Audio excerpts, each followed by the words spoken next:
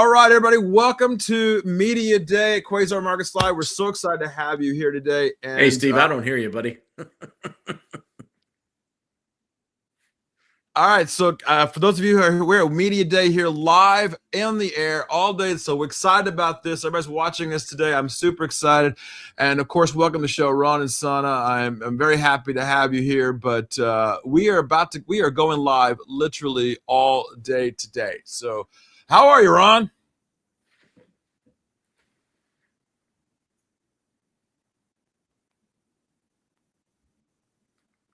All right. I love this as we go live here today. But we are going to go live all day today. We got all kinds of guests today coming on the show. And look, we just have so much going on today that's super excited. So here we go. And we're going to have a few people on here today talking about the markets as we move forward. We will have charts on here. We will have all kinds of things. Andy, if you can help Ron. But we are literally moving the needle forward as we have lots and lots of people coming on here on a media day. And we're going to ask you very specifically to do us some favors, like, subscribe. We're pulling those up right now. I can see that right now. I'm going to pull this up everywhere we are. And hopefully we can get that taken care of here in a second. But man, what an absolutely gorgeous freaking day that we've got going on. All right, the markets here now with Dow down about 180 points here. The Nasdaq down about 1.17%, and continuing to move here. So if you have anything that you're interested in watching, love that too as well. And if you have any questions, you want to hit us up, let us know too as well. We will also be doing that as well. Ron and Sana hopefully will get his So hopefully he'll get his speakers going in, and we can hear us, and can turn his thing on. But we are super excited for you joining us, and I'm going to start to move the needle here as Ron will be part of Quasar Markets as we start to build out the media company. Steve, I'm just going to pop out and pop back because I lost a little audio here. I'll be right back. And we understand things happen on Media Day, so we love that. But we are really pushing the needle here. So I'm super excited about Media Day here as we hit the numbers.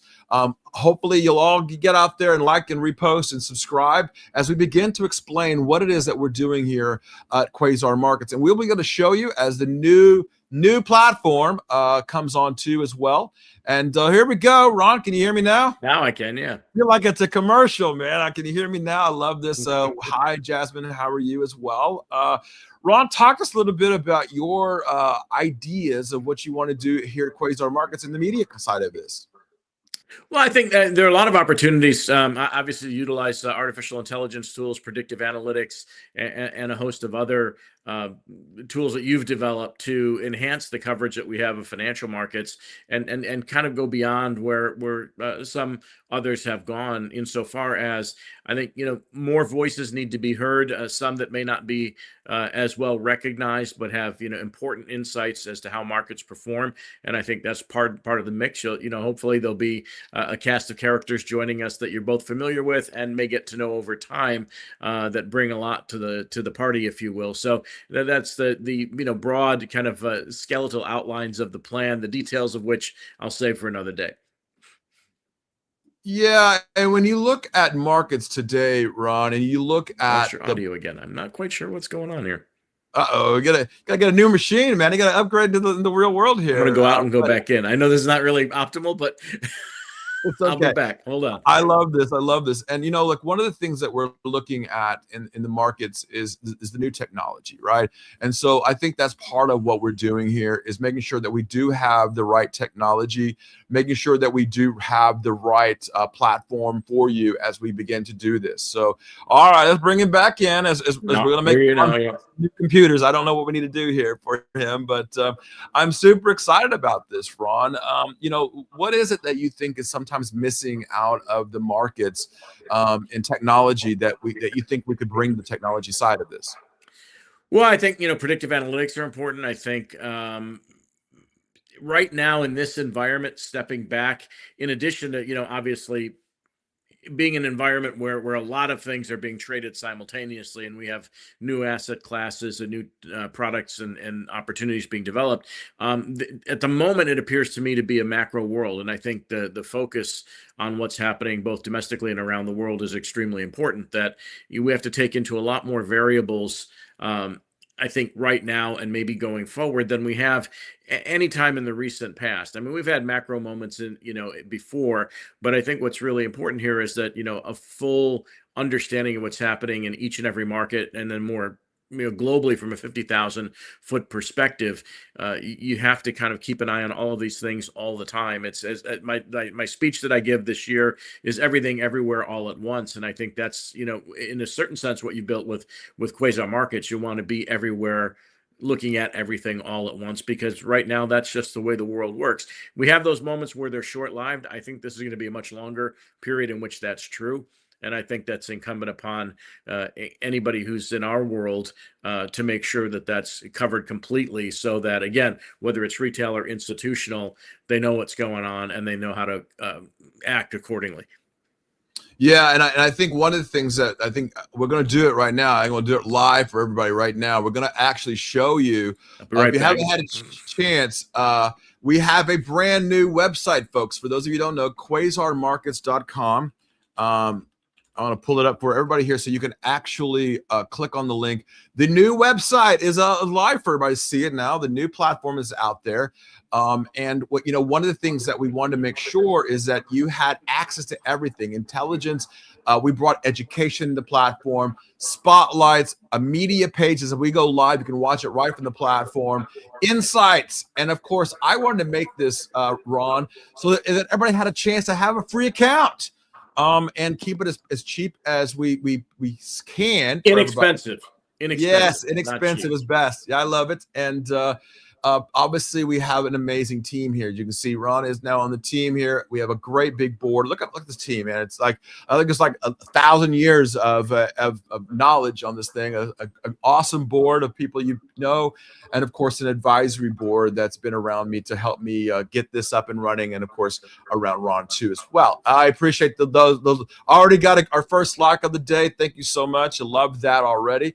And you can also, thanks to our awesome producer behind the scene, Andy Johnson here. Andy Johnson, you can actually also, for the first time, you can actually buy you're welcome, thank you, buy a shirt. You can buy a jacket here, merchandise here also through our then I'll show it to you. There it is for the first time. You can now go to the merchandise page, click on the page, and you can actually buy a jacket. You're going to get that Quasar Markets logo right there. Get that hat if you need to do that too as well. But we're going to go live all day, Ron, and we're going to talk about things all day today about what we're doing and building and creating. And I'm super excited about it. This is something that you and I have talked about, and I spent the last 2.5 years, and we built up the media side of this. So how exciting! I have to fix something on my end, boss. So I'll be back shortly. Just hang tight. I know you got somebody to talk to in this hour, but there's something very strange going on. When we're in the 2-shot before, I hear you. As soon as I start talking, your audio disappears. No problem. Maybe they don't want to hear you, Ron. I don't know. I like that kind of semi-Italian approach to it, but I'll be right back. I love it. We just had St. Patrick's Day. I love that side of things. Okay, so we will we'll catch him a little bit later here as he come back on here. But I wanted to show everything that was going on here on our side, and of course, want to appreciate you guys for out there for watching us. The numbers are coming up. Okay, thank you. Thank you, Doc Spector. Appreciate that. Listen here. If you really want to give us the love today, do us a favor. Hit that repost on Twitter. Hit that like button. Hit that subscribe button. Go to quasarmarkets.com. Yes, we have a lot going on here, understandable, but make sure that you're hitting us up. Make sure that you are giving us all that love so that we feel it. We are going for it today, a new record. Now, I know we blew the record on finance, and I know we passed up the 1 million views, and let's go for 2 million views. Let's hit the 2 million view mark today as we start to grow this out. We have so much that we're very interested in building and doing here, and that is what I am super excited about doing. So if you have a module you want to build, I see it so much about, oh, I've got this module, oh, I've got this thing. Well, okay, that's great. But guess what? We already have that. Oh, well, we have AI. Guess what? We have that. Oh, well, we have an education platform. Guess what? We have that. We wanted to build an ecosystem around every bit of this, all of it, all the thinking behind it, every single bit of it. I wanted to build something for us, for everybody, for every company out there, from Bloomberg, CNBC, can put it in one place. Never been done before. In the world of finance, we're so used to seeing this world of finance that it's all about doing their own thing, very fragmented, very in a situation where everybody's doing their own thing. I don't want that. I want to be smarter. I want to understand everything that's going on without having to have 35,000 complicated programs running, which I already do. So I love this. And, when I look at the markets in general, we got them right. Right? How are we getting them right? Because we are following it the right way with institutional people with us. We have the right people watching the markets, and I'm bringing in professionals. I'm not just because somebody has 1 million followers does not make them it makes them an amazing marketing person, but does not give them the ability. And I'm going to do the first guest today. He's already in. I don't know why he's wearing green. It's not Thursday or St. Patrick's Day, but he's doing it anyway. Let's bring him in, folks. You know him. You love him. I know I love him, except for he's a Cub fan. My friend, Scott Bauer. Scott, how are you, man? What's going on, Steve? We're looking at the new Quasar Markets. The new platform has been released. The new website's been released. It's been we call it a roller coaster around here. And you have been on my board, by the way. Scott Bauer is on board, member of Quasar Markets as well. I see the view behind you. I love it. But why did I do that? Why did I ask Scott? Yes, he's a friend. Why did I bring Scott on? Because he's professional. Why did I bring Scott on? Because he's been doing it for 40 years. Why, Scott? Because Scott knows education. Why, Scott? Because he already produces all of these things and building the ecosystem. So, Scott, first of all, for me as a CEO and founder here, I just want to say thank you so much for being on the board. Your knowledge, your bringing you on is a heartfelt for me as I possibly can give to you. And you supported us all the way from the very beginning. And thank you, Steve. I mean, what we're all building here, you driving the bus, is something incredible. It's going to be useful. It is helpful. It's not just another, link for people to click. It is everything that anybody in finance, anybody in trading is going to want and going to need. Yeah, and I'm going to bring him in too again as he comes back in. I think he's restarted everything. But our friend Scott, Ron Insana. Ron, talk to me a little bit about you have been on the floor for so long. You've had the microphone for so long in front of people. How important is it to have real knowledgeable people as opposed to the world that we see now in the trading world? Well, I mean, it's extraordinarily important. I mean, the insights that you can glean from the folks who are speaking to the media, whether, it's cable television, whether it's in, streaming, or whether it's even, the print press, makes all the difference in the world. And the speed with which these days one can deliver information is critically important because, getting that edge that hasn't always been available to individual investors is going to be more important because you've got, so many new technologies being developed. You've got so much information being thrown at people on a day-to-day basis that distilling it down to the stuff that really matters and that really affects individual markets and the economy, writ large is extraordinarily important. And it's a battle among all of us in the space to do it and do it well. It's not, listen, a lot of people do it well. My old employer, CNBC, does it quite well. MS Now, where I'm affiliated, does a lot of things quite well. What we're trying to do, I think, is both open the aperture and does anybody have a fire alarm going on? Or Yeah, and it's so cool to watch all the things that we're building. And when I put this together, I said that very thing, right? That I want to put the people like you and Scott and the people that just are the professionals that have built out these things. And you helped build out FNN. I remember. We'll go back in history. I remember getting a satellite. My dad had to get a satellite dish. We didn't even have cable so we could watch. Yeah. Right. That was when you did that, Ron. That was when I was literally a young buck, my first year or two on the floor of the SIBO is when FNN just, came to the forefront. And, Well, yeah, the vision there. The vision there was awesome. The 1987 crash was a seminal moment for Financial News Network. I happened to be on the floor of the Chicago Board Options Exchange on October 19th, 1987. Met a lot of guys down there. Watched the market go down almost 23%. 507 points, and we were learning a lot. We were learning about options and derivatives, and we were trying to bring that information to people because it was unavailable to the retail public. By the same token, at that time, when you guys joke about using the satellite, we were in somewhere between 13 and 15 million American households. Our bosses in New York couldn't see the programming. We operated in those days out of Los Angeles. And so, we had to send them tapes of what we were doing. Yeah. Our salespeople had no idea what was on the air, so we'd give them tapes. I was on the air for 2 years. I had a sales guy walk in and introduce me to a prospective advertiser and ask me what I'd done.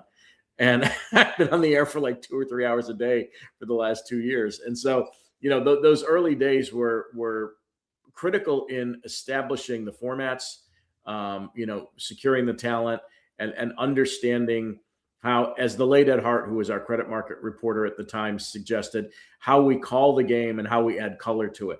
And that was really, in many ways, the platform that we built out that carried over to CNBC, is that we understood that the thing had to be called in real time and that you also needed to add value while you were speaking.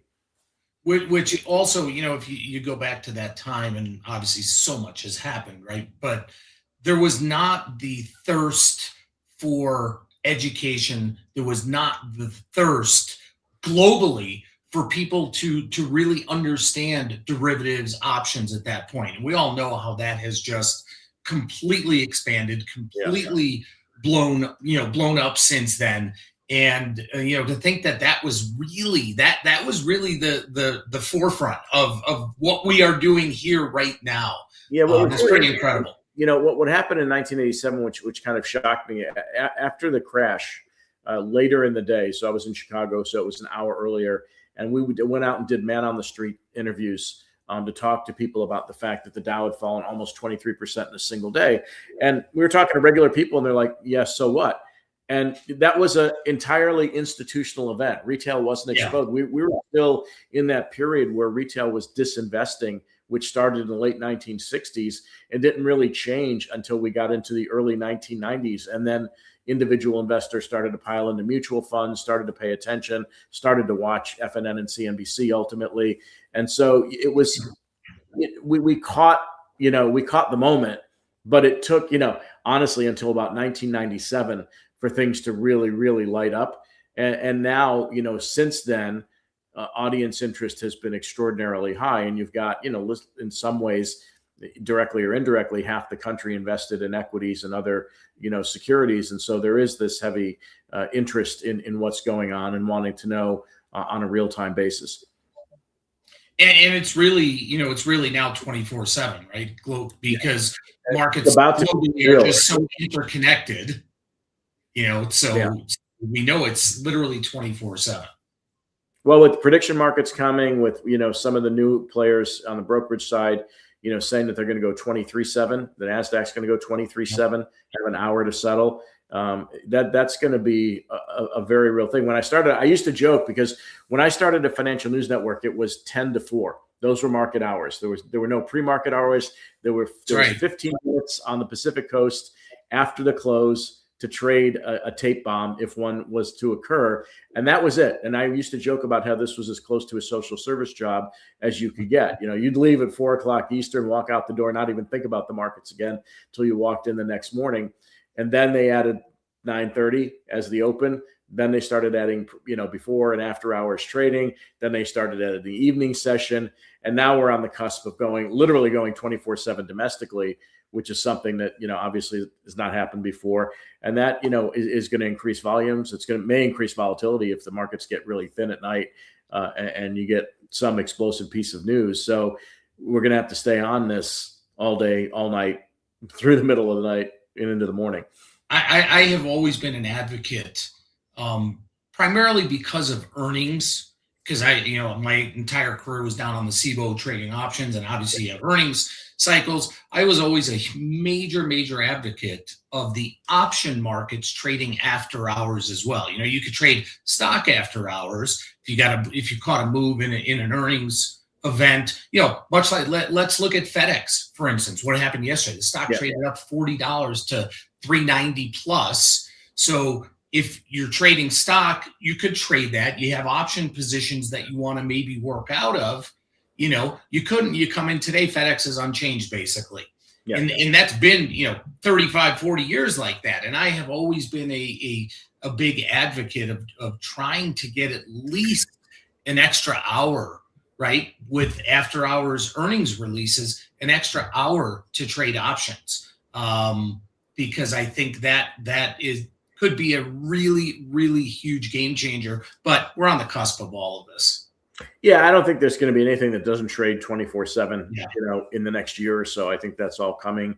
The exchanges have already suggested they're going to go there. And then you have some of the newer entrants, whether it's Robinhood or eToro or some of these others that are, expanding that time window rather dramatically. And the prediction markets go 24/7. Yeah. Right. Now, granted, I'm not a huge fan of the fact that they've embedded sports gambling into this, because I think it really affects and takes away from what we're really looking to tease out of those prediction markets, which is this going to happen? Is the Fed going to cut rates? Is the economy headed towards recession? Meaningful stuff, as opposed to, a bunch of teenagers and young kids doing parlays all day, Exactly. You really take out the math, the probabilities, that we've all come to understand. Black-Scholes model, all that, that's kind of tossed out the window with that. I do also think, and I hope the SEC does this sooner rather than later, and FINRA, I know it's right there. Pattern day trading, issues that are out there that are maybe going to get changed very soon here. Boy, can you imagine if we do go to 23 or 24/7 trading, and there's no more PDT requirements for retail traders? I see that as a big benefit. Yeah, it'd be interesting to see how zero date options occur, or how they trade in a 23/7 environment. We really expanded the window, right? I mean, so you're getting what we consider now current and post market activity that's going to go on all day. So do they settle at the 23rd hour of the day? Do they settle at 11 o'clock at night? Exactly. Yeah. All I know is I don't sleep very well right now, and I can only imagine when that happens. It's going to be a tough one. It'll be interesting to see how and then all the major houses are going to have to staff up, right? I mean, it might be staffs, but they still have to do it, and they're going to have people manning the desks, assuming that model holds through a 23 or 24/7 world, because some of that's going to have to get automated. One would expect. And I love this chat you guys are having, and in the back. I have David Russell from TradeStation, the global head of market strategy for the whole company. So, David, I'm gonna bring David in to talk about that. I think this is great. Bring him in, David Russell. How are you, man? Hey, it's good to talk to you guys. Hey, let me just say before David breaks in here, David, it's great to meet you. I don't think I've ever been on a quad box before. This is fantastic. You will recall at one point in our history, we did the Deca box. 10 people at once. What, back during the financial crisis at CNBC? Yeah, it was around that time. Yeah. That's awesome. And so the comments were being made, David, and welcome to the show, by the way, David. I'm excited to tell everybody here at Quasar Markets. We are partnered with TradeStation. TradeStation's platform is in Quasar Markets, and the new platform is out. And David, I again, from the bottom of our hearts here at Quasar Markets, thank you for partnering with us. I think it's great. But talk to us a little bit about the technology and how things have changed over the last 5 to 10 years. I think they were just talking about 24/7 trading and talking about technology as we know it today. Tell us a little bit about TradeStation, what you guys are doing, and then the next level of all this. Well, I think one huge thing is the API kind of technology, and that's one of the things that is going to be coming between our companies, which we're very excited about. I think it gives people just an opportunity to really kind of separate the actual ability to have trades executed versus the way they want to approach the market and actually set up their trades. And I think that the API kind of functionality is in its infancy, and I think it's great that we're a leader in it. And I view it as something that I'm very excited about myself, and it's going to have all kinds of implications, I think, for customers going into the future. And the other one to me, I'd say, just is the rise of micros. I mean, the ability to be scaling into different kinds of futures and the sizing, it's really made futures more accessible to a wide set of people. And so for me, those are the really big things I see. I mean, there's always like new stocks and things, but when I look at the actual structure, the way that I see the industry changing, those are like the two big kind of standouts to me. And David, isn't that all a response really to what retail wanted over the years? So the exchanges have looked at what do people want, what is the demand out there, and that's why they keep coming up with these new products. Absolutely. And I think that at the end of the day, there's no reason why just because you have a relationship with a brokerage, you need to be using that platform per se. There's a lot of reasons why people might choose a certain kind of, institution. And then the platform, I mean, we have, an award-winning platform, but there are certain places where people find they want to be using other interfaces that actually connect with their funds. And I think that that's something where there's just no reason that it has to be one thing rigidly or the other. And in terms of micros, I mean, absolutely, because as especially as overall prices go higher and the margin requirement goes higher, it simply has there's a lot to be filled there. But I think also, in the background of all of this, we have been in a golden age of trading. I mean, it started. There's so many spots where it started. You go back to the beginning of the century with decimalization, and then you go to other things. When we start to see, coming out of COVID, the number of people engaging, we've just seen more and more engagement of active traders in the market. And that means basically that accessibility is important. And these contracts and things like micros simply make it easier to do that. So, and I think it's really important because, when you look at the market right now, I kind of have a paradigm I look at in a kind of more bearish markets. You often see things that are more correlated, more focused on indexes, less focused on individual names. And I think in the coming weeks and months, we're in an environment which is not a clean up trend anymore. And things like futures are more useful, especially, I mean, it's kind of amazing. We haven't had that many big overnight events that have actually impacted the market, but there will be some when something happens, or there very well could be, don't want to predict anything, but there could easily be overnight events that impact S&P futures, oil futures, gold futures. And I think it's so important to really be pivoting back now to futures. And that's really what TradeStation's DNA is in the beginning. If you go back to the beginning of TradeStation, I mean, we started in many ways with people being able to do algorithmic trading on futures. It's very much in TradeStation's DNA. We've been in a stock picking environment of these big mega caps and all these names for years now, but we can get back to, I think, that focus on futures. And it seems like that environment is really coming into place now. Yeah. And the thing that worries me the most, and you hinted at it, David, is correlations going to 1. And, for the non-professional, that means that everything trades in the same direction at the same time. Usually that's down, and it means that there's a market event underway. And in my forecasting window, to the extent that I have a view beyond the next 3 months, I mean, I would say in the next 6-9 months, we're going to have an event of some kind, whether it's, an extension of this war, whether it's something that happens in private credit or some other, adverse development like that. We'll see one of those moments. I mean, Lloyd Blankfein, the former CEO of Goldman, talked about that in this book, Shades of 2008. I don't think it's quite that big, but something's going to come along and shake the tree. We've been in a protracted bull market. And as you say, we've been focused on the Mag 7, or we've been trading, individual stocks with a great deal of success. And that simply doesn't last forever. No. Define it, Ron, if you can. Give us what is exactly that you're worried about? Because I'm getting nervous now watching you. First of all, I think, the war thing, as it were, may not be to a certain extent at the moment as big a deal for us because we're a little less energy dependent. We're more energy efficient than we have been during prior oil shocks. It's still pushing up inflation. It's still confusing the Federal Reserve. It's probably putting off rate cuts. And what that could mean, and particularly if the Fed were to have to raise rates later in the year because tariffs and oil inflation simply don't go away and raise inflation expectations, that's going to put a crimp in a lot of these private markets that, are not currently valued properly. And you could see a blow up in some, big name that's gotten a lot of money, through the private credit channel. And then it's not a weight. I mean, I don't think it's a, global systemic financial risk. It's maybe more like LTCM, or it's more like the Asian currency crisis, where you get, a big down that nobody's expecting. It happens really fast and, really meaningfully shakes the tree. and shakes confidence to an extent, and maybe has a knock-on effect on the economy. And so that's the type of thing that's keeping me up at night right now, is that there's, I feel like there's a rabbit in the woodpile, in the next 6-9 months. It's going to kind of jump out and surprise us. And you're on everything you said from the economic side.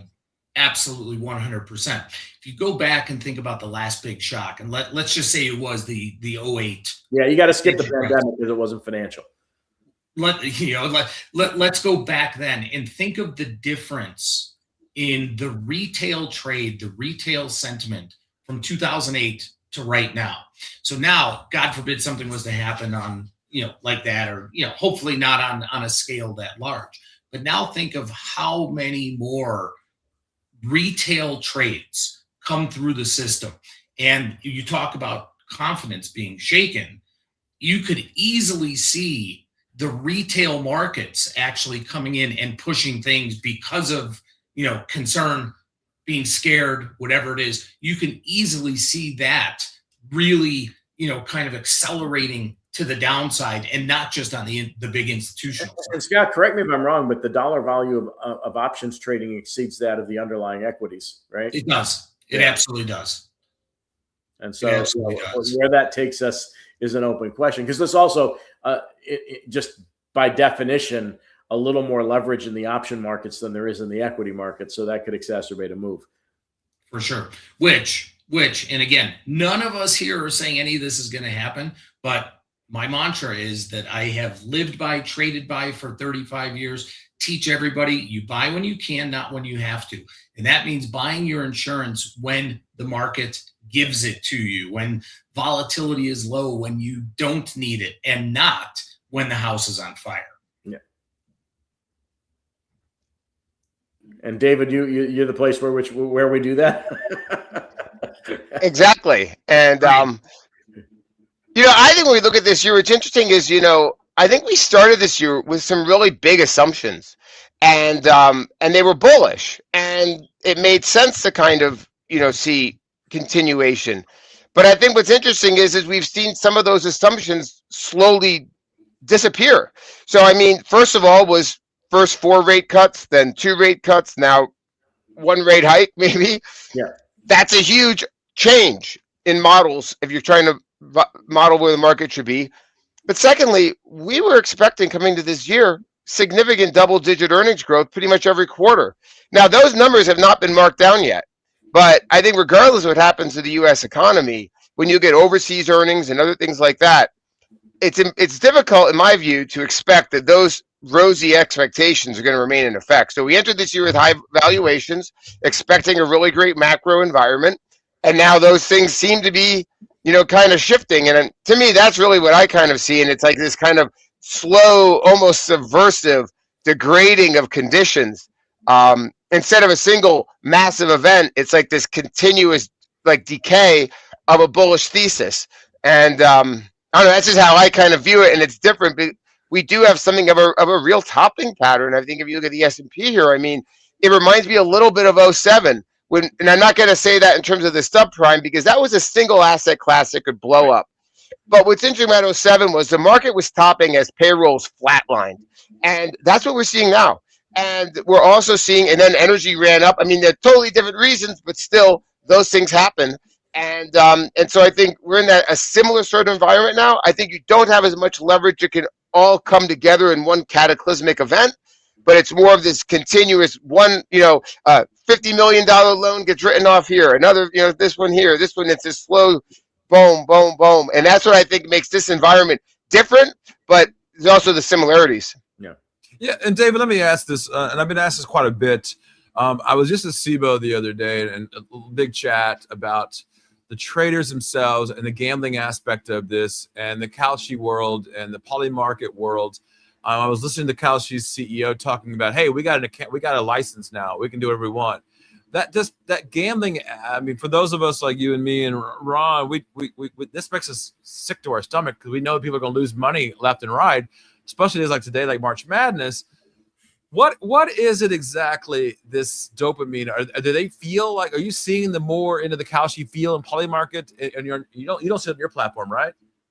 No, we haven't been involved with that with that a whole lot, and it's something I've tried to kind of understand, and I just don't know how much to trust it. I've noticed that I haven't looked at it that recently, but I found it strange that we didn't see the volumes increasing in certain areas that there should be. Like right before the Iran war, it seemed like there was less activity in some of these betting things, and I don't really know what to make of it, to be honest. I think it's relatively new of a market, and the other thing that concerns me about it is I feel that people can place smaller bets in something like Kalsi, create an impression that then they can actually manipulate in the deeper real market. So I just don't know what to think of it. I have to admit that I haven't studied enough. What's interesting there too is right at the moment anyway, insider trading is not illegal in these gambling markets, or if you will, these exchanges as they're being described by the Commodity Futures Trading Commission. That 71 minutes before we attacked Iran with Israel, someone put down an $85,000 bet and made $550,000. And by the way, $500 million was put down in the days prior to the attack on Iran. So it wasn't really that small. And the other thing is, like, what things we don't know. Was it somebody inside the government with classified information who made that bet? Now granted, that's an important signal for everybody because that's real information. But profiting off that real information is what we're trained not to do, right? I mean, so there are a lot of questions that arise out of the emergence of these markets, whether it's Kalshi. Polymarket claims to be an exchange and is trying to get approved in the United States, but each and every one of these platforms is adding sports betting to it, including some of the brokerage exchanges that are relatively new. And you got young kids. I've got Gen Z kids who have dabbled in this stuff, kind of messed around in it. And I also know some young kids that age who are getting addicted to it. And it's the mindset we don't want for investing and trading. It's not an addiction play. It's not the dopamine hit that Steve was talking about. It's trying to make money and, enhance your financial prospects, with some degree of discipline. And I was listening to Apple News yesterday. There was an article about how these people were pressuring a Washington Post reporter to change their article.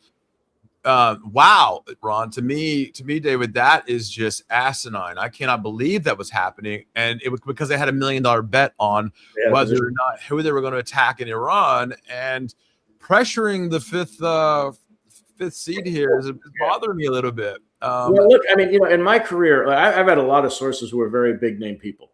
No one ever called me and asked me to report differently on something, even if I knew what their position was, right? I mean, and it could have been a large position. It could have been something meaningful. And there, to a person, and I'm talking about really big hedge fund guys, right? They wouldn't call, and there were some people in that business who tried to use reporters to get things to move. The real guys, the really big guys who were important, not once did that happen to me in my career of talking to these folks. And that's the danger when, this thing becomes so diffuse, and then you've got people who aren't really players in the business, but are trying to make a quick buck. They're going to do stuff like that. And it's going to be problematic over time, unless, there's some regulatory scrutiny of the way in which these things operate. And, at the end of the day, you look at the system we have, it was mostly really put into place in the 1930s. And, you can say whatever you want about FDR, but he brought in Wall Street people who created the SEC and the regulatory framework we have. Who? Joe Kennedy. Yeah. And he trusted the people. And it was actually, I think, a great innovation. There's a reason why the United States has the most trusted capital markets in the world.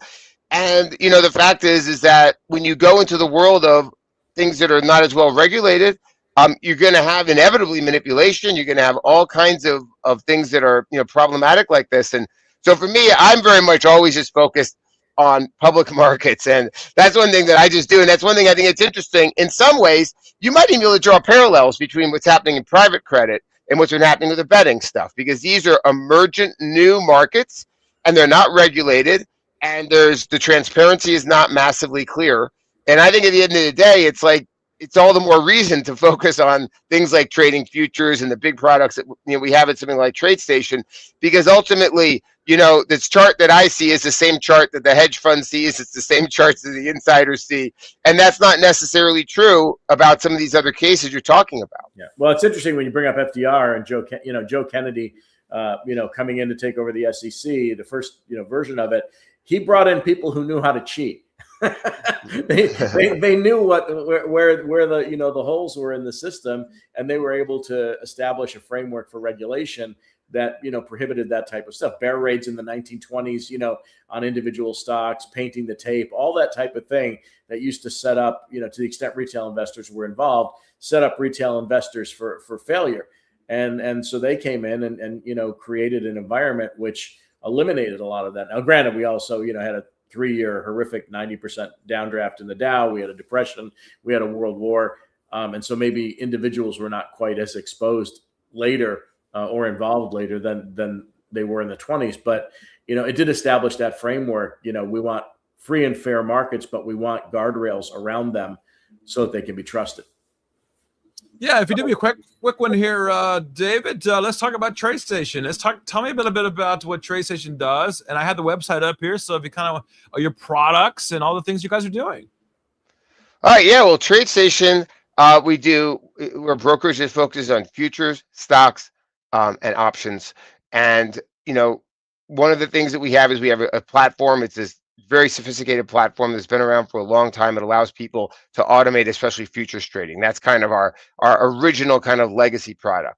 But then at the same time, what we've done recently is we've been adding, these API partners like you guys can be joining in with, which allows people to access their accounts via these outside relationships that like, for example, I believe we're going to be having relatively soon. So I think the thing is it means that on one hand, you can access your account externally, and you can then jump in and access one of the most legendary and useful platforms all in kind of in one spot. So what I do is, if you go up to the top there, actually scroll down a little. I forgot the blog post at the bottom. I have blog posts. I do the Market Insights blog. If you scroll down a little, you can see some of the blog posts. Those right there. Some of those images there. Those are the blog posts I do.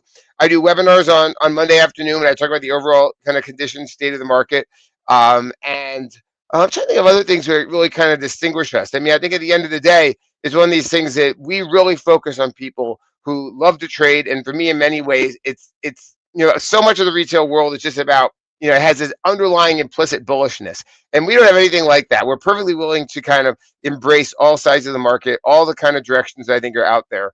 And I think ultimately with TradeStation, you get a company that's dedicated to innovation. We have a new integration where you can access your account with Claude Pro. You can literally have Claude create option strategies for you using what's called an MCP connection. It's a relatively new thing in the world of AI, when the AI can access certain resources for certain kinds of companies it has connections with.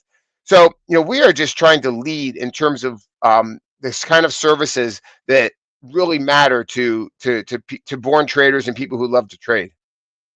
Yeah, and I'm super excited about the partnership with TradeStation. I was in Tokyo and I had a chance to talk to the big dog at Monex, and he said something very interesting to me, Dave, because we no longer just want to bring people to us. We need to go where people are, and that meant a lot to me when we talked about it and the partnership that we have at TradeStation and the machine coming on.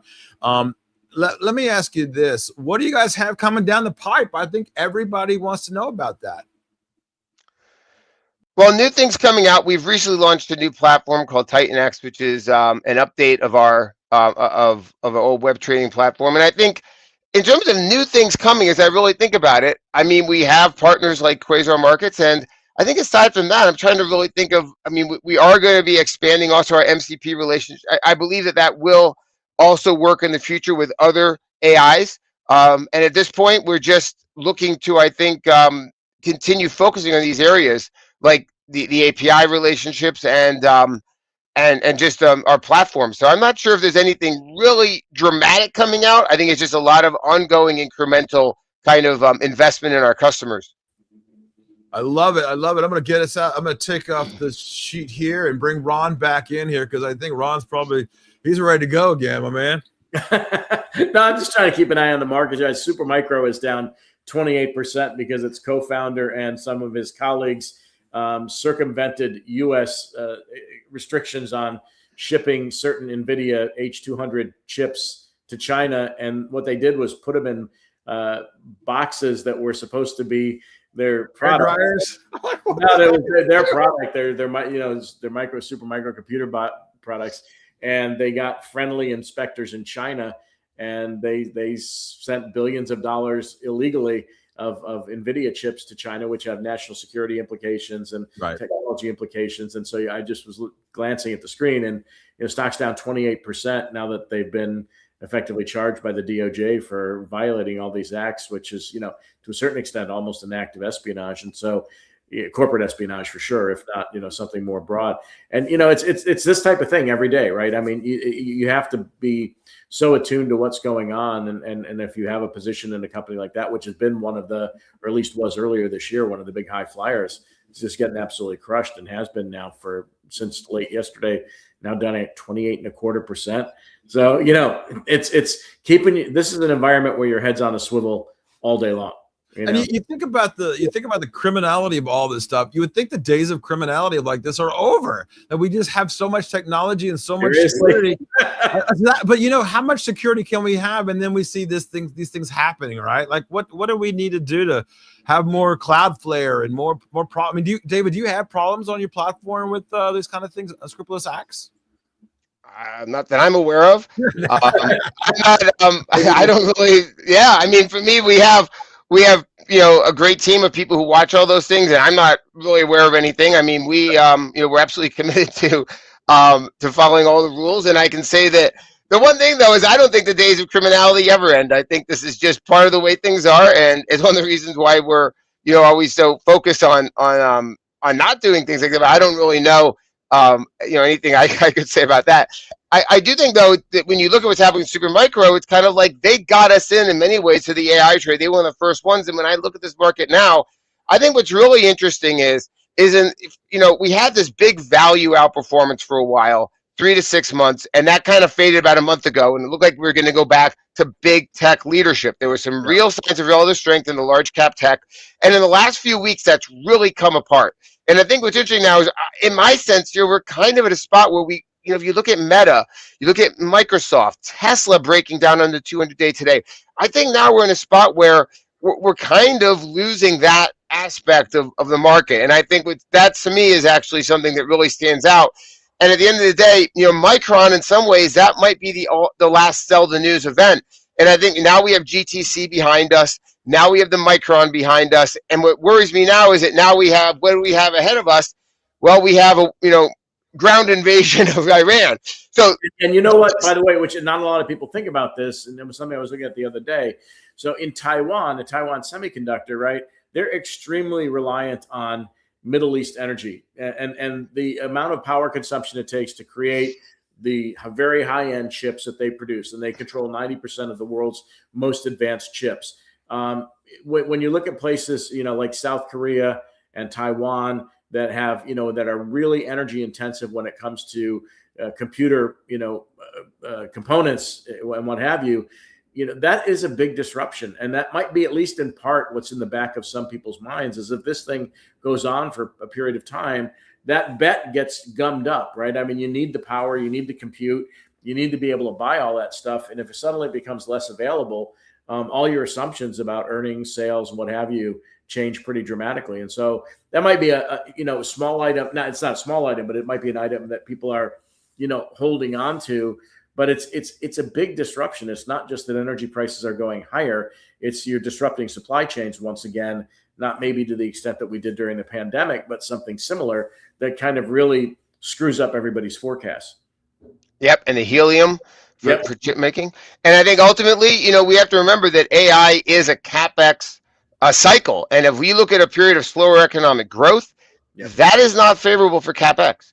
And so I think that's a part of it. And then also just the wealth destruction. And my biggest concern about what's happening now in the Middle East is that, first of all, it takes a long time to rebuild these energy facilities. People have been building this LNG since the 90s. So and the other thing is, 3 to 5 years to rebuild the facility that they lost. Yeah. One of the biggest LNG facilities, and it is the biggest LNG facility in the world.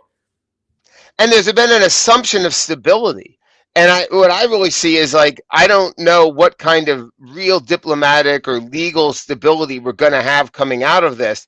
And the fact is that just the threat that at some point in the future, there could be missile attacks on Dubai or something.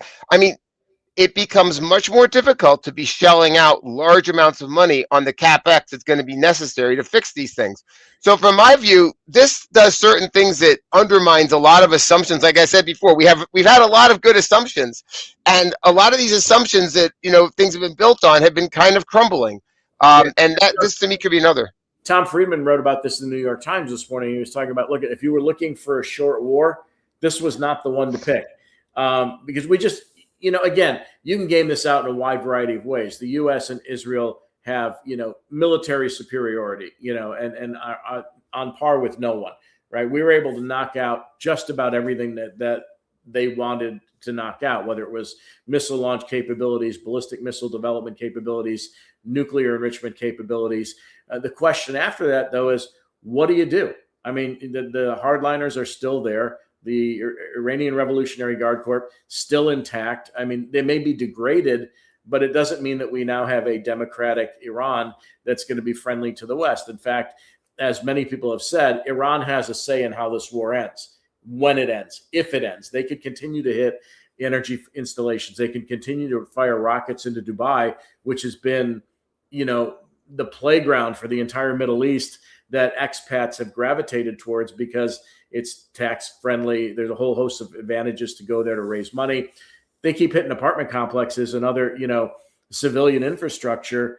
That changes the arc of their future growth. It changes the way in which we deal with the Middle East. And it could be an open-ended conflict that, may not end in 2, 3, 4, or 5 weeks. No, I know you hit the nail on the head. And I think at the end of the day, the geography, when you really study it, I mean, the Persian Plateau or whatever it's called, Iran, geographically dominates that region. And it's hard to see how, that does end really quickly. If, it seems there's a lot of potential for it to drag on. And so I agree. And that's what I mean. So, if you roll the clock back like 5 or 6 years or even 2 or 3 years, we had free trade that's gone away to a certain extent. You had certain things like a steady inflow of immigrants to the country that were driving a degree of population, labor force growth. That's gone away. Now we have this idea of the Middle East providing oil and helium and fertilizer. Maybe that's going away. So all these are like kind of assumptions that you don't even think about until suddenly maybe they're not as clear cut anymore and you can't rely on them as much. And I think that is really what kind of, to me, is most worrisome about this environment. Is that a lot of the things that long-term growth models were based on, I think, are not as clear. Well, they're based on status quo, right? I mean, and you look at even, impoverished nations, and we're going into the planting season where fertilizer, nitrogen, urea, and a host, you can't make ammonia without some of these components that goes into fertilizer.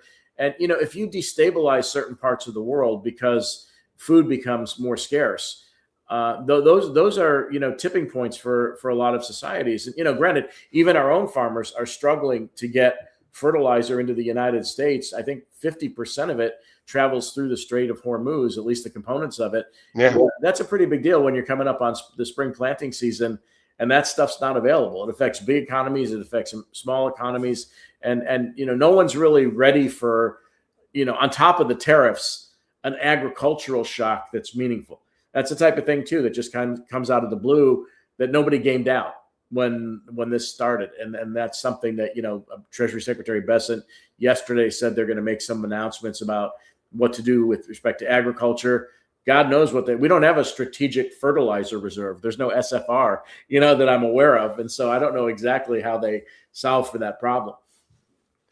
No, I agree. And I think if you look at what that actually means as well for, for farm credit. I mean, to me, I just view this credit. I agree with you about the credit thing. We have this they lost a lot of the soybean exports to Asia, to China, and now you throw this on top of it. we have a lot of things in this country where if interest rates were to go down and inflation went down, a lot of things could have been really great in 26, 27, 28. We could have refinanced debt. We could have had a huge rally in regional banks, which I think a lot of people were looking for, the deregulation. That was supposed to be a great thing. We had all these things that were supposed to happen. And I think when you throw in no rate cuts or rate hikes, when you throw in this uncertainty, suddenly those awesome things that we had kind of baked in the cake long term, all of them look a lot less certain. I think that's really, to me, what the worry is, because, I was very bulled up on regional banks about 6 months ago. I thought we were going to have a huge rally in small caps. I thought all these things were lined up, but it was all predicated upon inflation coming down and rates coming down. So it's just not happening. Well, here's on the flip side of that is the thing that bothers me about the banking system is they just successfully lobbied the administration to lower, capital requirements at a time when you probably need more capital if there's going to be a problem in the private credit arena. Yeah. Banks extend credit lines to these private credit firms. And from what I've been told by people involved in transactions, those credit lines are collateralized by the loans that the private credit firms are making. So you've got a daisy chain that could affect banks. And if you're lowering their capital requirements, they're suddenly in this position where they need more capital because they're losing money on these, transactions. And it's just this, full-scale deregulatory environment doesn't take into account the amount of risk we're now facing. I agree. Yeah, and you see all of this going on. Do you think that the retail understands all we're talking about? Some of it, not all of it. Okay. They understand. If you look at the redemption requests across, the private credit sector, they know something's not right. They're asking for their money back because the vehicles are not performing as advertised. So, they got a whiff that something's wrong. What we don't know and what we can't know, since these are marked privately, is what are the real values of the loans that are in these portfolios. John Zito at Apollo was presumably talking at a, rather ironically, a private conference and suggested that some of the software loans that have been made in the sector are 30 to 40 cents on the dollar. Are they being marked there? We have no idea. I think a lot of people, the big bad bully word of stagflation has been running around now for so long. And I've been saying it for 6 months. And now all of a sudden here it is on our doorstep. And yet it seemed to me that yesterday or Wednesday, Powell just kind of poo-pooed it. Oh, well, no big deal. And it became more political than anything, Ron and David. I mean, and yet, look here, the market's down 300 points today. Yeah, so look, so if you're going to compare it to the 1970s stagflation, it's not the same thing, right? I agree. So if you go from 66 to 80, 81, right, we peaked at 11% unemployment, 13% inflation, and 20% interest rates, right? That's not what's happening here, except that inflation stays above target, the labor market's weakening, growth is pegged at about 2.5%, which, negates the stagflation argument because you usually throw a recession into the mix. But if you do see the U.S. start sliding into a recession because of demand destruction, as prices, and particularly energy prices, remain higher, go higher, then you could talk about what I've been talking about, you've been talking about. It's mini stagflation. It's enough to drive everybody nuts. The grocery costs are up, the childcare costs are up, health insurance, car insurance, home insurance, and then you have a labor market that's not growing at all. And might weaken from here. So it's still, in a certain sense, the worst of all worlds. It's not the 70s and the early 80s, but it's also not the 90s where there was broad shared prosperity that everybody got jacked up about. But David, it seems like with your platform, it seems like retail didn't care during COVID. The real world should have fallen apart, and they bought stock during that time. They have a different philosophy than the institutions. The institutions have a different philosophy than the retail, but are they starting to blend a little bit together? I don't know if I can quantitatively measure that in any clear way. I think there has been a cohort of people that, for a lot of people during COVID, obviously, to a certain extent, it was good for them financially. They actually got a lot of, they got different kinds of stimulus. They sat home. They didn't have to spend as much money. They had more opportunity to trade and stuff. And we were in the midst of a great growth cycle. It was still the era of the cloud computing and the SaaS model that was on fire. So there was a lot of good momentum, I think, at that time. So I think that was a very different situation. And so, for me, you had Dave Portnoy, who couldn't bet on sports, encouraging every 20-something to get out there and trade stocks and go nuts. I think some of those voices like his had a pretty pronounced impact on retail because you're sitting at home, you got nothing to do, you can't gamble on sports. Why not take a flyer on stocks? And I think if you look at the stagflation point, which Ron made, we're like nowhere close to the levels. But the thing is, in the 70s, we had a huge surge of baby boomers who were demographically entering the economy, and we had like much less debt. So if we had 11% inflation now with an aging demographic and the debt levels we have, I mean, we'd be in serious trouble. And you know what? Let's do this, David. Let's bring in John Kilduff while I have you here. Okay. I love this. John Kilduff from Again Capital. John, looks like your screen is off there. Are you on your phone? It was on. I'm trying to work through these technical issues. I apologize for that. Ron had those this morning too. Don't worry. Don't worry. Kilduff's, eyeball deep in oil. So, this is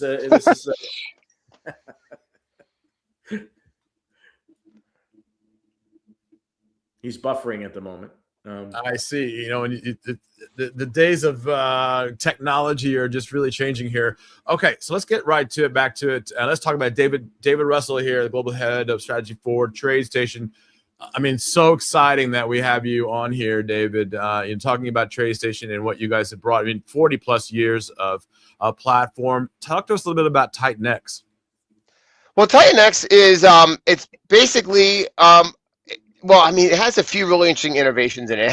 It sounds small, but it's a big improvement, which is the order ticket functionality. It's a single kind of integrated order ticket that allows people to trade essentially stocks, options, and futures in a single interface. And a lot of other things have been kind of fragmented in the past. So one of the interesting things off the bat is it gets a lot easier to manage a lot of the positions and entries and things that are in it. Some of the other things about TitanX, it simply has a kind of new, more updated charting model, and thinking about some of the other innovations in it. Essentially, it makes it easier to trade options, which I think is really key. I mean, it has a lot of things that it helps you kind of pre-build strategies ahead of time. And that is something that before, in some ways, TradeStation has had a little bit of a fragmented experience when we have our desktop, which works one way, and the things like the mobile work a different way. But with TitanX, it's a single kind of way to approach options trading. And so I think that is something which is a big improvement. And something that people have been really kind of focused on. It allows you to quickly build complex strategies in a way that wasn't as easy before. So those are two things that really jump out to me right now. I really like the ability that whenever you're looking at anything, you easily can hit a button and then the trading panel comes up on the side to manage positions. It's a lot more intuitive. And so I think those are the main things that stand out to me about it. Yeah, and I love it. TradeStation's been a part of the trading world for so long, and I love it. I'm glad you guys are a partner with us too, and super, super, super excited. All right, David, thank you so much for joining Quasar Markets Live. I'm looking forward to having you again. I'll have Andrew reach out to you and get you booked up again, but we'll bring John in here now. I think he's finally got his computer running and phone here. John, how are you, my man? I am well. How are you guys doing? I'm good. I'll bring Ron back in here too. And we just had David in here talking about the markets and Ron talking about the markets here and where we are. And John, talk to us a little bit. John's over to Gain Capital. Love it. And talk to us a little bit. What are your clients seeing? What are you seeing in the markets? What are the thought process behind all this today?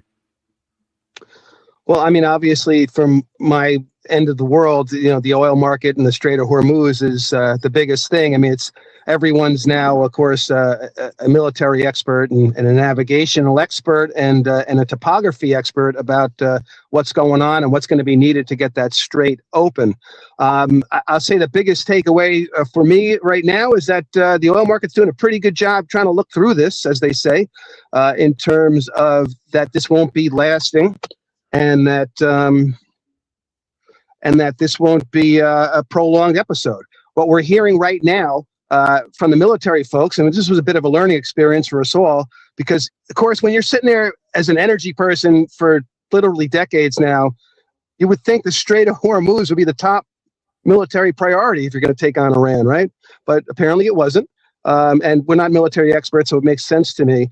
But the securing of the strait apparently was always part of the second sort of phase, the 3 to 4 to 5 week period.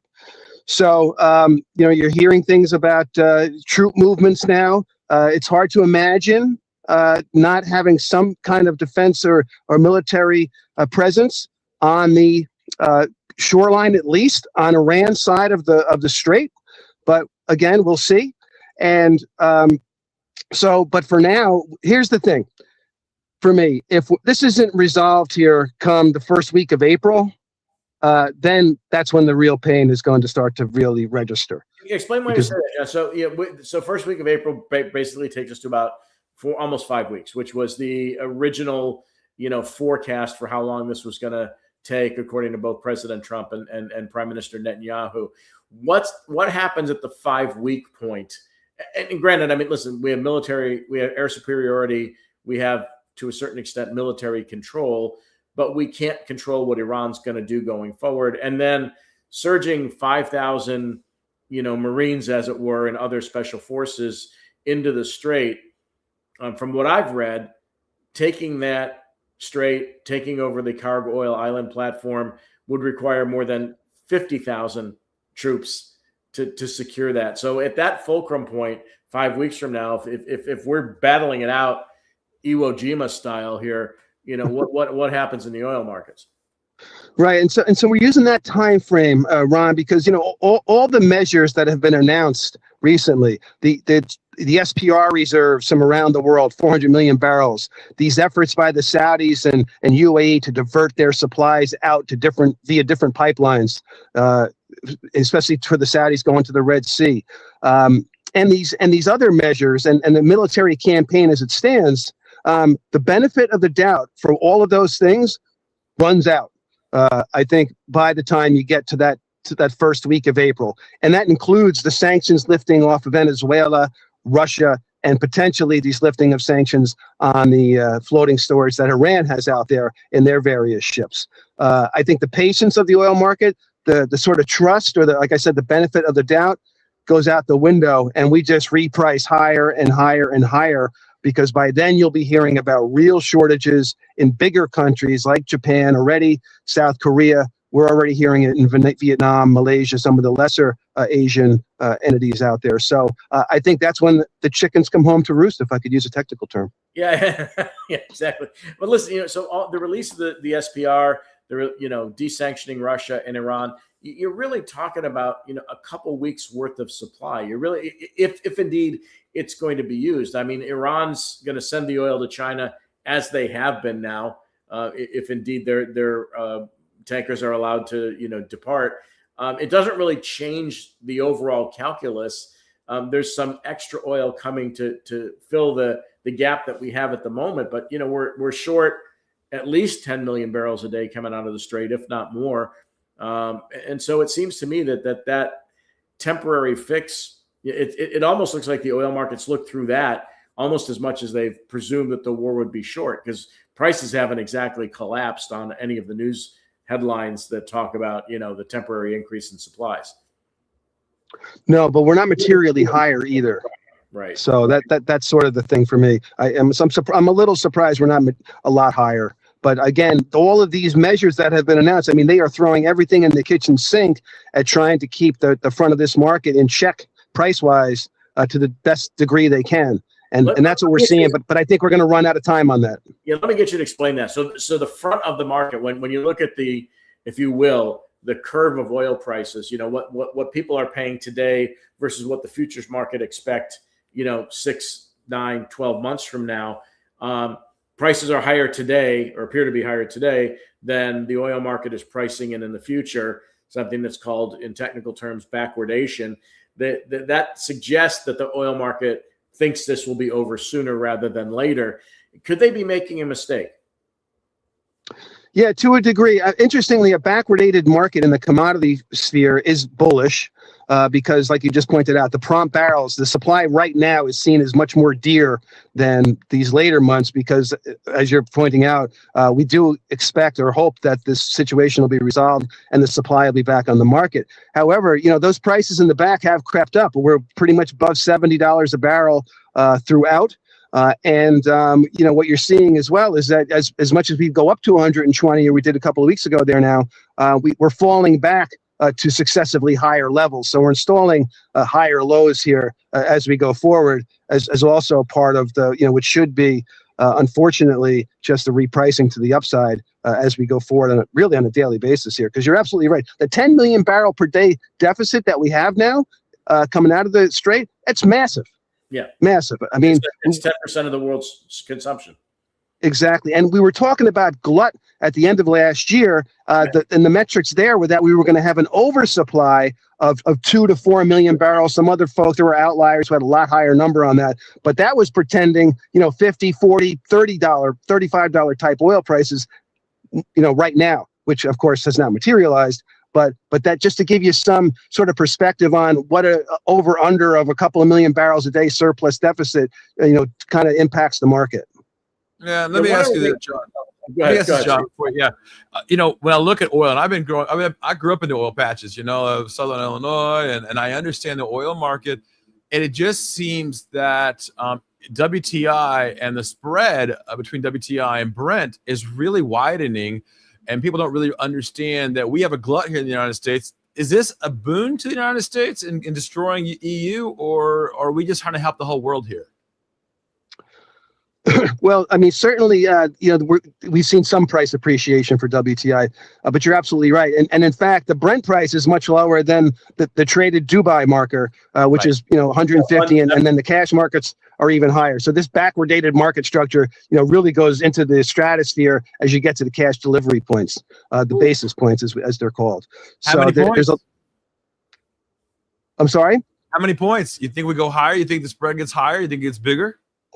I don't. I think especially as these shortages sort of materialize in Asia, they're going to come a calling for our West Coast, our Gulf Coast crude oil barrels are all of a sudden going to get some real nice attention and get pulled up, and you'll see the gap narrow on that. We're going to those prices should reflect the wrong way, right? It's our price goes up, not the other price coming down. That's correct. The gap will be filled by WTI getting repriced more like the international markers, again, because they're going to start scheduling those ships to sail out their way and not to where, we might prefer them to go. Yeah, and we talk about oil in general for the United States. What's going to have the biggest impact? WTI? Is it going to be the Permian? Is it going to be in the Gulf Coast? Or is it going to be fracking up in South Dakota? Well, everybody's waiting to see whether or not there'll be more pipe put in the ground because of this price rise. And we did see, I believe it was Diamondback came out with a secondary to try to have cash on hand to capitalize on this. We are seeing hedging by some producers in the back of the market. 70's not bad, although, I never met an independent type producer who didn't prefer to, play for the blue sky returns. But we're seeing it. There's some discipline out there. That this is supportive of an industry that was actually in trouble as we got into the latter part of last year, and fears over the glut had them really, redoubling and going back. But here's a key thing that I think needs to be pointed out. At the end of last year, with all the glut talk and the lowered oil price forecast, ExxonMobil was printing an all-time record high right before the war even got into the equation. So it's these companies are doing very well and continuing and will continue to do well. They don't need a war to outperform and just put in solid results. What this is going to do, and I know that the Democrats at least are already talking about a potential windfall profit tax because of this, but but this is going to just really, I think, strengthen the balance sheet of the big guys like Exxon and Chevron that you'll never have to worry about the dividend again. But you talked about laying some, and I hate to use that expression that way, laying some additional pipe. But I mean, that costs money and takes time, right? It's not something that would have an immediate impact on the availability of supplies. No. But when we get past this, we won't have to worry about sort of decline rates and U.S. oil production potentially peaking. This should keep us in the game now for another several years. And does this give the president more speaking talks about the Keystone Pipeline and all the new pipelines that he wants to put in? Well, of course, we're in an episode here where supplies are dear and needed to the fullest extent from wherever you can get it, especially when you have, over 10 million barrels a day shut in. So yes, I mean, the Keystone Pipeline is a good example of really a misinformed and really spun the wrong way kind of argument, because it targeted the tar sands, which they claim is dirtier oil, but it's not. The only problem you have there is that you kind of need natural gas burnt to heat it up to get it flowing. But yes, this will definitely be the America sort of energy dominance argument will be able to be, I think, table pounded again, for some time. John, do you find any irony in the fact that the Trump administration has, in both its first and second term, backed away from alternative sources of energy? And, now we find ourselves in a situation that we had not anticipated. And the investment that, and I'm not trying to make this a political statement at all, but the investment that the Biden administration put into alternatives, trying to get EVs, more, broadly distributed in the U.S. as is happening in the other parts of the world, having put more money into that was also a hedge against moments like this. I don't understand the attack on renewables, on solar and wind especially, because compared to nuclear, they're a third of the cost for a kilowatt hour, which nobody seems to talk about. I thought we weren't favoring various industries here in this pro-capitalism administration, but and I have no problem with nuclear. It's certainly a great baseload provider, and I'm an all of the above person myself, not to get political, but the attack on wind and solar, I don't understand, again, because they have cracked the cost barrier there. Yeah. And they do very well. And as you well know, Ron, in Texas, sometimes when the wind blows heartily, 90% plus of their electricity is coming from wind now. Yeah, the state with the biggest alternative footprint is Texas, rather ironically, right? Indeed. We'll never escape. I've been trying to say that we're not energy independent, but we're not energy insulated either. These high prices that they're paying for over $6-7 a gallon for diesel fuel out in Asia, and the shortages and the like, that's coming our way. It's just a matter of time, unfortunately. For diesel, right? I mean, and you see, gasoline's going to go over $4 next week, probably. Yes.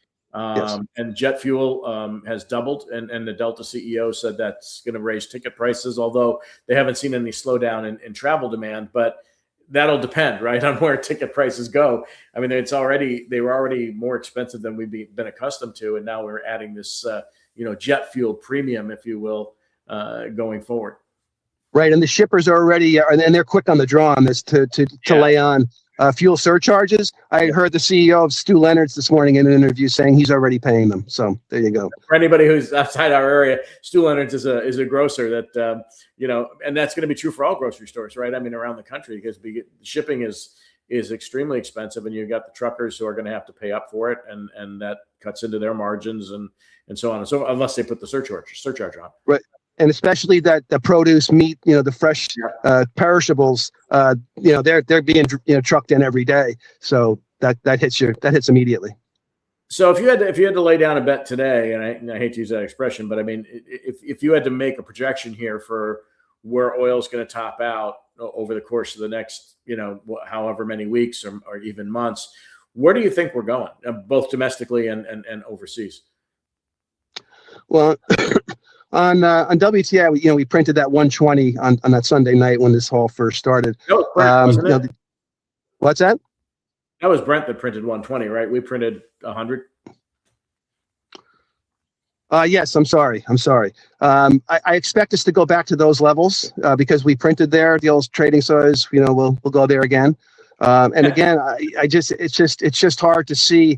The volume of lost supply, Ron, is just too great for me to see this not repricing higher in the short term until this gets resolved.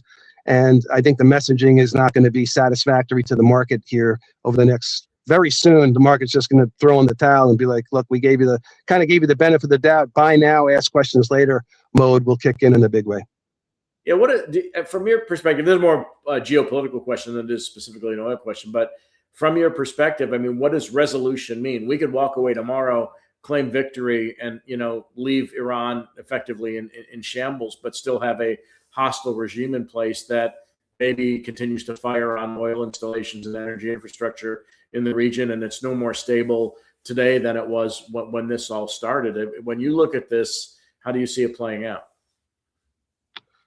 I think that's the $150 a barrel question, because I do think that, look, for the oil market, they need to just get that straight open and make it secure, cut a deal, do whatever they have to do, or get whatever military resources marshaled to get that done. And the in-country political stuff, I hate to say it, doesn't really matter all that much to the oil market. Iran's output itself off Kharg Island's, 1 million to 2 million barrels a day. It's always been kind of written off. It's gone to the dark side of the world in terms of subterfuge, you name it. But you get everything else back online, we're good. And two, even the Iranian natural gas position is nothing really on a global perspective. They don't do LNG. They do export some, liquefied not LNG, but LPG and other things along the line, but nothing material, nothing we couldn't get by on. But it comes down to the straight for the oil market. That's just it. Yeah, and you what's your bet? Does that get resolved easily, or is that going to be one of these? Like I probably used Iwo Jima incorrectly. It's more like Corregidor. A real ground down fight that is going to be the last man to get that thing secured. I think it's going to take some effort, and we'll probably take real troops in my view. So but I don't think it lasts. I do think this is something that should be wrapped up no later than mid-year in terms of securing the strait. So I'm going with that just because I think they have the ability to do it. I think the better sort of analogy, Iwo Jima style, sure, but I think the better analogy is are we dealing with a post-invasion Iraq or Vietnam, where there's just this persistent asymmetrical terroristic type attack that keeps the flows hindered in a big way. Yeah. How much premium is in this market if boots to the ground? If there's boots on the ground, how much higher will we go? Yep. Again, that's going to signal this is going to take some time. So easily upwards of $130 to $150 a barrel, because there will be no oil coming through the strait then still. I do want to point out, though, that there's a significant trapdoor under this market. If somehow, lions lay down with lambs, as they say here, and we can achieve some kind of ability for the international community to transit the strait, then we're down a good $20 to $30. I'm short the market, John. I can't help it. I just can't help it. I'm short this market. Yeah, no, I mean, there's a huge trapdoor under this market, and the market doesn't seem like it wants to embrace the worst case scenario. The trading action we're seeing is that every sort of effort that's made here to stabilize, produce more supply is getting rewarded in the market, and is rewarding the bearish position for sure. Well, we're up $1.26 today. So I'm just looking at it right now, 96.38 now on the spot. I think you talked the market up there, John. I'm losing money as we speak. These days, give it half an hour. Exactly.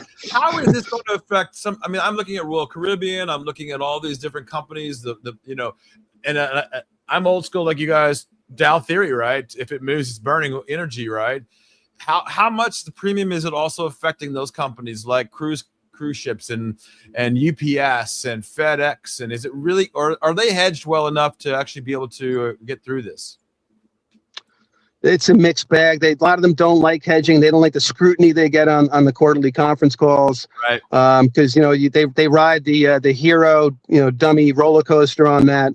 And even Southwest Airlines, who was a notable hedger for years, sort of stepped back from it because they took heat. What they tried to rely on, and as I was mentioning earlier, is the fuel surcharges. And whenever when I worked at the banks and we were, trying to show them, hedging solutions, they would always be talking about how they had the fuel surcharge to rely on, didn't have the exposure. Of course, they find out they do have the exposure, and the fuel surcharge doesn't quite cover things. But that's the story they'll trot out. I've seen the cruise lines do it, to passengers, slap on a fuel surcharge. Yep. Haven't heard announcements yet, but look for that. So this shouldn't be particularly damaging, but you have to note that fuel is their number one variable cost, usually their number 2 or 3 overall operating costs. So it's certainly significant. And you got to admit that the administration is closely watching fuel prices go up with gasoline. They know that the November is coming very quickly with the midterms. Is this going to be an opportunity for state governments, local governments to also raise taxes as well, raise the more on the fuel charges?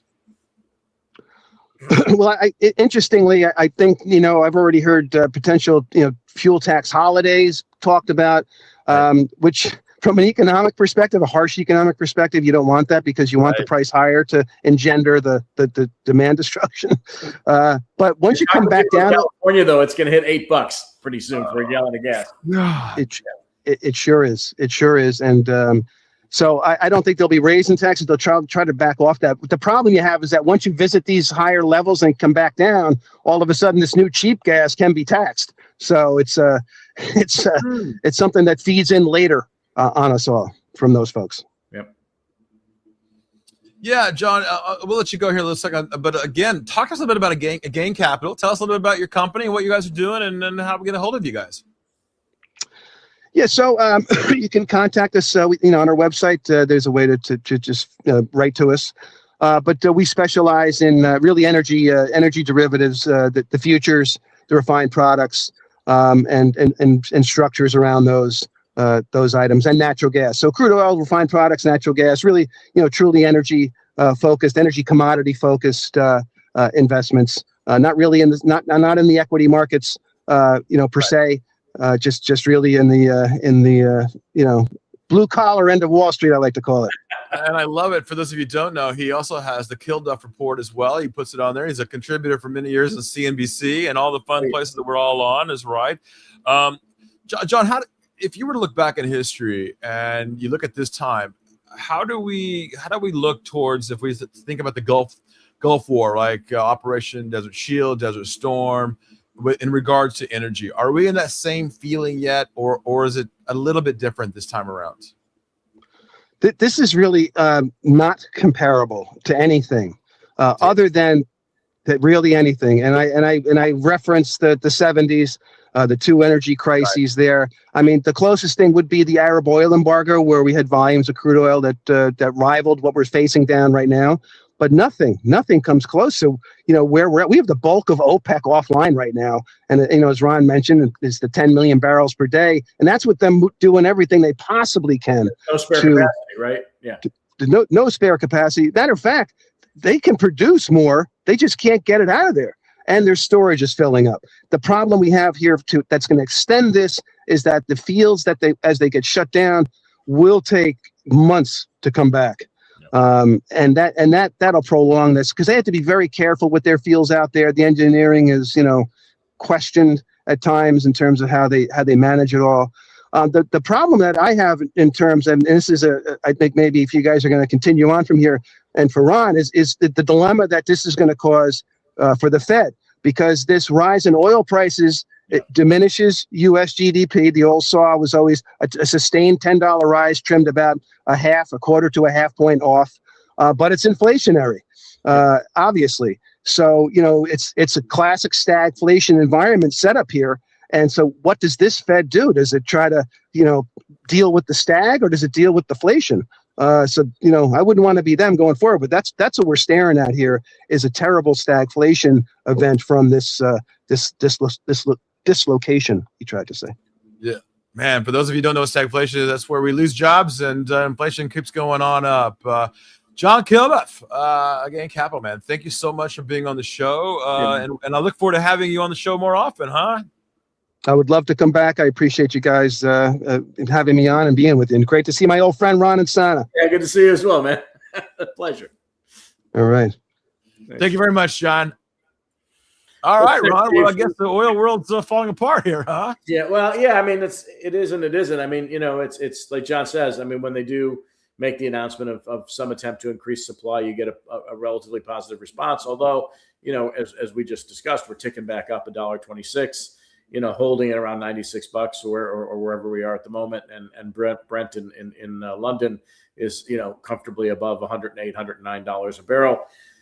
It's not in inflation adjusted terms equal to what we've seen in prior moves, but Right. Again, it doesn't really matter. It's still having an impact on consumers. It's still, again, as we discussed earlier, if you're talking about childcare, health insurance, home insurance, grocery bills, all those things, cumulatively, have been obviously at the top of all the surveys that you get among consumers who are saying, look, affordability's not coming down.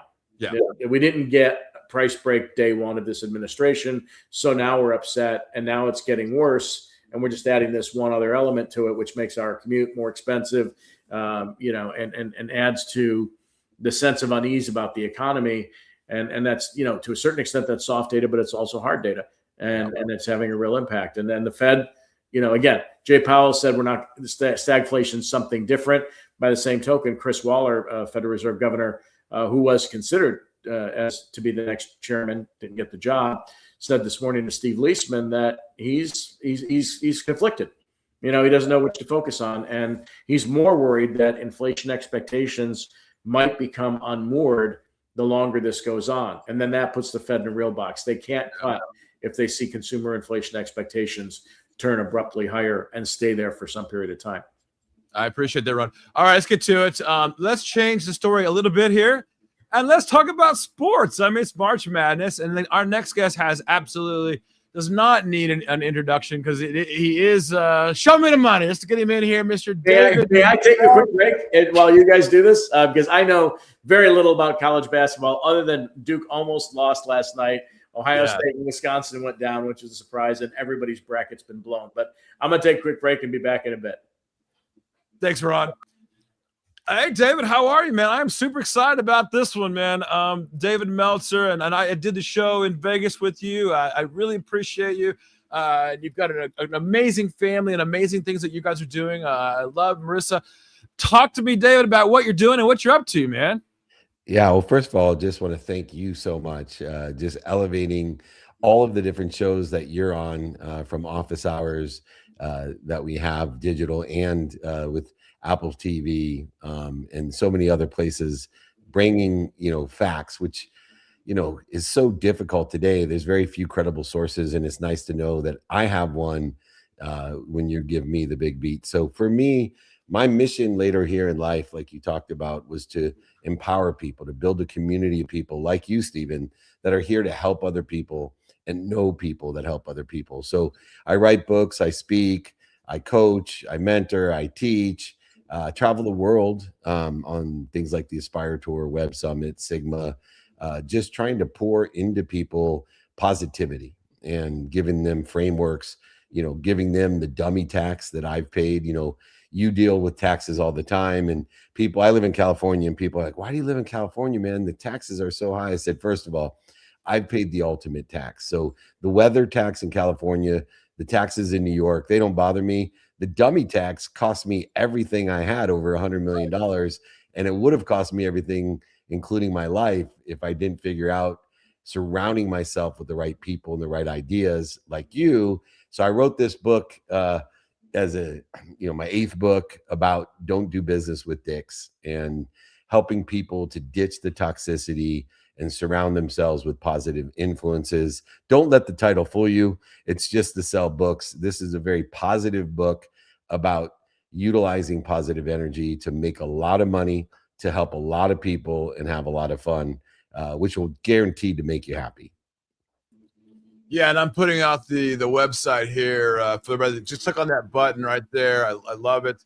One of the things when you reached out to me, David, and at the beginning of all of this with the Apple show in Vegas, and I'll tell you, it's your heart, right? I mean, you've seen it pretty much from the get-go of your life. It became a movie, yes, but you've lived the life that we talk about all the time, right? Is that you have the ability to raise up other people. And a lot of times we don't do that in this world. We pretty much are, we're all about ourselves and who we are, but you don't. You bring together a group of people that are like-minded and have a better feel for the world than the negativity out there. And I really appreciate that as a person because we don't see that very often. But tell me what gets you up in the morning, man? What makes you go, God damn, I gotta be up tomorrow because this is what I'm going to do. And this is what I'm doing today. And this is what I'm doing tomorrow. You know, I was born with a great capability of helping other people make a lot of money.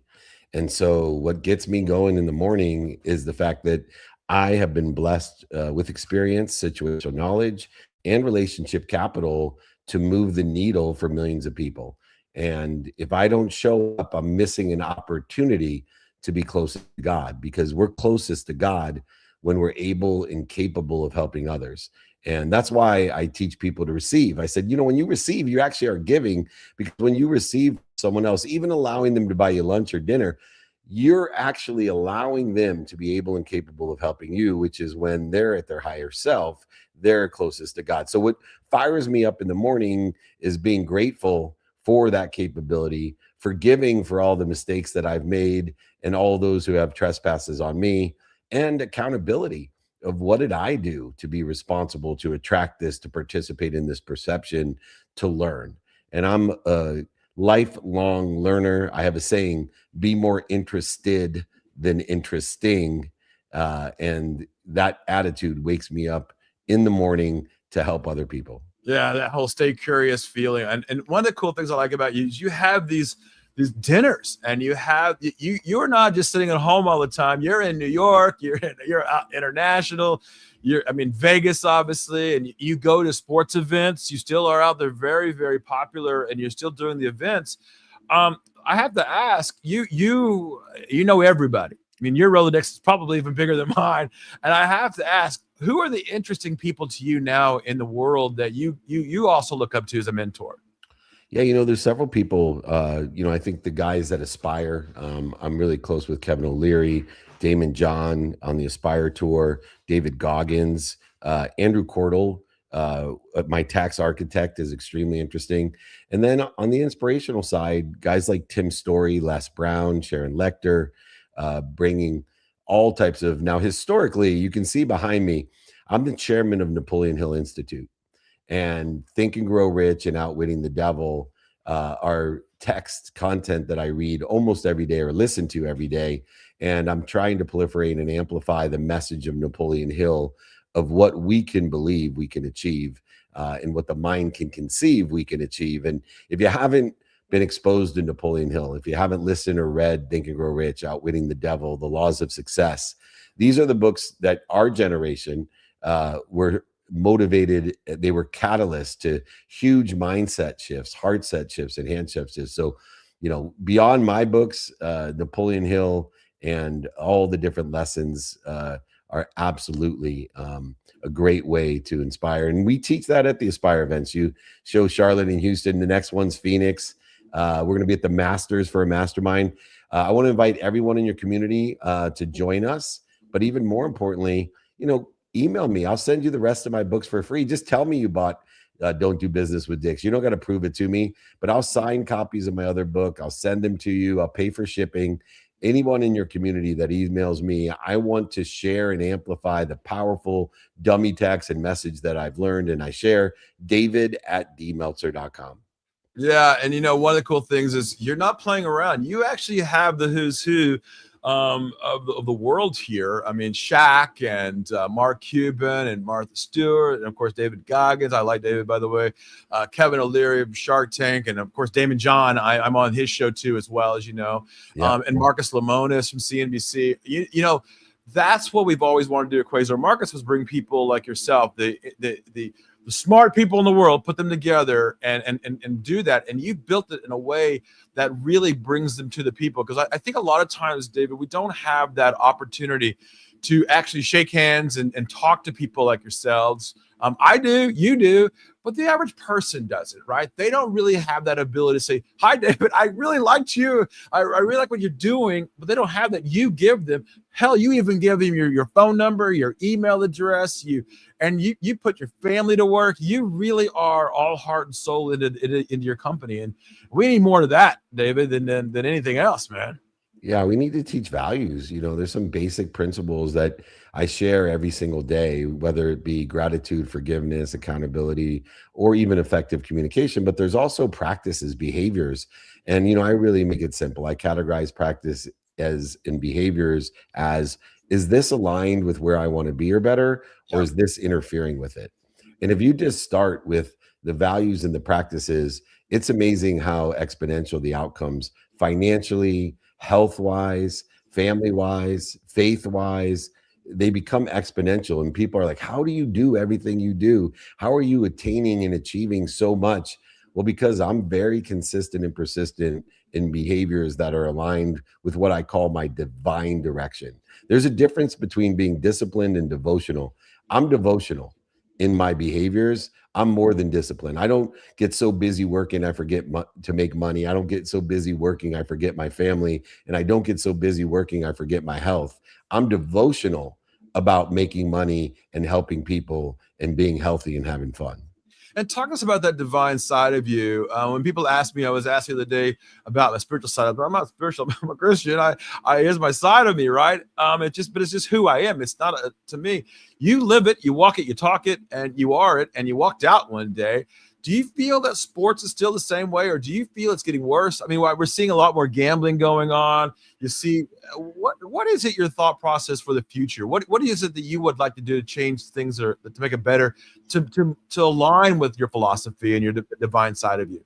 Yeah, well, first of all, sports is a backdrop. It's a backdrop to your capabilities, your skills, your knowledge, and your desire. So we can look at all types of different sports, and we have exposure and awareness to all types of participatory as well as spectator sports. And so, we can take isolated microcosmic visions of NIL and paying athletes and, corruption of gambling. Look, most of the things today that are bothering people, all they've done is moved from the back porch to the front porch.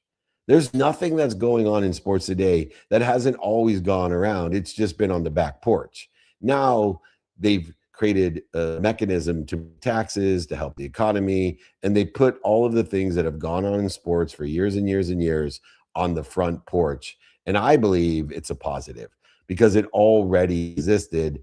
Now we're taking away the blame, the shame, and the justification, the hypocrisy in sports. But for me, even with the movie Jerry Maguire, people come up to me and say, Jerry Maguire is my favorite sports movie of all time. And I'll say, it's not a sports movie. It's a love story in the backdrops of sports. And everything that I see in sports is the backdrop to finance. I got hired to run the most notable sports agency in the world, not because I'm a great lawyer or a great sports agent. I got hired because I had the highest level of competency in venture capital and technology. And Lee Steinberg, the visionary in the early 2000s, said the future of sports is in venture capital and technology. And I will tell you that the majority of what I do in sports is venture capital and technology. It's interesting. I work for the NBA, PGA Tour. Everybody knows MLB and all that. And I saw that technology. I saw that money being spent as that's part of it. Thank you, right? They spent it with me. But when I look at the technology moving the way that it is, and it's being more interactive and more part of our lives on a daily basis, we still got to have the David Meltzers of our world, understanding the spiritual side, understanding, how to make things better, and not because when I hear, oh, well, technology is bad. Technology is bad. Well, technology is not bad. It's based on how you use it, right? How do you see technology being used for the right way in the future here? It's such a brilliant question, and thank you for asking it because it really parallels my entire career. I got out of law school in 1992. At that time, the internet was what was called pre-chasm. Most people didn't know the internet or want to use the internet. In fact, Justice Scalia, when I presented Legal Research Online, Westlaw, which we exited in 1995 for $3.4 billion, Justice Scalia told me, word for word, nobody, and son, I will repeat, nobody will ever do research on a computer. You need books. And so early on, I was exposed to the resistance to change. I have a saying about technology: it changes things faster and faster, and it will continue to change things faster and faster, as we've seen today. But nobody likes change except for a wet baby. So when we look at technology, I know that technology is put here to make humans more human. So if you're a good human, it's going to make you a better human. If you're a bad human, it's going to make you a worse human. It's very much like the energy of money, right? Money just amplifies who you are. Believe it or not, technology does as well. And so what I'm asking you to do is let's build a foundation based off of productivity, accessibility, and gratitude, empathy, accountability, and effective communication. Let's live with great values and have the practices that are aligned in our divine direction, and even give meaning to the past, the failures, the setbacks, the mistakes of the past to align in that divine direction of two. And then let's use technology to accelerate, aggregate the resources, go from 0 to 1 faster than ever, and to compound the outcomes, just like money. It compounds. Like rule of 72 applies to behaviors, it applies to technology, and of course it applies to money. So let's double our impact and double the productivity that we can have utilizing technologies to make humans more human. Yeah, and I like that rule 72. I mean, if those who don't know, can you explain what that is? Yeah. So if you have a certain amount of money that has an 8% interest rate, it's going to double in 72 months.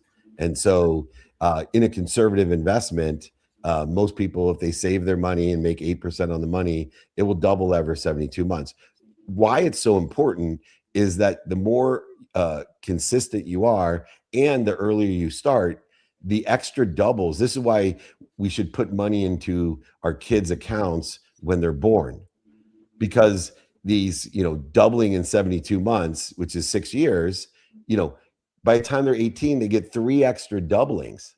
And so you may be at 2 million at 65, but check this out. When they're 65 and you started at 18, for example, but they get 3 extra doublings. Or if you started at 24, you would have 4 extra. At 30, 5 extra. So if you started saving at any of those ages and you have, which is a nice savings, $2 million saved by the time you're 65, someone that started when they're born and you started at 18, they're going to have 2 times 2, which is 4, 4 times 2, which is 8, 8 times 2, which is 16. They're going to have $16 million, let alone if you started at 24 and did it and they did. Now they're going to have 32 million. And if you started at 30, they're going to have $64 million. So there's a lot in the rule of 72. So the same thing happens with behaviors. If you're kind and you continually get kinder and kinder, you're going to have quantitatively 8 times the kindness, or 16 times, or 32 or 64 times. So I'm a big fan of how things aggregate, accelerate, and compound. And, in my life, I'm always told and advised, don't hire your friends, don't hire your family, keep them out. You're the opposite. You love working with your family. I love this story, especially your daughter, Marissa, and I have chats all the time. And she's an awesome person, by the way, and keeps you going, right? Talk to us a little bit about what is it like working with your family? Yeah, so it's interesting because, I made some big mistakes early on working with friends and family, only because I thought I was helping them by putting them in a position that they weren't ready for. And then when they disappointed themselves because they weren't ready for the position, then of course, most of them went to blame, shame, and justification, and it destroyed or it impeded my relationship with those friends and family. Later on in life, I've learned the best way to work with friends and family is to put them in a position to succeed. And then it becomes mutually beneficial and a positive experience. So for me, my oldest daughter is what we're referring to. Marissa was very well top of her class from Tulane Business School, worked for Hintwater, worked for Celsius with Alex Machinsky, had multiple offers when Celsius went down as a crypto bank. And the head of my media said, you need to hire Marissa. We can't find anyone more capable. And so I hired my daughter to do something she was capable of, and something that has great room for growth and enjoyment for her. And it's worked out extraordinarily well for both of us. I do stay outside of the management role, though. I believe, especially for your daughter, you can't manage friends and family. I train them every Monday, Wednesday, Friday. I have trainings, free trainings, thousands and thousands, if not even now, hundreds of thousands of people come every single week. And I train my daughter as I do with hundreds of thousands of people, which is easy. But very rarely do I manage her? You know the rest of our team. They've been with me 13 to 15 years. They started as interns, and they manage Marissa like a normal manager or boss would. And it's such a great relationship. And I will tell you, out of all the money I make, all the people I help, and all the fun I get to have with the backdrop of sports, the thing that most people are jealous of is the fact that I get to work with Marissa, and they can see how much we both love working together. And of course, I'm jealous of her because she went to Tulane. My dad and mom would not let me go to Tulane. Oh no, I went to law school there. They said I would never finish. They're probably right. They were right. I went to law school there, and I would not have finished if I went to undergrad. I wasn't ready. That's But what they said, yes. Tulane is a beautiful place, and I'm blessed that my daughter went there as well. I'm very jealous of that. David, one of the things that I'm very proud to say that you've allowed me my opportunity to come on your show too, as well as to tell our story. You do that for people. You give people the ability to tell their story if they have a story to tell. Not just, you can't just come on there because you want to say something. You actually tell people, hey, come on my show, and you're very syndicated, Apple and all the cool things. What is it that separates the people that are on your show from everybody else that isn't on the shows? Yeah, for me, you have to have one capability of some sort that can be of service to our community, but you also have to have asked for our community. So we're looking for people that not only are on my show, but are going to join my community like you, people that are going to help each other and know people that help each other. So, I've had the biggest names like you on my show. I have had everybody. I've had Cameron Diaz. I've had, Tillman Fertitta. I've had billionaires, millionaires, entrepreneurs. I've had every Hall of Famer, Olympian, and they all share that not only the desire to be what they must be, but they share the ability to, in our community, to help one another, know people that help one another. And that's why we give access to the community for people that have something that they can help people with and also need help. And what is the common thread between all of those people you've had on? What is the one thing you always see about each of those guests coming on your show? Gratitude. Every single guest has some sort of gratitude and a practice of gratitude.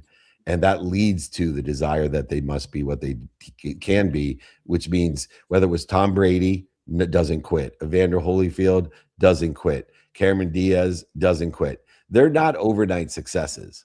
They all had an opportunity to quit. They all had an opportunity when the people who loved them most told them, you should quit. You're never going to make it. And they told that out of love because they don't want the people they love to be hurt. So they give them bad advice out of fear and they tell you to quit. But if you are gracious and you have that desire that you must be what you can be, you won't quit. And if you're talented, I promise you, sooner or later, they'll laugh at you. They'll scoff at you. They'll make fun of you, but sooner or later they'll applaud you. And it's so nice to be in that stage of my life. The Gandhi feel of life. Yeah. And I've seen so many of your shows and being a part of your group, I love it too, as well. And I'll tell you, one of the things that I saw from your group is the one thing, yes, gratitude, yes, the pushing up, but love. There was so much love in your group amongst each other. It's like they all had a common thread. They didn't need to hear it. They just knew it, right? It's a feeling that you saw. And no one was like, I'm so-and-so and you're so-and-so. And it didn't matter. It was like they were all equally there and trying to learn, even at the highest level. Some of the people you have there that are just really high up in the world, and they're just part of the world. They're not trying to be bigger than they are. And that to me was really gripping to my own soul. And I appreciated that, David, from my own heart. Yeah. Yeah. We have a group of vulnerable and honest people, very generous people and loving people. My favorite quote is you're either humble or you're about to be. And we try our best to live in that humility and being kind to each other and kind to our future self. For each other. So you fit in perfectly into our community. I also want to invite your community once again. Reach out to me, join us, david@dmeltzer.com, and I'm happy to send you my books, my guides, exercises, all for free. I'll sign the books, send them, pay for shipping. I'll pay for the books. I'm here to empower over 1 billion people. So your community is important to me. You're important to me. I look forward to seeing people on the Aspire Tour in Phoenix, our next stop. Come and see us on stage in Phoenix, Arizona in April. It's coming up. Come to the Masters with us. Come to the Vegas. We're filming again at the Sirius XM in the lobby of the Wynn. Just email me, david@dmeltzer.com. Stephen, thank you so much for having me. Let's do this again and come back on our shows. We love you. David, you've already got that. Now I'm going to slow down a little bit with the website, but I appreciate you asking me back, and I will be there. I'll come to dinners. I can't wait to see you guys in New York and in Vegas again, and I'll see you at some of the events because I do go to sporting events. David Meltzer, everybody, listen, do one favor for everybody. Click that button. Go to Aspire Tour. Go see him. Go literally. He's giving you his I'll give personal them free email tickets. I'll address. host everyone. If you email me, you can come for free to the Aspire Tour, david@dmeltzer.com. So you don't have to go to the website. Just email me. I will give you all and host you there. I speak at every single one. I'm involved on the Diamond Lunch, a variety of other things. So if you'd like me to host you, no matter where you are in Phoenix, david@dmeltzer.com. david@dmeltzer.com. How many people out there actually will give you their personal email like that? I don't know anybody. I don't even hardly do that myself. David, thank you so much, and we'll see you right back here again, my man. All right, brother. Take care, Stephen. Thank you, audience. Wow.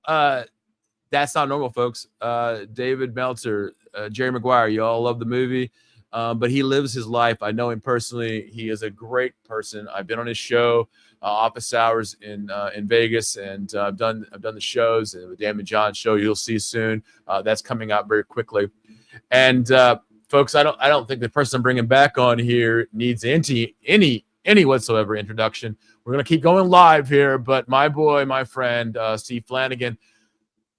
Wow, Steve. One of the things that David Meltzer was saying was that it's the gratitude side of life and how we go through it. And we hear all this, oh, the markets and oh, the money and oh, this and but it's about the personal relationships that we all have and the personal relationship that you and I have for many years now. It's not because of the markets, it's because of who we are as people. And Steve, I personally just want to say thank you for being part of the Quasar Markets as we move forward here in the new platform, a new website, and what we're doing. But bringing that knowledge that you bring day in and day out, Monday, Wednesdays, and Fridays, and day in and day out again, and it's continuity that we don't always get with a lot of places. But it's also the fact that you're bringing decades of knowledge. And so personally from Quasar Markets and myself, I think you're being a part of what we're doing, Steve. And man, I'm going to leave the show to you. Well, thank you, Steve. And let me tell you, we're having some fun. And boy, when you look at the future for Quasar Markets and you listen to a guy like David just speak, I mean, you can feel the passion in his words. And it's exactly what, we need. I have 43 years in the currency markets, finishing up for the last 15 to 20 years running the electronic risk management FX trading platform as a risk manager. And, what I hope and the tools that I hope I can offer to the viewers here is to cut through a lot of the noise pollution that we're bombarded with, the narratives. And keep in mind, many of these narratives today are just being recycled via, automated, it's AI picking up from social media. The one thing that AI does not have, or computer trading does not have, is they do not possess the human emotion. And emotion is what drives trading. So by plugging AI into social media, a lot of these models now are picking up, and they just keep, right now, look at your headlines. You can score them yourself. 9 out of 10 are negative. And what does that mean? The model is going to then sell, and it reinforces, because the lower it goes, the more negative the news is. So what I hope to do is be, my career has been as a major observer in the front row of the international financial game. I went through the period of the Plaza Accord. I executed, orders for the central banks in order to drive the dollar's value down. I had the opportunity to talk to a lot of people, And so I hope that I can perhaps decode a lot of these real market mechanics so that perhaps you can trade with more clarity in the market. Because, you have to believe in the data over the hype, over the narrative. And I hope that I can share a lot of my practical insights with you, which I do with Steve and Howard, on 3 mornings a week. Yeah, and we're going to bring it right now. I'm going to do it right now. I'm going to bring in the website. For those of you who don't know, the new website has gone live. It's quasarmarkets.com. For those of you who don't know, we just went live with the new site. All of the things that we're doing, institutional grade intelligence layer for the next generation markets. We want to build something for you, for everything in this platform, and we did that. Education, a new platform feel and look on the new Web3 versions, GUI 3, which from Google. Thank you, Google, for partnering with us. A little bit more about me as well, right? And looking at the all the things that we're doing, and we did it in a way that you can start a free account, folks. It's not there's no need for all that other stuff that you're talking about. Free account. And if you do this, I got it down to about as cheap as I can get it for everybody here, right? $99 a month for institutional data. And look, education. And of course, we couldn't do that. Kiwi Tech, our partner, and our advertisers as well. But we did everything. We got education, spotlights, a little bit about us, right? The next generation markets that what Steve was just talking about, right? How we bring the markets to you, our new platform. And I can give a little bit of a taste to that as well. You can also see we have a media page. I won't turn it on because we're live here. You can see in our media page, freaking boom. It's right in there. And of course, you can see here our merchandise. Now, there's a couple of grayed out things right there. One of them is invest now. You'll be able to invest into Quasar Markets. Some opportunity coming in to be able to invest in the company here as well, as the SEC has also approved this. And you'll see we also have a brokerage coming too as well. Name how many companies doing that, Steve Flanagan, huh? Doing all of it, right? Not many. And we've been approved there, the fastest in history. Been approved by the fastest in history of a brokerage as well. And there you go. So, and a little bit about me. But here's what we also like. And that is the ability to be able to also buy merchandise as well. So there's that as well. Kaboom. You want to buy a hat? Got to get myself one. There's your jacket. I think you like jackets. I think you live in Florida now, Steve. You don't want a jacket, do you? I think you want a shirt. Yeah, it's polo shirts now. But for sure, absolutely. All right. Yeah, loving this. We are still going live here. Yeah, Steve, I got to say one thing, to the viewers. Bad data destroys trust. And a lot of what we get today is such bad data. And Steve, I think your mission here is to clean that up, because you're looking to no noise. You're just looking to give everybody an edge to trading. And I'm so joyed at being part of this with you, and keeping our friendship alive for over the many years. This is a lot of fun that we're having, and I really do enjoy it.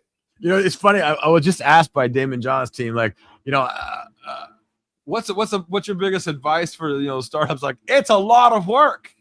I mean, it just is a lot of work, but you know what? It wouldn't be worth it unless I had the fun doing this with everybody too as well. And yeah, I get it. I know all these people, and I got a great big Rolodex and all that, but that's not it. We talked about it earlier with David Meltzer, and we talked about it earlier with Ron and Son. And of course, you just said it, that gratitude, that ability to move the needle forward, to show the world a better way of doing things, to help people, and not, this is about one thing. I get that. It's making money, but it's not always of what it's about. What if I could do good and make money and do really good and try to help people at the same time? And you've done that pretty much your whole life, Steve. I mean, give us let's do some fun stuff. Let's talk about the fun stuff. Let's do some of these exciting old time. You have stories. You've got stories, man. I'm gonna step out, give you a few minutes here, talk to the stories about being on the desk. Well, some of the stories, obviously, I don't know. I don't want to get myself in trouble, but there's no doubt that, for the last 20 plus years of my career, I was in the front row, and I started off, I was a voice trader. So I watched the entire electronic marketplace start. When I first started in 1979, they walked me down the floor of the International Letters of Credit Department, which I had an international economics degree, and I loved it. But I was looking at an entire city block, row after row, people all down the rows with baskets of paper on their desk. And oh no, I hate paperwork. And, but, I took the job, and they walked me down to the end into a glass case, and they said, we noticed the word computers, this is 1979, on your resume. And this is our first automated operational department, letters of credit, reimbursements. And we hope that you could supervise. Well, what a lucky break, because I stayed in computers right through my career. Got into the foreign exchange, started trading in 81, 82. And, there's been story after story. Steve, you alluded to one on this morning where, you had a keyboard in around the early 90s because trading suddenly became automated and the numbers were right in front of you. Now, I come from the first 10 years where you picked up a phone. If you look at my LinkedIn, you'll see I have 2 phones. Well, that's how we traded all day long. You just turn them and you'd say, what spot? Yours. What spot? Sell it again. And you just, that was the way we traded. But then suddenly the automation came in early 90s, and they put the price in front of you. And suddenly you looked and you didn't have to ask where the market was trading. It was now being displayed in front of you. And it also showed the liquidity that was there. Because in those early days, when you said, you would be trying to sell $100 million Deutschmark, and you'd say, 20 yours, mean 20 million I sell. And the broker would come back and say, 5 only. And what's the next price? Well, you can be sure the next price was lower. Now you saw the market. So I stayed in it. And then around 2000, 2002, my boss said, you're starting to get a little slow out there now and reacting. But this automated thing is starting to come on, and we'd really like you to be part of it. I jumped in. I saw what it did to the voice brokers in the 90s, decimated those desks. So I jumped in and stayed with it. Some of the stories, you had a little keypad as you'd trade. And I can remember there was a trader, a good friend in the marketplace actually, had spilled a cup of coffee. And that's the worst thing you can do, is spill a cup of coffee, which always is on a trader's desk, on your keyboard. Why?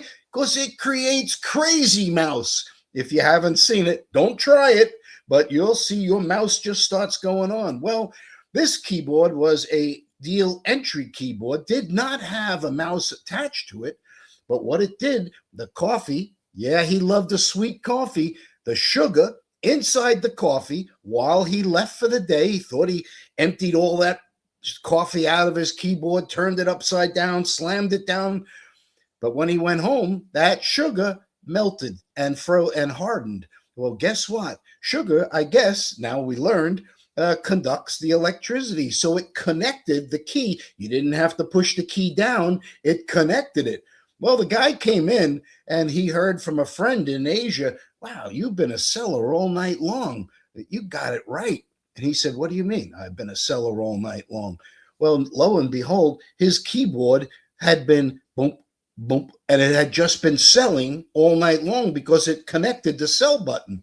Well, he came in and he was several hundred short. Thank goodness he had the sell signal set to 2 million and not like 10, because it would have been 10 every time, and it was only 2. And it seemed to sell roughly about every 10 or 15 minutes. Well, he came in, and of course the market was much lower, and wow, he was short, and he couldn't figure out how he was short. Of course, he got in all sorts of trouble too, because somebody said, hey, you broke your limits overnight. But, that was one little story. And of course, he made good money. And of course, being that he made good money, that was a story that everybody talked about in the marketplace. And I don't like making mistakes like that and making money because I don't learn anything from it, right? It's not the biggest spend, but I get it. I understand. I love it. I love it. I love it. Okay. Steve, it's interesting. We talked to Ron Asana earlier today about it, and yourself. What is it that you want to see out of technology in the future, and the things that you didn't get to do in the past that you're going to have carte blanche, as you know? What is it you want to see happening here that will changes the whole dynamics of markets in the future? Great question, Steve. And, let me tell you, the one thing that I never thought of when I was sitting at the desk in the front row, right? Because any information that came out, and I'm talking about going back into the late 90s, we used to say, well, look, that information came out. Well, let me back it up a little bit further. I got on the trading desk in 1981, 82, and we had a dot matrix printer that would come out, and everybody traded money supply back in those days. The bond desk was right next door. They hated the currency desk because we always made noise. We were the cowboys. We traded like crazy. Well, when money supply would come out, it would dot, dot, dot, dot, dot, dot, dot, dot, dot, dot, dot. And I happened to be a good eye, and I would get in there and lean. So I didn't wait for it to suddenly go up. I could actually see M2 was plus 18 mil, and I'd yell it out. Well, almost all the time I got that right. So everybody said, well, your job, you sit there and you just watch the news come out. So, fast forward back into my career, I always had the news first. So therefore I was always able to act first, which, I didn't think about until I retired in 2022 and sat down in a retail space like everybody else here. And I suddenly said, hey, how come I don't get that information at the same time? Why is data held exclusively in the institutional space? Why doesn't data come out to everybody else? Now, we can watch news programs and pretty much get the news, but by the time somebody has given you the news, it's probably about a minute or more before you begin to go, and what was the breakdown of that, please? And they give you the breakdown, and we're now 3 minutes in, and you already see the market's moved. Well, machinery can operate within 2 milliseconds today. In other words, that news comes out, boom, 2 milliseconds, 1,000 milliseconds to 1 second. So now you see where the advantage lies. And now when I always say to Steve, to the viewers, if you want to see what I'm talking about, next time non-farm payrolls comes out or a central bank meeting, put a 1 minute chart up on that financial instrument and watch the way the market moves in a 1 minute bar chart. Could you have sold? Would you have been able to interpret the news that comes across the headline? By the time you've got it, it's maybe a minute old, and you're going, well, it's already happened, most of that move. So this is something that has always been a quandary to me, is like, how does the retail sector get involved in the same space? How do we see news? How can we react to information in the same timely manner? After all, many of us are retail traders, but we're as serious a trader as any institutional desk could be today. So that's always bothered me, Steve. It's something I've always thought about. And, it was one of my big allures as you sold me, way over a year ago in speaking with you. That was something I really liked about your vision. Right. And the vision hasn't changed over the last 30 years of my life. Because you're right, accessing data, and I've said this many, many times in the past, the difference between haves and the have-nots has been how much money you have in the bank. But I think in the future is how much data you have access to make better decisions. And I think that people will make better decisions on what apple to buy in the grocery store or what car to buy. And we're already seeing that. Oh, well, I can go online and I can see what a car price really, nobody's getting screwed anymore. But how do I make that and put that in the hands of everybody around the world in every language and understand how they're seeing the world? People in Japan see the markets, and we've done this in every language. And that's a good example of that, Steve. Actually, I kind of want to show everybody a little bit what I mean by that. And I'm going to do that right now, actually. If you guys bear with me, I'm going to pull back up the website here, and here's the page. What do I mean by letting everybody see everything at one time? And we have it already set up that you can see it in their language, right? I want to understand that this is Japanese, right? The platform is in every language. in German, and you can see here now as well, French coming up, French, Portuguese, all the languages are in the platform. And as people are in the platform in their language, you'll be able to see it in your language, in English in our case, right? But that's what I've always wanted to do is make the world a little closer, a little tighter together. And that was part of what I wanted to do as well. I also wanted to make sure that when I'm doing these kind of things, right, is that I'm able to educate as well. And so we have an education platform here as well. If you don't understand things, right, Steve and I are always doing that. Where, you know, when Steve and I talk institutional speak, wait, let's go tell people what does that mean? What does backwardation mean? What does this mean in the technology world? What does this mean in a way that affects my trading? And we want to make sure that it happens. And I do that all the time. And of course, I couldn't do any of that if it wasn't for Kiwi Tech and WebMob, our partners here in business that helps us produce the platform that we have done here. And that to me means speaks volumes, Steve, is education and being able to bring this in technology to people as well. And I think it all fits that air of gratitude that we all have towards each other. That's absolutely, Stephen. You know, I would encourage, you know, sometimes we get some pretty good questions on our morning show. And I would encourage people, you know, to reach out through Quasar Markets. I'd be more than happy to address, you know, because one of the things that I try to bring, and Steve has on my banner, you know, money moves first.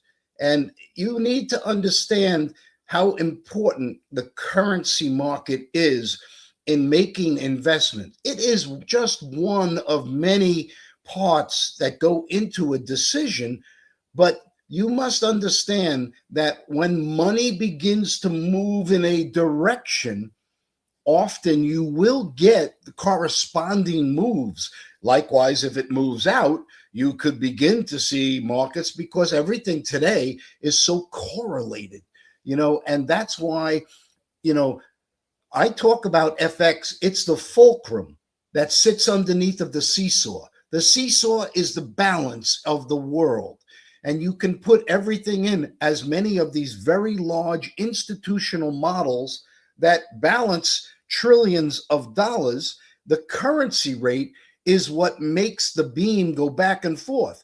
If it moves in one way, it means they need to buy this side to bring it back into balance. And that's why it's so important to watch your currency, specifically currencies like the yen, because it's been a fundamental vehicle to finance over the last 20 years so much of the world activity.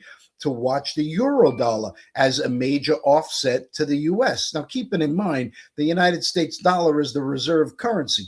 If I just look at this example of what happened in the Middle East, everybody was talking for the past 3 months about the dollar demise, the world going against the dollar, people diversifying.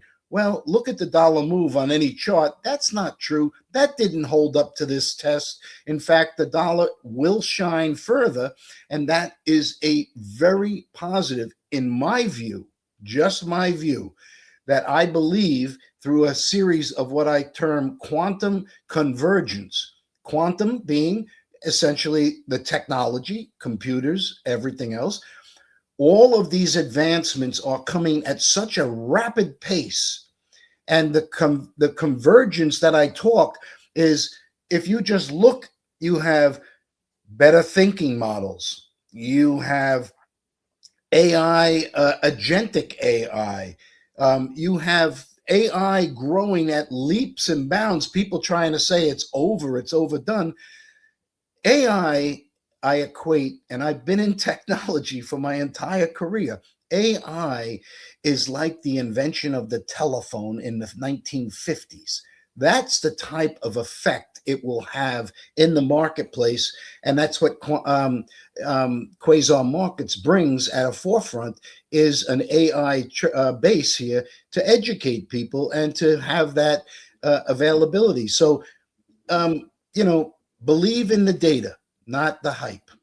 I agree with that, and I have to ask, Steve, your passion is just it's incredulous. I mean, it's unbelievable, right? But I got to take you all the way back to the beginning, my man. How the hell did you get started in all this market stuff 44 years ago, man. What got you started in all this? Okay, that's a good story, Steve, and that's one I usually publicly don't necessarily always talk about, but I will. I graduated with an economics degree, specialized in international economics, out of Assumption University, or college back in those days. And I said, 1978, what can I do? I can send my resume to the Fortune 500. So, with my father's financing help, I printed up 500 resumes, folded them all in envelopes, sent them to the Fortune 500. I still have about 360 of those letters today. I keep as a kind of memento. Every one of them said, "Thank you very much for applying. Your resume is on file." I did not get one lead at all. So I sat there. I had worked in the post office in the meantime, and I was, I basically said, "Check your brain at the door." I got an international economics, but I put my foot up on a table as I was sorting mail, and some supervisor came by and said, "Hey, union rules say you can't put your foot up there. You're not allowed to sit like that." I came home and I said, I got to get out of this job. I went for an interview at a operations level in Manufacturers Hanover Trust, and took that job in the letters of credit. And then that set off, because what my grandfather said to me, get your foot in the door to a big company and things will happen. And sure enough, my third month with the bank in an operations department, which I loved the people I worked with. My third month, I overheard, as I walked by a copy machine, somebody say, "Oh, we're going to really have a rough go for the rest of the season because we just lost our sweeper back." Now, a sweeper back, I perked up and said, "Hey, are you talking soccer?" He said, "Yeah, we lost our sweeper back and we have 3 more games left." I said, "Well, I played soccer in college. I was the starting sweeper back at my university." He said, "We'll show up Saturday at Boys and Girls High and Bedford-Stuyvesant, and we got a game." I did. I played the next 3 games. They loved me. I loved them. It was great. I was actually the only American that was playing on the team in 1979. Everybody was from all over the world, and it was so great. And they said, "Well, you played with us, but now you got a chance to join us on our International Cup over in London." Actually, it was in just north of Milan in Italy, in Strezza. And so I went. And for a weekend, we played soccer. And it was great. All the branches from the bank came in. And I heard this guy on the sideline saying, "Oh, I just love this game." Well, it turned out that he was the head of all international. And it was his trophy that everybody was playing for. Well, we lost to our London team in overtime, 2-1. And he came up and said, "Hey, great game." And I said, "Well, thank you." And I met him. Dwight Allen was his name. And he said, "Hey, this is a guy next to me. His name, Tom Devine. He runs foreign exchange." I said, nice to meet you. At night at that banquet, I talked to him. I sat down next to him. I was engaged because I was in international economics. He told me all about currencies. Boom, flash forward, 8 months, about a year. There's an interview, the last person to interview for foreign exchange trading. And my friend, who was now on the trading floor, said, "I got you an interview. You got to be up there in a half hour." Boom, I go up off the elevator into this office. And the guy looks at me and goes, "Hey, I know you." And I said, "Wow, Tom Devine. We just met a few months ago in Italy." He said, "What are you here for?" I said, a position in foreign exchange." And he said, "Okay, you got it." He goes, "I love talking to you that night, and the rest is history, along with everything else I've done." Back to David's, when you had him on, boy, I tell you, sometimes you just got to put a foot forward, and God opens up a path, and you just got to go with the flow. So, that's how I got started in a nutshell, Steve. I love the story. It's always inspiring. People always ask me, how do you get started in the markets, and how do you do this? And everybody has a different path, but I think it's always a path is opened up for you, a door is opened up for you that you didn't expect when you expected it or where you expected it to be from. And we choose as humans if we walk through that door or don't walk through that door. And I don't think there's a door I haven't walked through, Steve, yet. But sometimes it's the, people ask me all the time, what is it that's different about you? And I said, I don't collect things. I collect people. I like people, and people are what makes the world go round. Rakesh Gupta said the same thing. I don't invest in places. I don't invest in things. I don't invest in businesses. I invest in people. And I think that's, I'm very happy that, and I don't want to say we're blessed, but we use too often, but I am blessed to have Steve Flanagan in my life. I learn every day. I learn every time you're on the show. I learn, and every time that you come on, you're always a nugget of wisdom, and that is the thing that I want to bring to the world as we have Media Day here and the new platform and the new website. And I appreciate everybody out there so far. You guys have been great. Numbers are going good. Make sure you subscribe, like, and hit that repost button as to push it out there. We are growing at leaps and bounds. Looks like the numbers are pushing up, so I'm super excited about that. I got one quick one for you, Steve. Yeah. I know you brought Ron on earlier, and just to end up, I just wanted to say there was a point in my career, and it was around Ron, and I've told this story 100 times. I used to get to go do all the FX, because FX was big in '84 because of the Plaza Accord. I got an interview, and Ron Insana was asking me questions, and he was banging questions at me, and I was answering. And I guess he must have had an extra 30 seconds, so he had to fill in. He turned to me, and he said on live air, because that's how these things were. There was no prep, there was no taping, and he said, "The Russian central bank lowered rates today. What effect did that have on the Deutschmark?" And I tell you, you want to talk about a deer in the headlights. I was like, the what? Now we're talking in the 80s. The Russian ruble. What the heck? Who trades that? That's what we call an oddball currency. It's done by the desk down there in the corner. But I had to fire an answer to him, and I remember walking off going, "What was that?" The Russian ruble.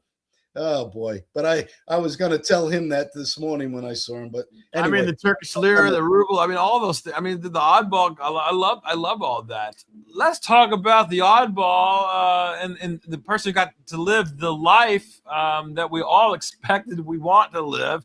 I'm going to bring him in. We all love him. I'm going to leave you in here, so you don't leave yet. I'll bring him in here. Our boy, our friend, Peter Thomas, Mr. Metals himself. Who had a hell of a time on the floors, still pretty much are. Let's, see, we're going back. He and I went back. Peter, let's take you back. Tell us the stories of you being on the floor. Why don't you guys have some time together? Because you guys are but Peter, for those of you who don't know, was there with the Hunt brothers when they tried to corner the silver market. I'm gonna get out your guys' hair. You guys have fun talking about it. Well, Stephen, I don't think they tried. I think they did. And they did it legally, and they did it properly, and they disclosed everything they did right up until the government came in and went, citizens can no longer buy silver. And that was the end of it. So there was no cornering involved. They were accumulating, taking delivery, and putting it in their vaults. And I happened to be one of the people filling the orders for them.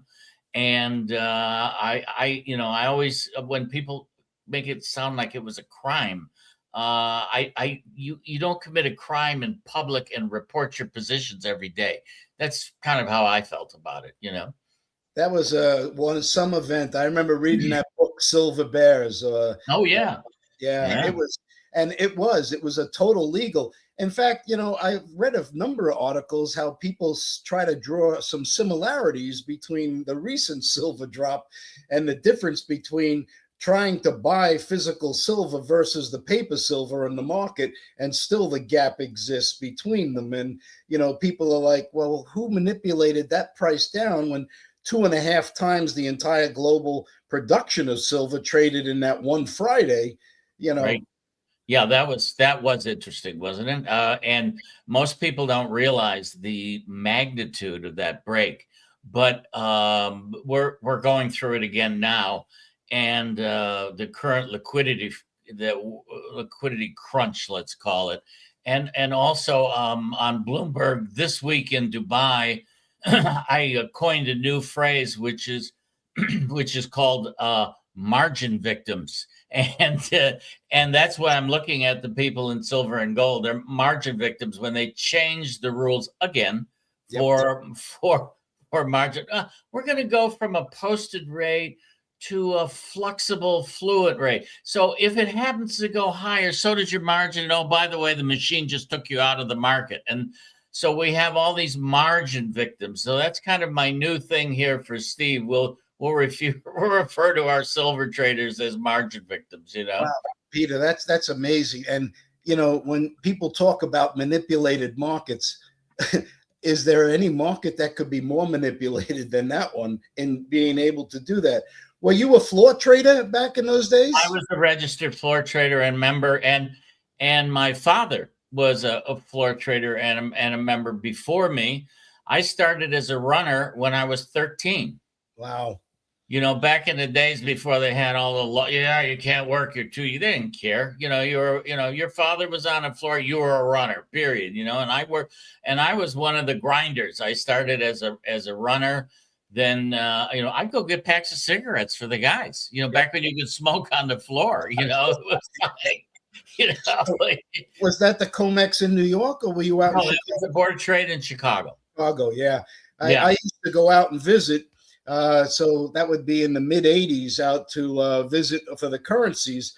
But we'd always go up in the gallery to watch. Sure, you were right down the street at the CME, and the currencies. No one expected the currencies to get as big as they got. You know, right.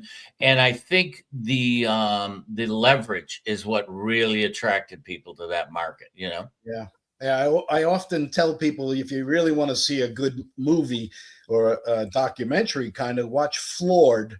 It's one of the traders out in the floor who often talks about the glory days and how the electronics came in the 90s and wiped everybody out. So. Well, Barbarians at the Gate, which was a takeoff on the Silver Bears and everything that happened on the floor. James Gardner was the lead in that, and Jimmy was just a wonderful guy. And I remember I was racing at the time, and I was out at Elkhart Lake, and I looked over, and there was Jimmy sitting on a bench, and he did all his own stunts when he was younger. Really? And his hips were worn out, you know.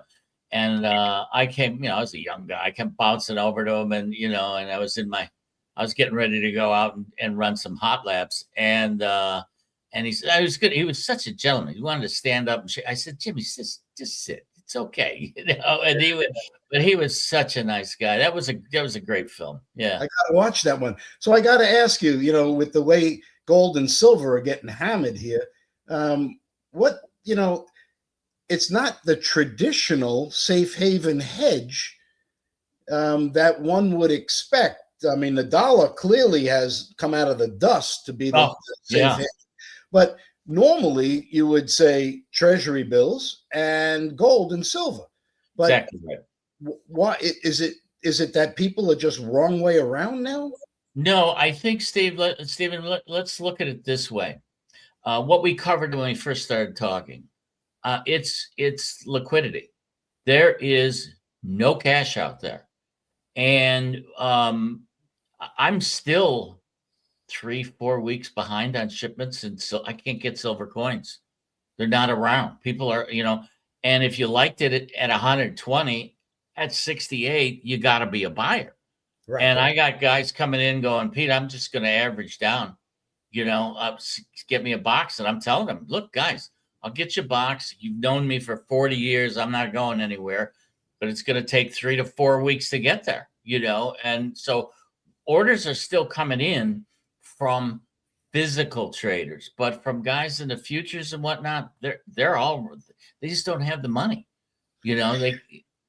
But what's to stop a very large hedge fund from saying at 68, 65, right, and saying, I want to buy a very large position size and I intend on taking delivery. Oh, let me tell you something. If there's anybody watching this that has a spare billion or two, and they'd like me, I'm real serious, and they would like me to, because I have access to multiple vaults globally. I would love to start buying and accumulating silver, because this is the point. Nothing's changed. China is manufacturing 1 square solar panel every 60 seconds. They are plans for delivery out to 20. Let's see, 4 years out. There is what they're planning right now. So production isn't going to slow up. Silver demand isn't going to slow up. They project 2030. We're going to be looking at 2030. We're going to be looking at 40% of global above ground production of silver is going to go into solar cells. Wow. Buy it and hold it. Yeah. Buy it and hold it. What, you're going to buy a T-bill and get 4 or 5%, or you can buy silver, throw it in your wherever you're going to store it, with me, in your safe, whatever. In 4 years, where are you going to be if 40% of it's gone? Right. I mean, you're going to beat, you have the potential to beat, anything that you're in, except for possibly some aggressive stocks. This raises a big question, though. As I always have looked at in my career, gold and silver have always been the store of value. Yes. And everything kind of goes off the pyramid from them. If the store of value is dropped roughly 40%, correct. That's 40% of the paper, but that's 40% of the global available liquidity. Right. Has just disappeared. Yeah. And that is kind of a warning of deflation, not inflation that everybody's focused on because of oil.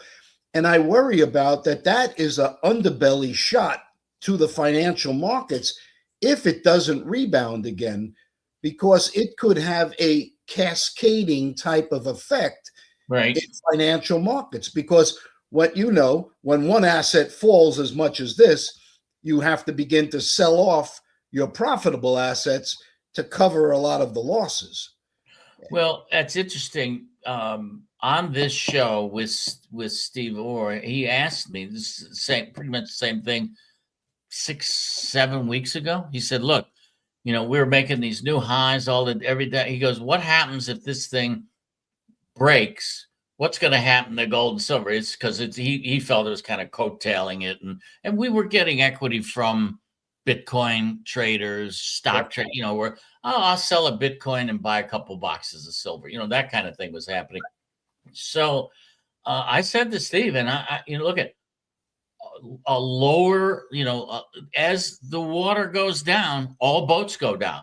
Yes. And it isn't a matter of you going, "Oh, I'm getting out of my stock, which just lost 20%. I'm getting out of my stock and hanging out because they got scalded, they got burned." So there's an adage, Stephen, I'm sure you've heard it. Good money always gets thrown after bad. Always. Yep, always. And so I got a winning trade in the gold, so I'm going to pitch that, take the money, and I'm going to meet my margin call on my AI stocks. Really? You're going to do what? It's so to get to your point, I think that it's just a vacuum sucking everything down, and to me, nothing's changed. Nothing. Yeah. And demand is bigger than before. I'll give you an example of what I'm talking about. Samsung just cut a deal with one of the largest producing silver mines in the world. They said, "Look, we're going to run out of silver here in Korea. We don't have it, so we're going to buy directly from the mine, and we're willing to sign a contract for all your production for 2 years." And they were like, "Really?" Okay, we're in. So for the first time in history, we're seeing the dynamics of a modern company building phones, TVs, going, "We're just going to buy it from the mines." So what does that take off the market? are other people going to step in and do the same thing? You bet they are. Yeah. So I believe that this break right now is really presenting you with an opportunity to start loading the boat, you know? Well, I thank mean, $4,600 an ounce here now, Pete. I mean, it was 5,600 not too long ago. Not too long ago in gold. I just, you know, silver was the most dynamic, and that's kind of where we were, and that's kind of what I'm feeling. I mean, you know, I looked at the PPI, it was dismal. I look at all these signals and I'm going, keep bringing it down. We're, you know, and I know quietly we're seeing accumulation by some of the bigger players. But as I always report on your show, Steve, I try to bring in central banks because I feel the central banks are one of the pillars of precious metals now as never before, especially over the last 36 months. And their activity is down dramatically last month. So we're seeing that high price that you pointed out, Steve, that we're seeing that kind of getting pull their horns in a little bit, and they're not accumulating as much.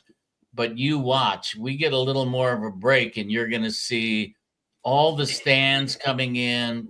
You know, we're going to see Asia being a major buyer. We're going to see some of the banks coming in massively buying gold.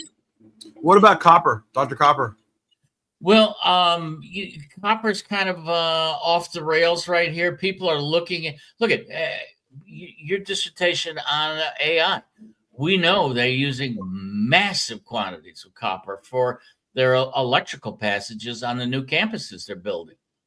You know, the demand for that is going to be phenomenal. And, you know, you get down below this 550 area in copper, certainly looking attractive to me for the long term, you know. Also, here's a little tidbit that I picked up last week. The resistance, the R factor in cables in copper is faster if they use pure silver. And right now they're figuring out ways to use braided silver cable because it's faster for their high performance areas. So we're seeing a brand new demand coming in, and it's not a small number. So is that for housing, or is that just for data centers? That's just for AI. That's just for AI data centers. Wow. Yeah. Oh my goodness gracious. Yeah. Oof. Yeah. So new things are popping up, and you know, as I always mention, the colloidal spray in the panels for solar, all the new phones that are being created, the lead silver paste that is used to put every keyboard that you're tapping on, all of that has not gone away, and the recycling numbers are dismal. We're going into the 6th year of lack of production to meet demand. 6 years in a row right now, officially. Why? Because in order to recycle it, when it's mixed with lead in a keyboard, in a phone, that are tossed out, that aren't captured, we aren't capturing that and recycling. Plus, it's costly. And oh, by the way, when you start melting a lot of this stuff down, like lead, you get a lot of toxic fumes. So it isn't as easy to recycle a lot of the stuff that's combined with silver. So, you know, the alloys that are used there's this little baby, 73 metals in that. Okay. So, you know, to strip just the silver out of it, very difficult. I had a chat with Dell Computers yesterday, okay. and they were saying, get ready, because the metal markets and chipsets are just, you're not gonna be able to get them in 2 months.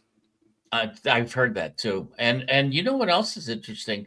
They're using a lot of gold now in some of the more advanced chips. So, and also the fingers on the cooling towers of the AI are gold plated as well. And I found that to be interesting. Well, gentlemen, this has been enlightening, but I got to get running. All right. Nice meeting you, my friend. Peter, I love following your stuff. Keep going, man. You got a great. Thank you, man. I appreciate it. Yeah, Thanks, Steve. See you, Steve. Yeah, I mean, I'm going to, Peter, you are the chairman of AU Secure. I'm going to let you talk a little bit about AU Secure and what you guys are doing. Have at it, my man. Well, we're trying. It's not easy to meet demand. I'm the head of offshore development. I dealing a lot in the Midwest and from the North American delivery side, but in Asia and through the Middle East. I have a fair amount of viewers between CNBC, Bloomberg, and the like. And I try to get out to people what's happening. There's a great thirst for knowledge, and I try to present to people the facts, which is rather unusual when you look at what's on social media. And I try to deliver reliable and certified metals, and we've been doing that for a very long time, and we will continue to do so. Yeah, and if you don't just do gold and silver, you also have rhodium, you have platinum, palladium, we have everything. Right. Well, the thing is that I've always felt that demand drives commodities, and platinum palladium's usages in let's say, for example, catalytic converters. When we saw a pullback and a big push in the EVs, I knew that platinum palladium's demand would go down, which it did. We stepped away from it. Then it started to base. And when Trump was elected and we saw less demand for EV, the credits for EV cars go away, I started putting people into it. And actually, you knew on this show, I told all of our viewers here, time to step into platinum palladium, and it doubled. So I got lucky. And, so we have those, and rhodium as well. And it's involved in a number of things. So I have those because when people come to me and want to create a portfolio, I look and see what demand is. If I see platinum, palladium, rhodium look like they're going to have industrial demand, I feel you should own it, so I put it in their portfolios. Okay, so talk to me a little bit about what the needs are for rhodium and platinum, things that we don't normally know. We don't really understand rhodium or what the needs are for those right. I think let's just do something somebody can wrap their heads around real quick, which is NO2, which is a gas which is toxic. It's not a good thing to be breathing. And so we have the catalytic converters, and they run the exhaust from a diesel and or a standard car over a suspension of these metals, and it scrubs the pollution out, and what comes out of the tailpipe is cleaner, and it works very, very well. And it has been one of the larger recycling institutes. Okay. Yeah, we see as the cars get old, we see, and they're going to the scrapyard, they cut the catalytic converter off, they ship them out, they break those in half, they take them out, and then they recycle that. And it's a big number. It's almost 20% of platinum palladium now. So we're seeing a lot of demand for that. And that has now faded. The electric cars have pushed into it. They're about, 13% in China now, I think. It's wow. A big number, I think. And so we're seeing a small amount here, and that's receding a bit now. But so I'm looking for a pickup in the economy in the next couple quarters. I think we're going to be seeing more trucks and more cars being sold, and we'll probably be active in platinum palladium again, Steve. Yeah, I always know when the markets are getting hot for copper and those kind of companies, or those kind of metals, when crime goes up, a theft of air conditioners, and I'm like, oh, well, there we go again. If there's a reason why they're running and stealing stuff is because the price has gone up, right? We're not seeing that right now, are we?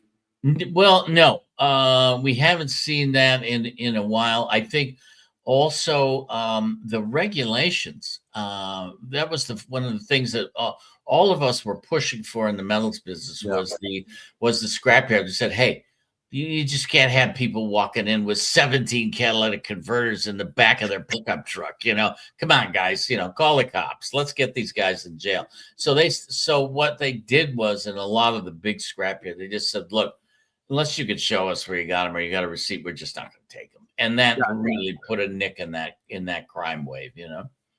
Very cool. All right. So obviously, Pete, I asked Steve Flanagan. I've asked several people. All right, let's circle back, go back in time and history, and just open up that brain a little bit.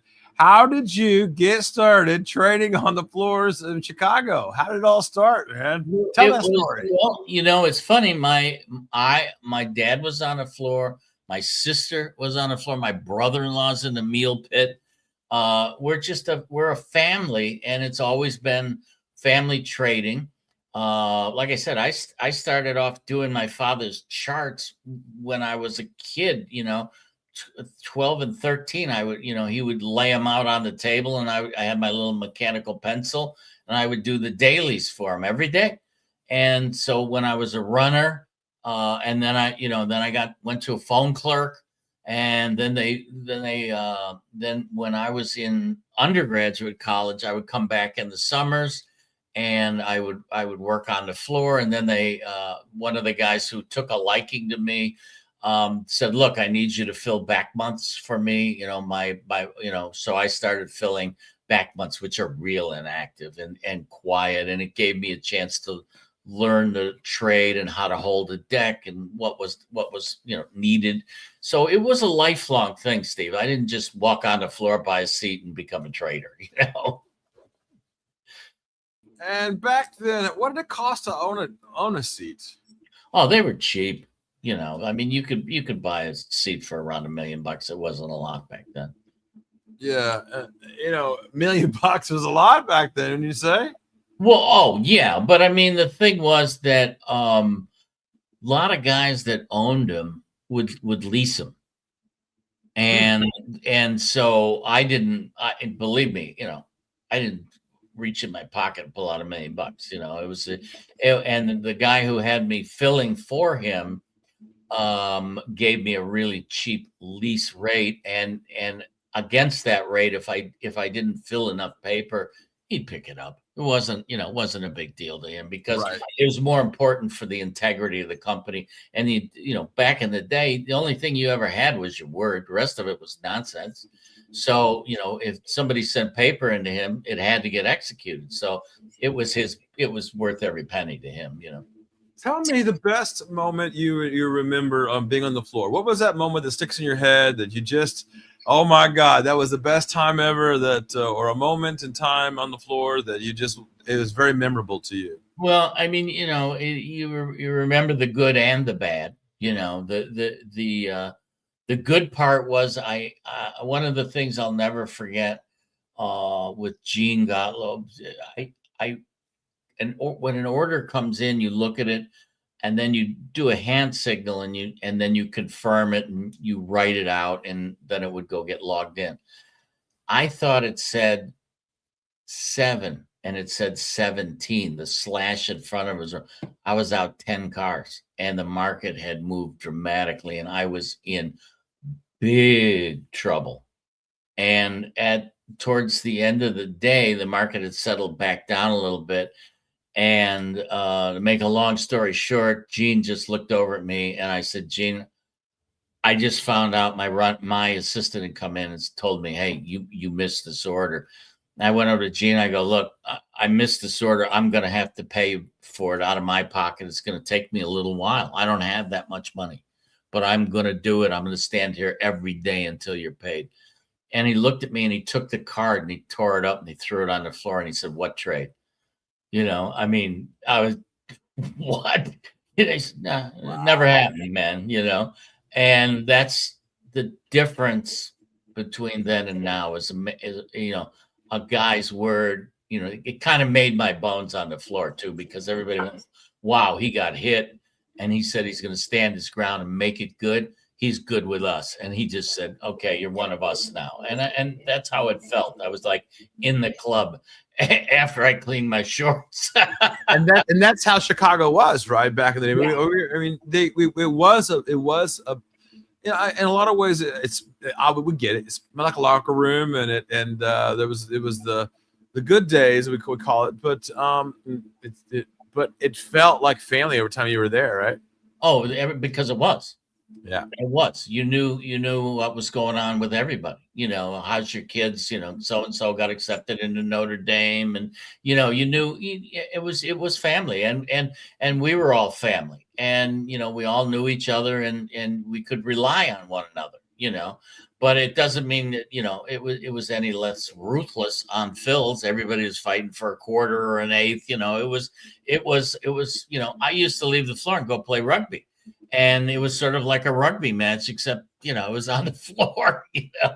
Now, did you leave the floor like the rest of those boys and go to Joliet and go gambling? No, I never gambled. I never drank. I was the most boring guy. I would either go get in the ring at the Degerberg Academy and do Muay Thai or box, or I would go over to the rugby pitch. And I just. Booze and gambling never made sense to me. I gambled all day with my life, and my family. People ask me that all the time. I'm like, no, I don't like gambling. I move money all day long. I go, this is like the most boring thing ever compared to playing blackjack compared to like moving millions of dollars in the markets. It just wasn't my thing, and plus the fact I had so much stuff to do, and then I was working towards something, and I later on started my own house. So I had aspirations, and sitting around drinking myself into a coma wasn't one of them. I mean, but nights at series, I still remember some of those nights at series. Oh, it's funny when you got your membership. You had your badge name, which is sitting over here. I still have my badge, and they opened an account for you in your badge name at series. You just walked down and go, I'm gonna put it on your tab. You're like, I got a tab. Wait. You'll know about the end of the month. I promise you. Yeah. Oh, for sure. Because they would actually send a bill to your clearinghouse. That was so funny. It'd be like, we took something out of your account today. You'd be like, for what? Well, you had lunch here or there, you'd be like, okay. I learned a long time ago on Air Force One, pay your liquor bill. I learned that the hard way, my man. Oh, I understand. University of Illinois played last night. We won, I guess, and they did well, and I think we're going to do well. In Chicago, is the weather turned yet in Chicago yet, Pete? No, it's still cold, Steve. Still got snow on my back deck. So barbecuing is still a little delayed, but we'll get there. And I'm on my way to St. Louis next week. I'm going to go see opening day for baseball. Yeah, I can't wait for that. Oh yeah, that's right. Yeah, you're a Red Sox guy, or? I'm a Cardinal fan. I'm red. Blood. My blood turns red every time I open it up. I love that. All right, Pete's chairman of AU Secure. This has been around for a long time. Knows the game. Understands metals. He has made. If you've been listening to Pete throughout all of this, you've been crushing it, folks. Ladies and gentlemen, you've been crushing it. Right. And you can buy AUSecure.com. Get out there, buy those metals. You can do it right on our platform as well. We will have a new way of trading also metals on our system very soon. As you know, Pete, and you know as well, the new platform is out. I think I'm going to do that one more time while you're on the show, because I think you've been part of what we've been doing for so long, Pete. And as you know, the new machine is here, and I'll share my screen, folks, if I can for you. Cool. There you go, and you can see the new platform. It's come out, the new website and platform. Go up there. You can go to the very top. You can click join, as you know, and it's a free account. You just click there, put your email address and password in there. If you're signed already in, if you don't know your password, you can forget your password, go ahead. But early sign up, you got to do all the NASDAQ forms. You all know how that works and everything else we do. But fill that out, free account, and you'll get right into it. And I'm looking forward to seeing a lot of people on the platform. And of course, we've added education. You can also next week, you'll be able to also an opportunity is coming to be able to invest in Quasar Markets. You'll be able to buy shares of the company here next week, as well as the brokerage that we have, too. Fastest in history ever been approved. Looking forward to that, too, as well. And, of course, we have our own merchandise page.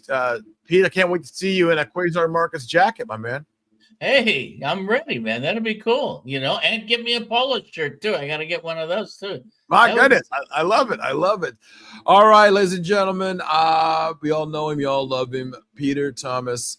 Oops, sorry about that. Peter Thomas.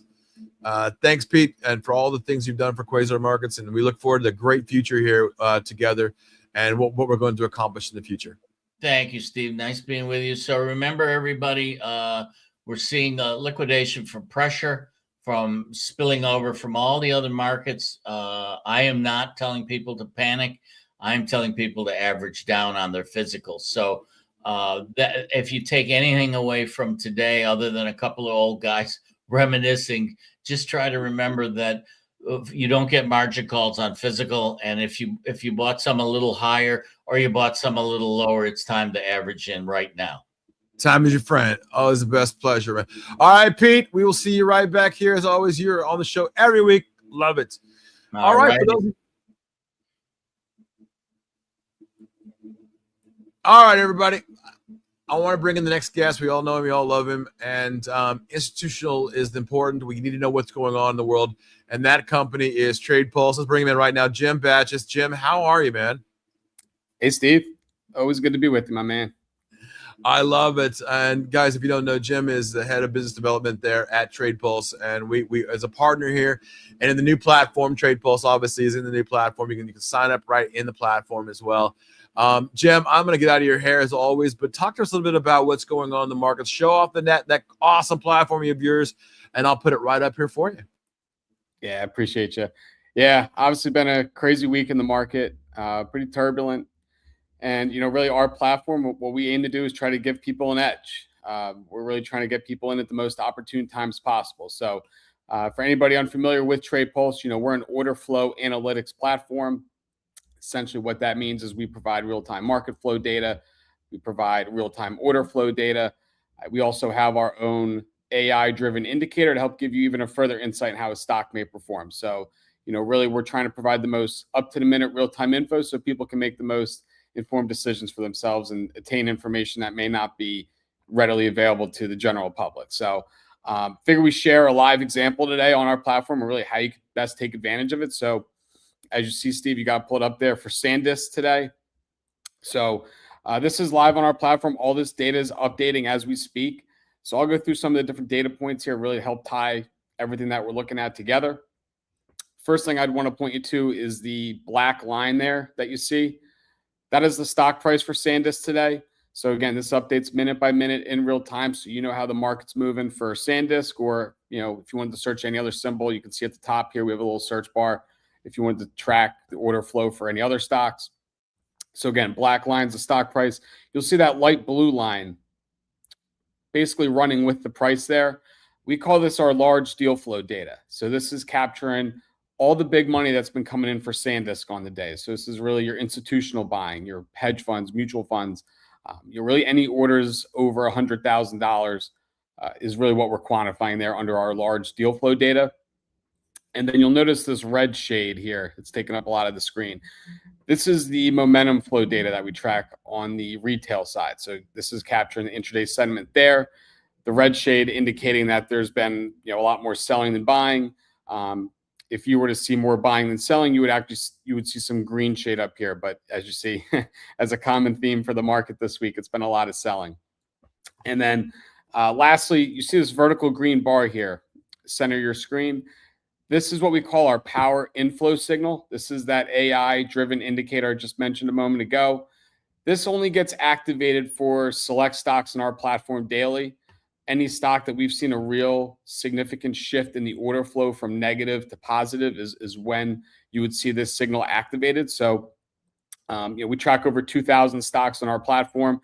We only provide around 10 to 15 of these per day. So it's a pretty significant indicator. And it's really specific to the order flow that we're seeing. So this was one of the SanDisk today is one of the stocks that have generated that signal. And essentially what we're saying here is when this gets activated, it's a bullish trend indicator essentially. We're expecting that the stock has a very high likelihood of rising in the short term following that signal. So that's what the power inflow signal is there. So, looking at this example a little bit deeper here, you'll notice SanDisk opened up around 772 this morning, and you can see it's been a pretty steady drop throughout the day in the first couple hours of trading.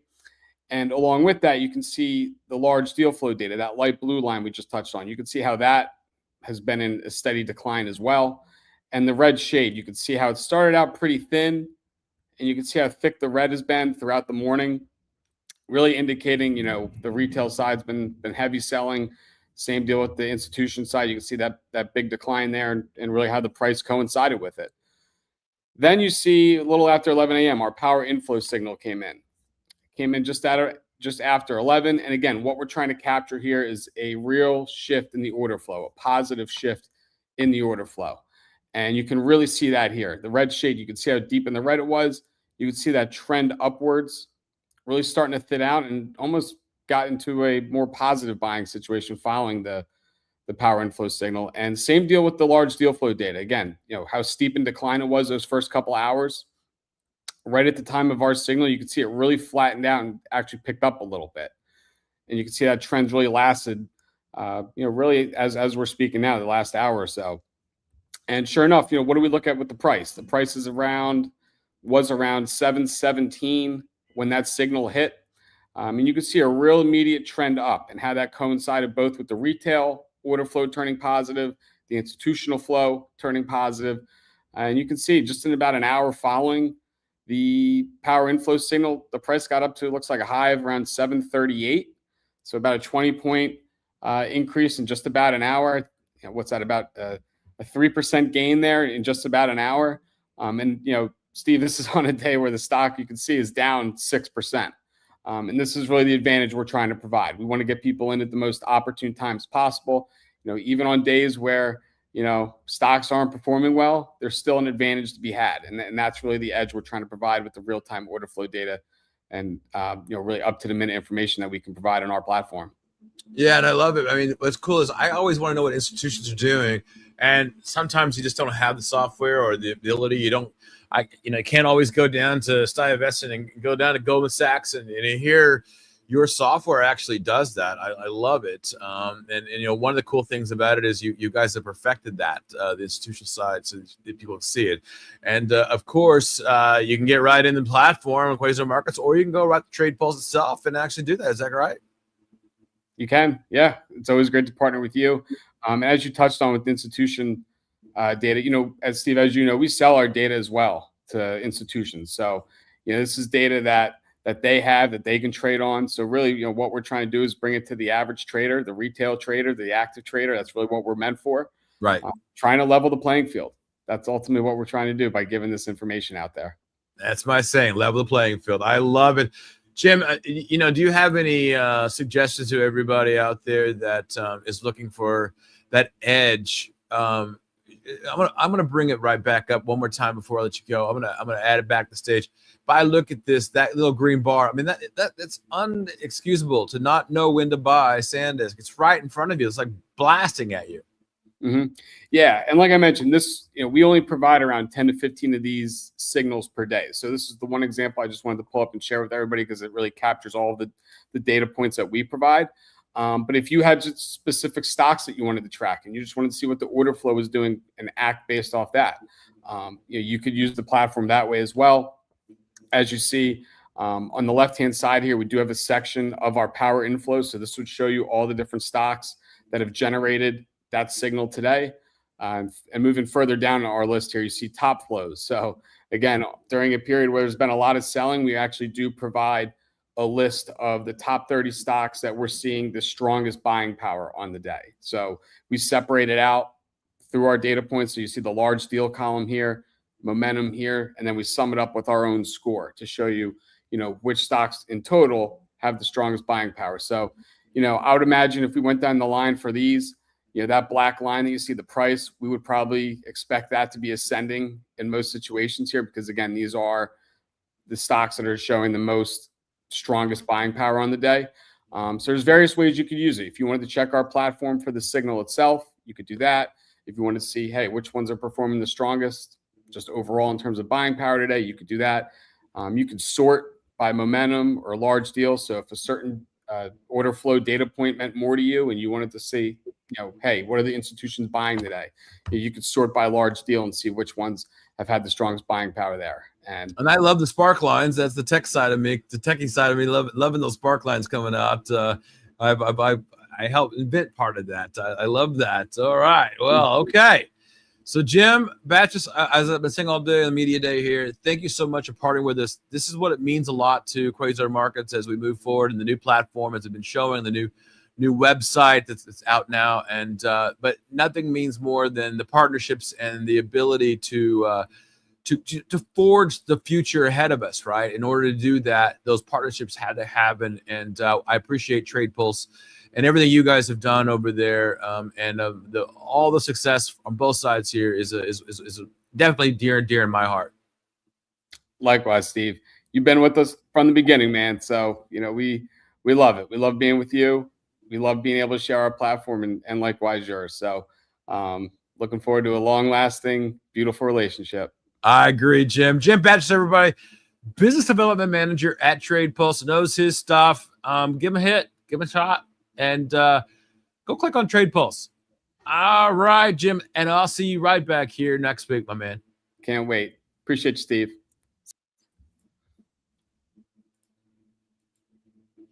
All right, everybody. This is where I get to have some fun. I'm going to bring in two of my favorite people now on the planet because, as I've said a million times on the show, that the only way that Quasar Markets works is the partnerships that you have.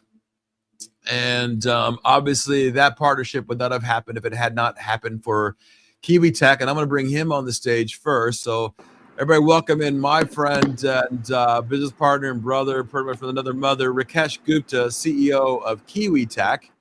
Rakesh Gupta, I see you got the memo of wearing pink today. I like it. Hi, Steve. How you doing? Yep. I'm My favorite good. color. I love it. I love it.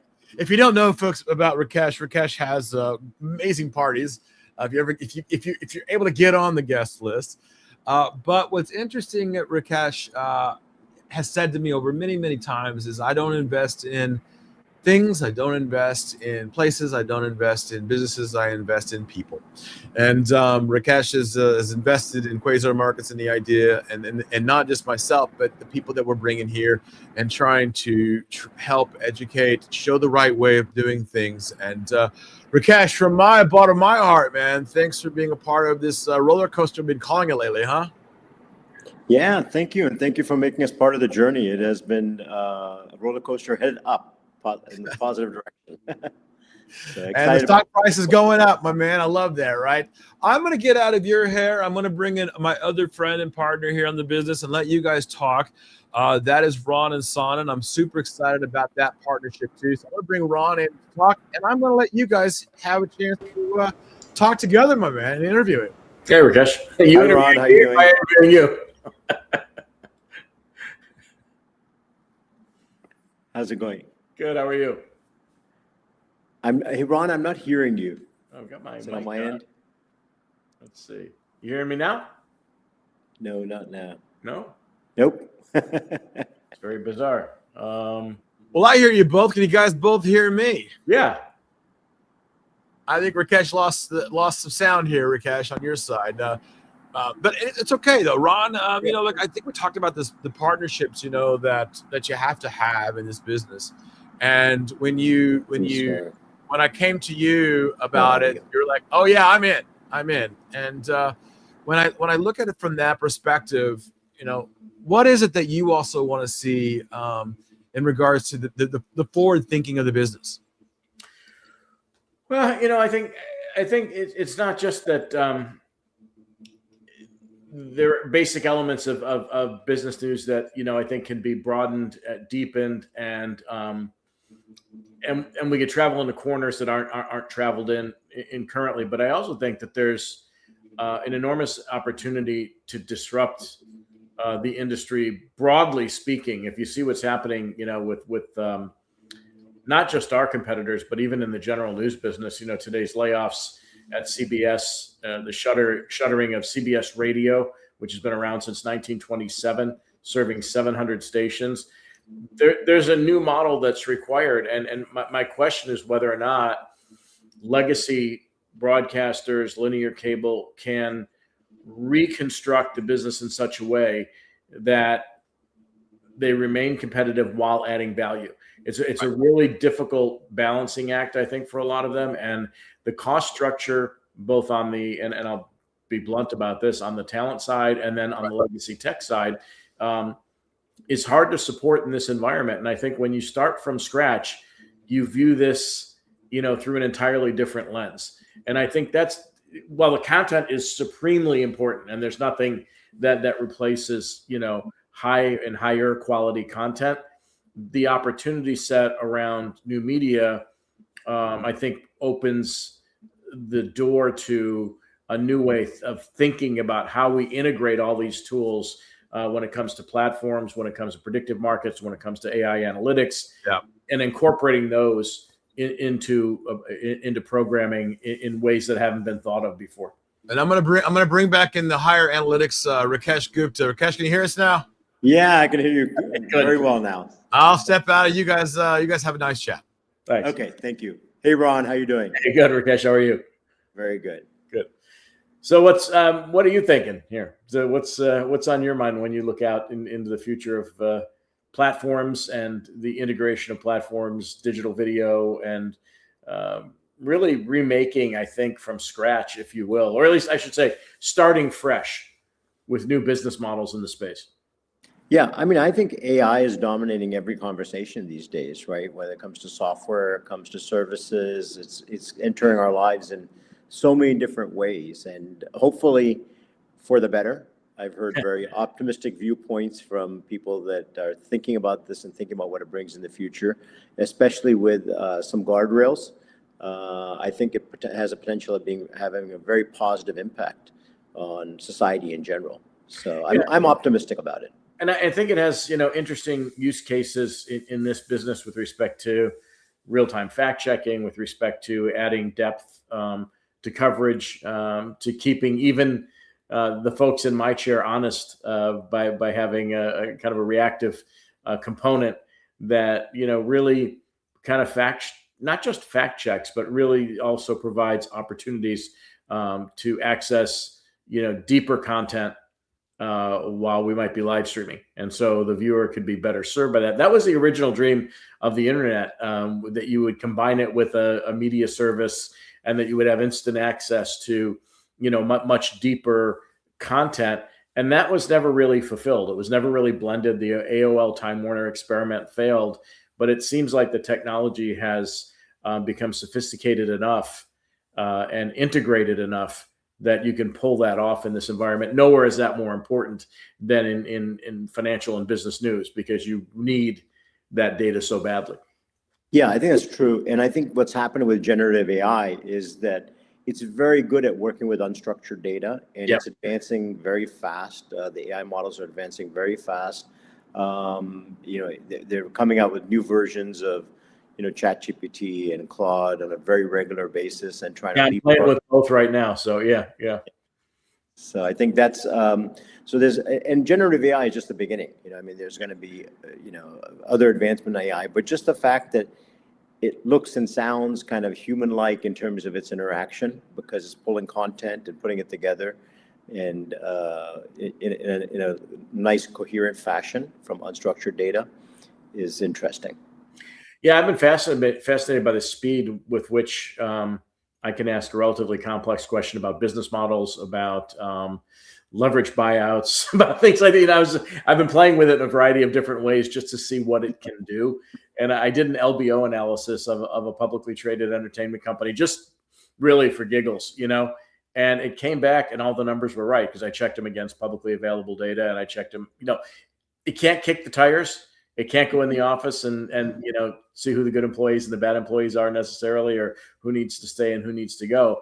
But the analysis that a financial expert would do was effectively replicated by this, even so far as to give library values around content, and it was all spot on. It was amazing.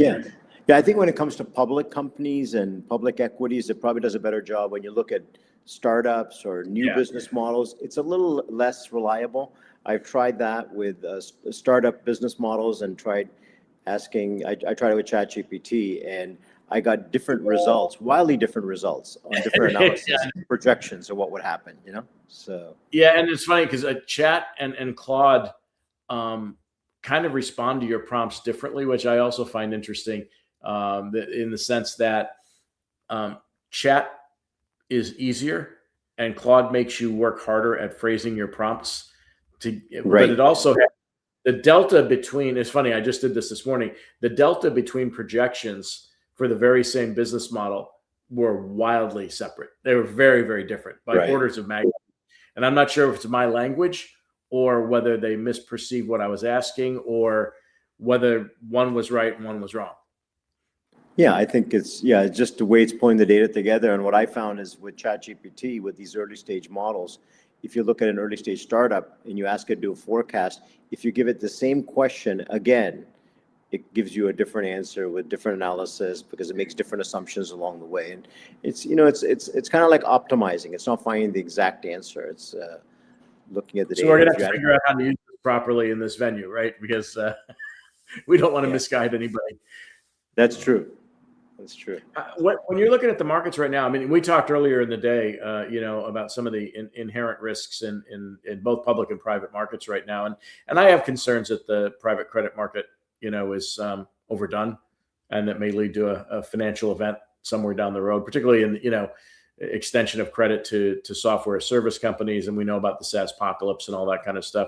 Are you digging into any of that stuff to see if there are any vulnerabilities, given that you're, you know, you extend or you make investments in this space, I would imagine. And so what's your general sense of what's going on? Well, with private credit, I do think that some of the larger funds have paid up because they're competing for the same assets and they get into a competitive mode and end up paying up. So I think some of the larger funds are paying up. They also offer redemptions or liquidity, which can, you know, essentially end up like a run on the bank, although they limit it, I believe, to 15% in a lot of cases. Less than that, 5 in some cases. Oh, in some cases. Okay. So, but the smaller credit funds, you know, say under $500 million, I'm seeing less of a reaction there because they have to be more conservative just by the nature of how they invest. You know, they can invest at smaller multiples of EBITDA. They charge higher rates. So a little bit more probably steady, I think, for a longer period of time. I mean, we'll see what happens over the next year or so. But I do feel that we're going to see more kind of in the large private credit space. Smaller private credit, I think, is relatively well protected. From the conversations I've had from the private credit funds that we've looked at, it seems to be better protected. At least that's my impression right now. What are you most excited about from an investment perspective? I mean, where are you focusing your firepower at this point? What we're focused on is acquisitions, you know, M&A and doing acquisitions using actually a combination of private credit from smaller funds and then equity capital. So that's our focus. I like some of the arbitrage. The fact that AI is driving back down some of the multiples actually benefits us because we see that AI is kind of pushing down software services multiples, which is mainly where we play. And people are anxious to get some liquidity. So that kind of plays well. So I think right now it's playing well for M&A.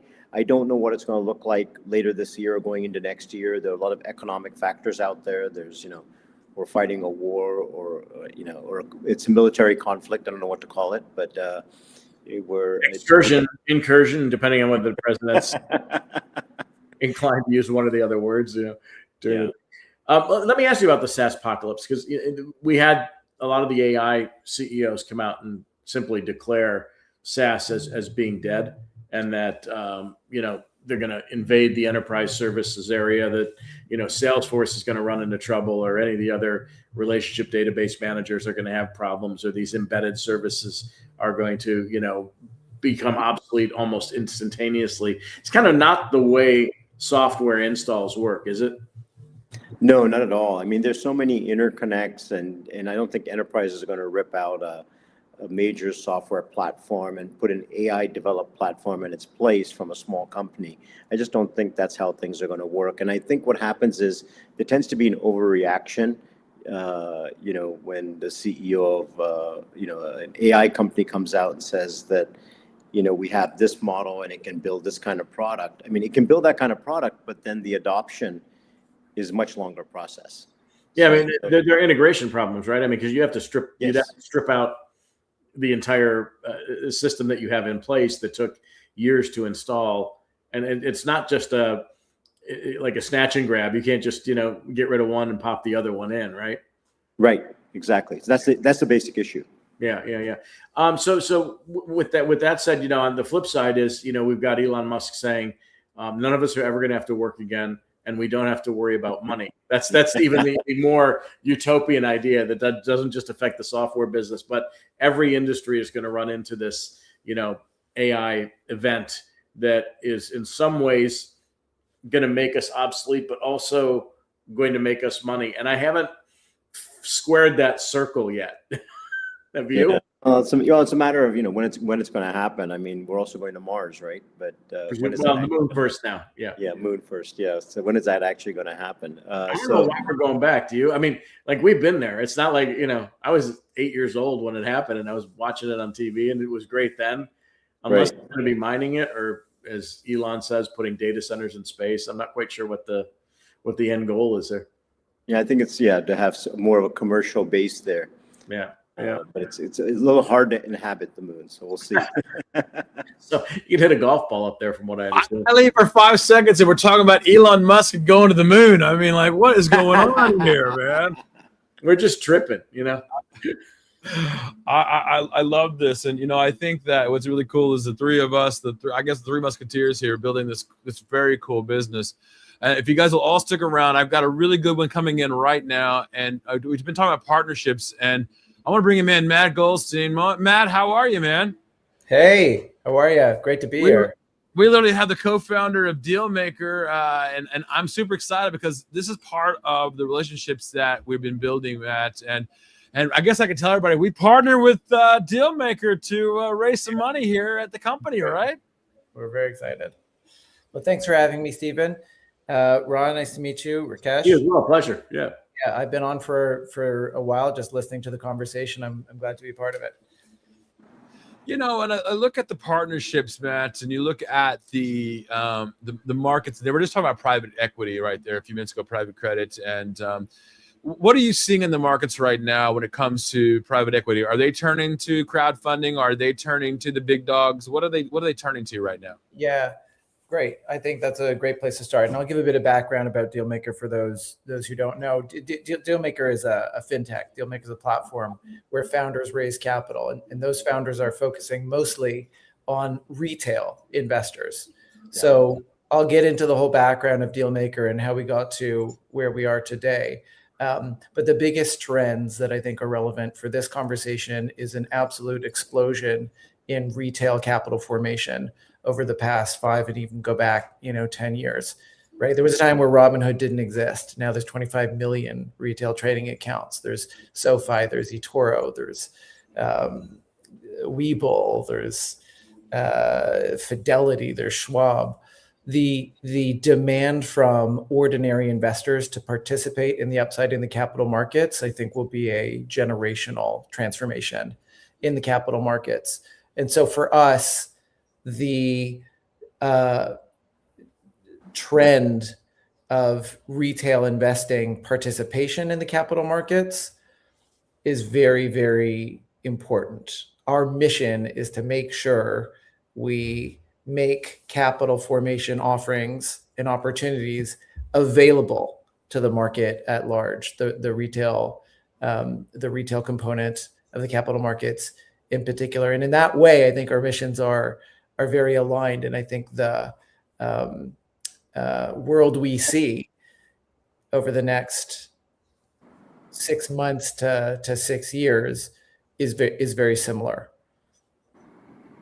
Hey man, I'm just curious, and to a certain extent, this would be a strange question coming from me in this venue at this time, but how do we, make sure that retail investors have the information they need to make an intelligent decision when at this stage of an offering, for instance, you're not required to do what you do in a full scale IPO or even a Reg A or Reg D filing. Yeah, very good. Hey, Steven, got you back. Yeah, so the way our platform works is effectively it's a self-marketed offering. So many people know us as the platform behind the Green Bay Packers offering, but the actual seller of product to the fans, to the retail investors, was the Green Bay Packers itself. It's their responsibility to just as the same it would be for any company doing a private placement. Right. It's their responsibility to provide the information to the market, and it's up to the market to choose to buy or not. Where we can help as a platform is to ensure the proper disclosures for a Regulation CF offering, for example, or a Regulation A offering. Those disclosures are posted compliantly, visibly. Every investor has an opportunity to review the same information, and those investors are frequently invited and able to ask the questions they want to ask, attend webinars, email, engage in some way with the issuer that's making the offering. And we see a really big change in the game with the internet and with the ability of offerings to be disseminated to tens of thousands of retail investors. The whole conversation around what's the offering, what is the track record of the team behind the offering, what does the size of the market opportunity, all of that conversation has now moved from where it once was when I started my career as a lawyer, and Steve, probably when you were trading, using graph paper. Those conversations were happening in hotel meeting rooms and restaurants with a small number of accredited investors or qualified institutional purchasers who were being invited to participate in private placements. Today, we can make those offerings available to the market at large as public offerings, as mini IPOs, if you will, with what's effectively a self-hosted roadshow. And we've brought Wall Street into Main Street. Yeah. The Packers shareholders can't sell, though, right? Packers shareholders can't sell. Why are you? You got a buyer? No, I'm a Bills fan. I'd look there first. I grew up in Toronto, so the Bills are our local. There we go. Yeah. And now we know the reason why nobody wants either shares. Okay, so Matt, tell us a little bit about the barrier to entry in the in this space. When you have companies that are making that decision, do I just go to accredited investors? Do I do the crowdfunding route? How do they make their decisions? Yeah. Well, look, our vision is for raising capital from the fans or the customers of the company to be a mainstream option in that list, Stephen. So today, founders, of course, can go to VC, or they can go to angel networks, or they can go to family offices and go the institutional capital route. But our vision is to make capital formation available for founders from the very people to whom they want to sell their products.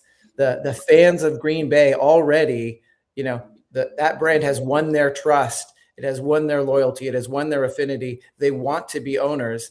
They're opening their wallets every weekend at the gate and at the merch store. So it makes sense to make them the audience for that capital raise. And I think that's true of thousands of brands today, right? If you think of the number of founders, and yourself included, we're in an era where founders build their company by building their footprint online. And they develop relationships with the people who are going to be integral to the success of their company, whether those are customers or people who follow on Instagram or people who read the newsletter. You're building an audience. It's what you're doing. And thousands of brands out there are building an audience. So our perspective is, well, those are the people you're effectively selling to anyways. Make that the target of your capital raise, not some far away roadshow where you tell a different story to a different audience. Right. And I like the way you put that, but tell me a little bit about how you separate yourselves from the other crowdfunding companies. Yeah, so we're not a marketplace. I think that's the most important thing to know about us. You can go on dealmaker.tech. You can scroll all you want. You'll never see offerings to buy. We're not out selling offerings to the public at large.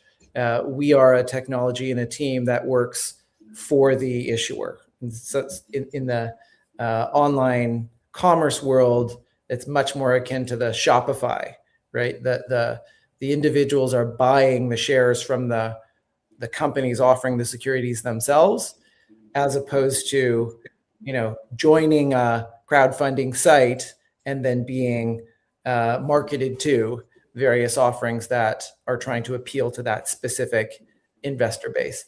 That's the number one difference. When you're with Dealmaker, you are cultivating your own audience and you are running a capital raise from your own website, right? We call it the self-hosted capital raise. And so you're able to uniquely target the very people you are already building your story around for the capital raise itself.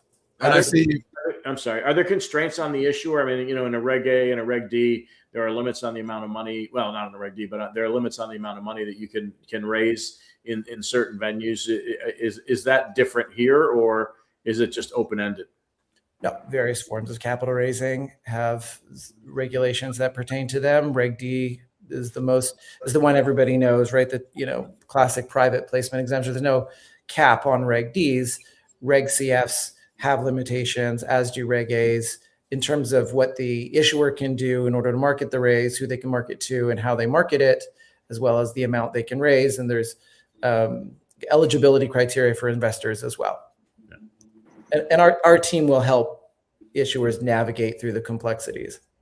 How is Dealmaker? It's interesting. I've been watching the crowdfunding space for a while, and Dealmaker's really pulled ahead of some of the companies that were the leaders. Start Engine, WeFunder, Republic, and it seems to me from the numbers that Dealmaker's pulled ahead of them. So curious how that may have happened. Is it just a different approach, not being a marketplace? Hi, Rakesh. Great question. I mean, look, the success of Dealmaker is directly tied and dependent on the success of our customers and their ability to create audiences for their offerings and the natural and cultivated affinity those audiences have with those brands. And the more that issuers build their audiences using Dealmaker, the more likely those audiences are to continue to invest in those issuers. And so we end up in a environment where we win customers to come on the Dealmaker platform, and they remain on the Dealmaker platform year after year after year with offerings that may start off at a single moment in time, but become 2, 3, 4, 5, 6, 7 offerings. And so our customer base builds over time the way, a SaaS company customer base would build over time. As long as we do a good job and our customers are happy, they continue to come back, and they eventually refer their friends. And I see that you've raised over $2 billion with 1.7 million investments processed. I mean, over 900 offerings. That's a lot. Is that not, Matt? Yeah, it's a lot. It's a lot. And if you think of, the moment in time before which there was no online capital raising and where we are today, it's been a very steady progression. Go back to 2012 before the Jobs Act, and these offerings really weren't available to retail investors at all. Right. So it's really since that moment in time where it's even become possible for founders to raise directly from non-accredited retail investors. And as time does its thing, we expect to see much more of this activity, not less. What's the average stage of a company that's utilizing your services? There's a big range, Ron. There's a big range. There are companies who have $1 million in revenue. There are companies with $100 million in revenue. The companies tend to be pre-IPO, where it makes sense to be building a shareholder base that will be loyal to that company even once the company makes the decision to become a publicly traded entity. So we have done offerings for publicly listed companies as well, but the vast majority of the offerings are pre-IPO companies. So retail gets to be kind of angel level investor. Funny you say it that way. What we've seen is the appetite from the retail investing market. You can segment into stages as well. There's retail investors who are interested in early stage company with stories that have not a lot of data behind them, but maybe founders who have credibility and track records that those retail investors want to back. There's retail investors who are focused on a different segment of the market. They want to see more traction. They want to invest in companies that have been around 5 or 10 years. And as we continue to operate in this space, and as the retail markets become more educated about this space, we get better and better insight into the buying patterns of those retail investors, and we're better able to advise founders what type of offerings we think the market has shown demonstrated interest in. And how do you make that decision? Oh, it's a lot of data. It's a lot of, as you said, we've been doing this for a long time. We have over $2 billion of capital formation. Millions of individual investors have logged into the platform and bought into the brands that we've been fortunate enough to host. And we get a ton of feedback from both sides of the market about, what the retail investor buying public is interested in supporting. And, it's kind of you've got a match on both sides. You have to have. I was just going to ask you about that. Can you develop like an AI matching tool that, lines everybody up so that their interests are, squared off? As I'm sure it's no secret, we've made huge investments in agentic AI, and we're seeing a lot of very transformational applications for agentic AI. It's really up to, the founders, and it's our responsibility, probably all of us, to be educating the market to the fact that, this is possible. It's possible to raise capital from a non-professional investing community. And the more we can educate the market as to that possibility, the more entrants we'll have into the space, the more we'll be able to put our data to work, the more opportunities and choice there will be for retail investors, and the flywheel will build on itself. Yeah. And Matt, when looking towards the future, what do you see as what the investors are wanting right now? I mean, obviously AI, but is it still tech, or is it going to get back to the plumbing and the hardware and all the blue collar stuff? Are you going to be able to do that too as well? Yeah, I think the reality from where we sit is the major trend is, or the major factor is, the affinity between the retail investing public and the particular brand that's offering. That might be in a space that the retail investor loves. It might be a brand that the retail investor loves. We've done offerings, and we've got on our website some case studies for New York City-based restaurants and cocktail specialists. And their community is diehard. They love supporting that institution. They love going and being patrons and opening their wallets to consume products, and they want to be owners. And I don't think that's a signal about the beverage or alcohol vertical as much as it is a statement of affinity between the particular consumers of that brand and that brand itself. So that's really what we focus on. We focus on founders who are building audiences for their companies. That cuts across all sorts of industry verticals. There are clusters. Same way, if you look at NASDAQ, you'll see 40% in tech. You'll see a certain percentage in healthcare. You'll see a certain percentage in consumer packaged goods. We see those trends as well, but it's much more important for us that we create the opportunity for the founders to build their specific audience, and for retail investors to find the offerings that they like. Yeah, and I think Rakesh and Matt, I think you two should get together, because Rakesh has got a whole bunch of startups, and he's going to need you, Matt, for a lot more things, man. Great. That's true. Yes. How the start good of are individual investors at assessing risk? When you say it's interesting, you say they might want to go after a restaurant that they love if the restaurant's trying to raise money. That's a business with a 95% failure rate.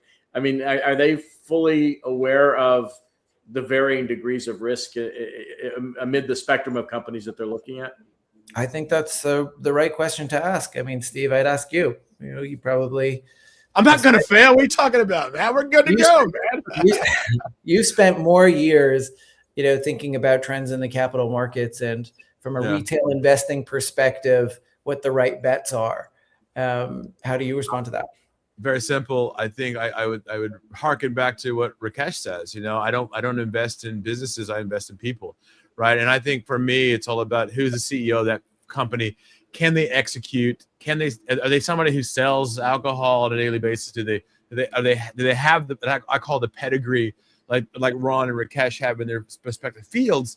I'm betting on that, right? I'm going, hey, I know this person is Tillman Fertitta. We just saw Dave Meltzer on the show, right? I know Tillman's going to win. I'm going to bet on him, right? I know Steve Orr's going to win because I've done it before. I know Matt Goldstein's going to do it because I've seen him do it a million times.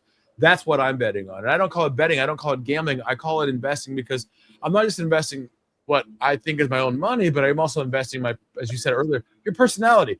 I want to go. I'm going to eat there. I'm going to consume the food, and I want to be part owner. I just don't want to be the person having too many drinks going, I'm part owner of the company, right? I mean, that's the kind of stuff that, when I look at the future, the one thing I always look at, I'm always optimistic, right? Even if you see that 95% fail rate, that 5% is going to be the next Amazon or the next Facebook or Google. It's gonna be that. And I don't, if I get one right, it makes all the other ones go away. So I'm that, and Rakesh knows that's why business is on. But the future's pretty bright, man. I don't care about the war. I don't care about it. I think the future is very bright, and I think people like you and Rakesh and Ron are part of that future. That's growing us new founders. Yeah, I think that's amazing, man. We always say, to some extent, for someone to come on the platform and have the bravery to create an offering and market it to the retail public, without hiring an investment banker to, have quiet conversations in the corner. It takes a lot of courage and it takes a lot of optimism. And we always say to founders, you believe in yourself enough to build a business, to take a risk, to put yourself out there. Well, keep believing in yourself, in your ability to raise capital from the retail public, from the people who you're trying to get as consumers of your product or on your platform or following your Instagram. Have the confidence in yourself that not only can you win their hearts, but you can make them your shareholders as well. Yeah, I think in general, like when you look at a startup or you look at a new business, you want to bet on a really strong CEO founder.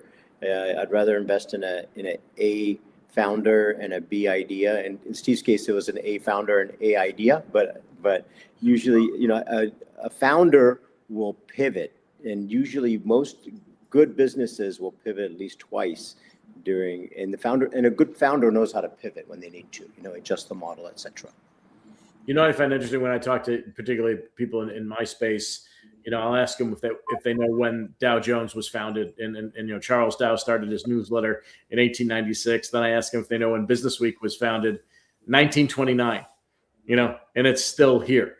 So wow. You can get really pessimistic about environments, but some of the greatest companies in the world, even Microsoft, which was started in the 1970s, as was Apple, wasn't a great time to start a business by any stretch of the imagination. And yet, here we are trillions of dollars later.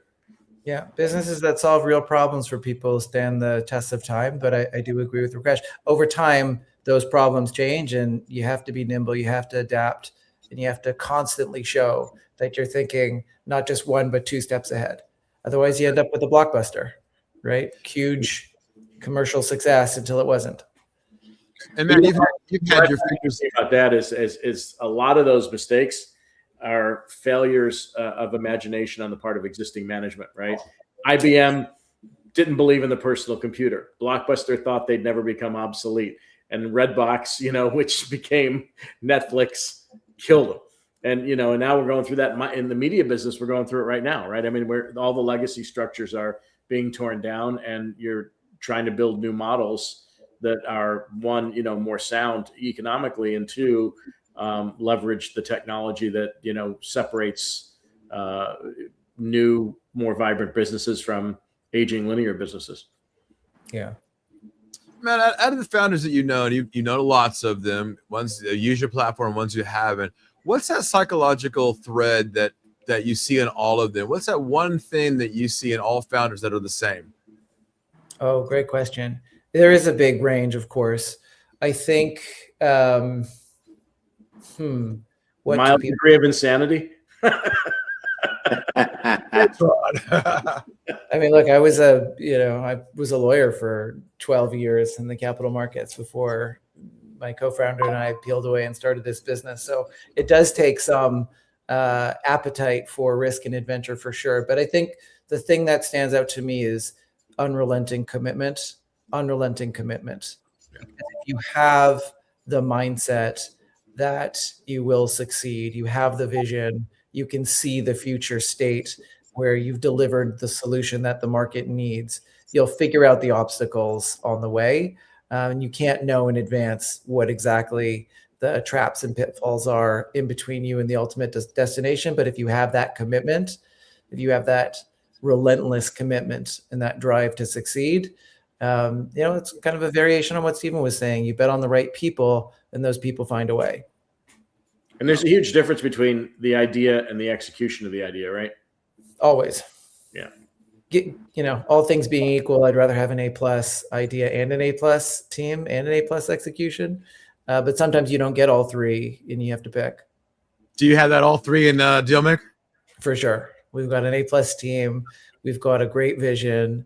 And we know that this is something that the market needs, and we wouldn't have founded the company if we didn't think to ourselves, look, this world of capital formation that is so restricted to who and who qualifies to be an investor in certain companies, that's not right. And in the modern era where we live by a code of transparency and access and democratization, why shouldn't offerings be widely available to the public at large? Why should a select few get to participate in them? And it's not even a good market solution to only have certain avenues where capital is available for issuers themselves. It's better to have broader access to the market, and for the demand side of the market, it's better to have more choices. So for sure, capital formation through appeal to mass audiences and small investors, non-professional investors is a dominant trend over the next few years. Yeah, we see private equity right now. We see all the headlines saying private equity failing, and redemptions right now, and cash on the sidelines. How are you feeling about the economy right now with the appetite of retail to actually spend that money to invest in those companies? Yeah, we see a lot of continued signs of strength. We don't live in a private equity world where people are heavily invested in portfolios that were predicted to be worth huge multiples based on SaaS forecasts, which are now deeply under threat from AI. We don't live in that world. We live in a world where people are making small investments in brands they really care about. And quarter on quarter, we bring more of these brands to market, and we see just continued steady increase in demand from the retail investing public. Again, I think it's a matter of education and, in some respects, publicity, right? We have to make sure the public knows that brands can offer securities across the market to non-professional investors as well. We have to make sure, on the issuer side, founders and CEOs and boards understand that retail capital is here to stay. It's a viable part of the capital stack. It's a growing part of the capital markets as a set of markets. And for lots of strategic reasons, having retail investors supporting a brand can not only be a great source of capital formation, but it can be super advantageous to the brand itself. You get, a mini army of evangelists who are supporting the brand. And you see that play out on LinkedIn. You see that play out in commercial sales. You see that play out in referrals. It's been an amazing thing to watch.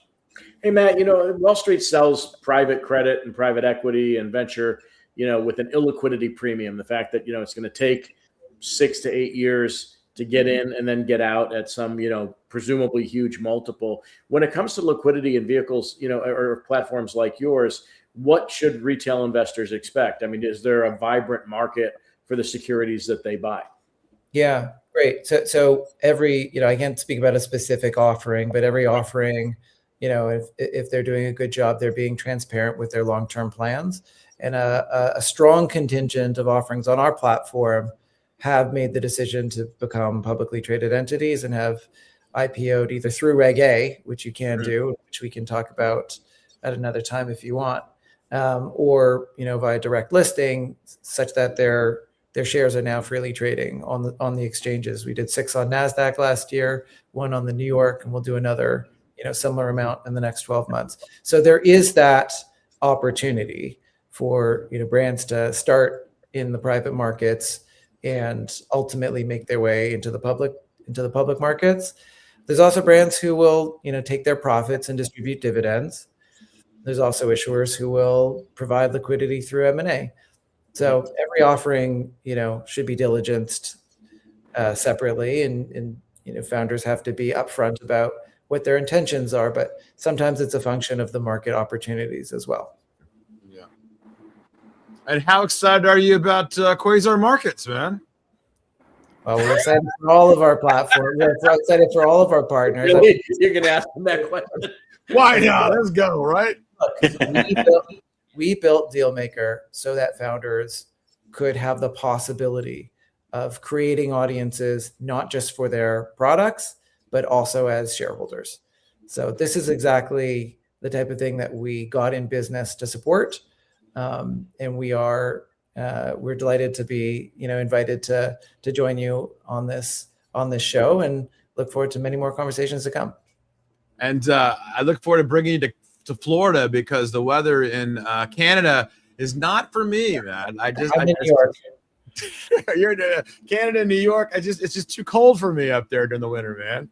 Yeah, I hear you. I'm in New York, but I think those who've made the decision to live in Florida have done something smart. So I'm with you. Oh man, I appreciate that. From the bottom of our hearts here at Quasar Markets, you have provided that place so that we can grow and take the dream that we have here to the world and let them actually use the platform and to build it. So for myself, and I won't speak for Rakesh, but I'm sure you'll answer the same way. Thank you, Matt. I appreciate this. Yeah. Well, thank you, Matt. Thank you. We're delighted to have you. Thanks so much. Well, guys, that was very informative, and I learned a lot about the private equity side of this, man, and what the markets are doing. Because we hear all these times about how bad private equity is, and it just seems that it's not as bad in the retail space as we think it is, right? No, retail is spending a lot of money. I mean, they're out there. There's no doubt that they're almost, in a certain sense, setting prices at the margin now. And we've gone through cycles where it was hedge funds, then it was, other interests that, there was the program traders back in the 80s who were setting prices at the margin. Then it was institutions and mutual funds, then hedge funds.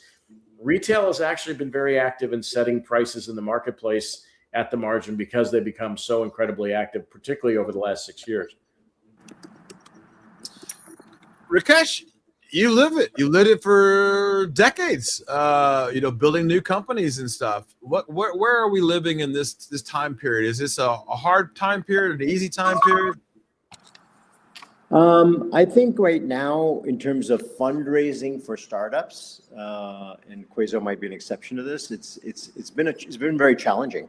It's been 3 years now, since March of 2023, when Silicon Valley Bank melted down.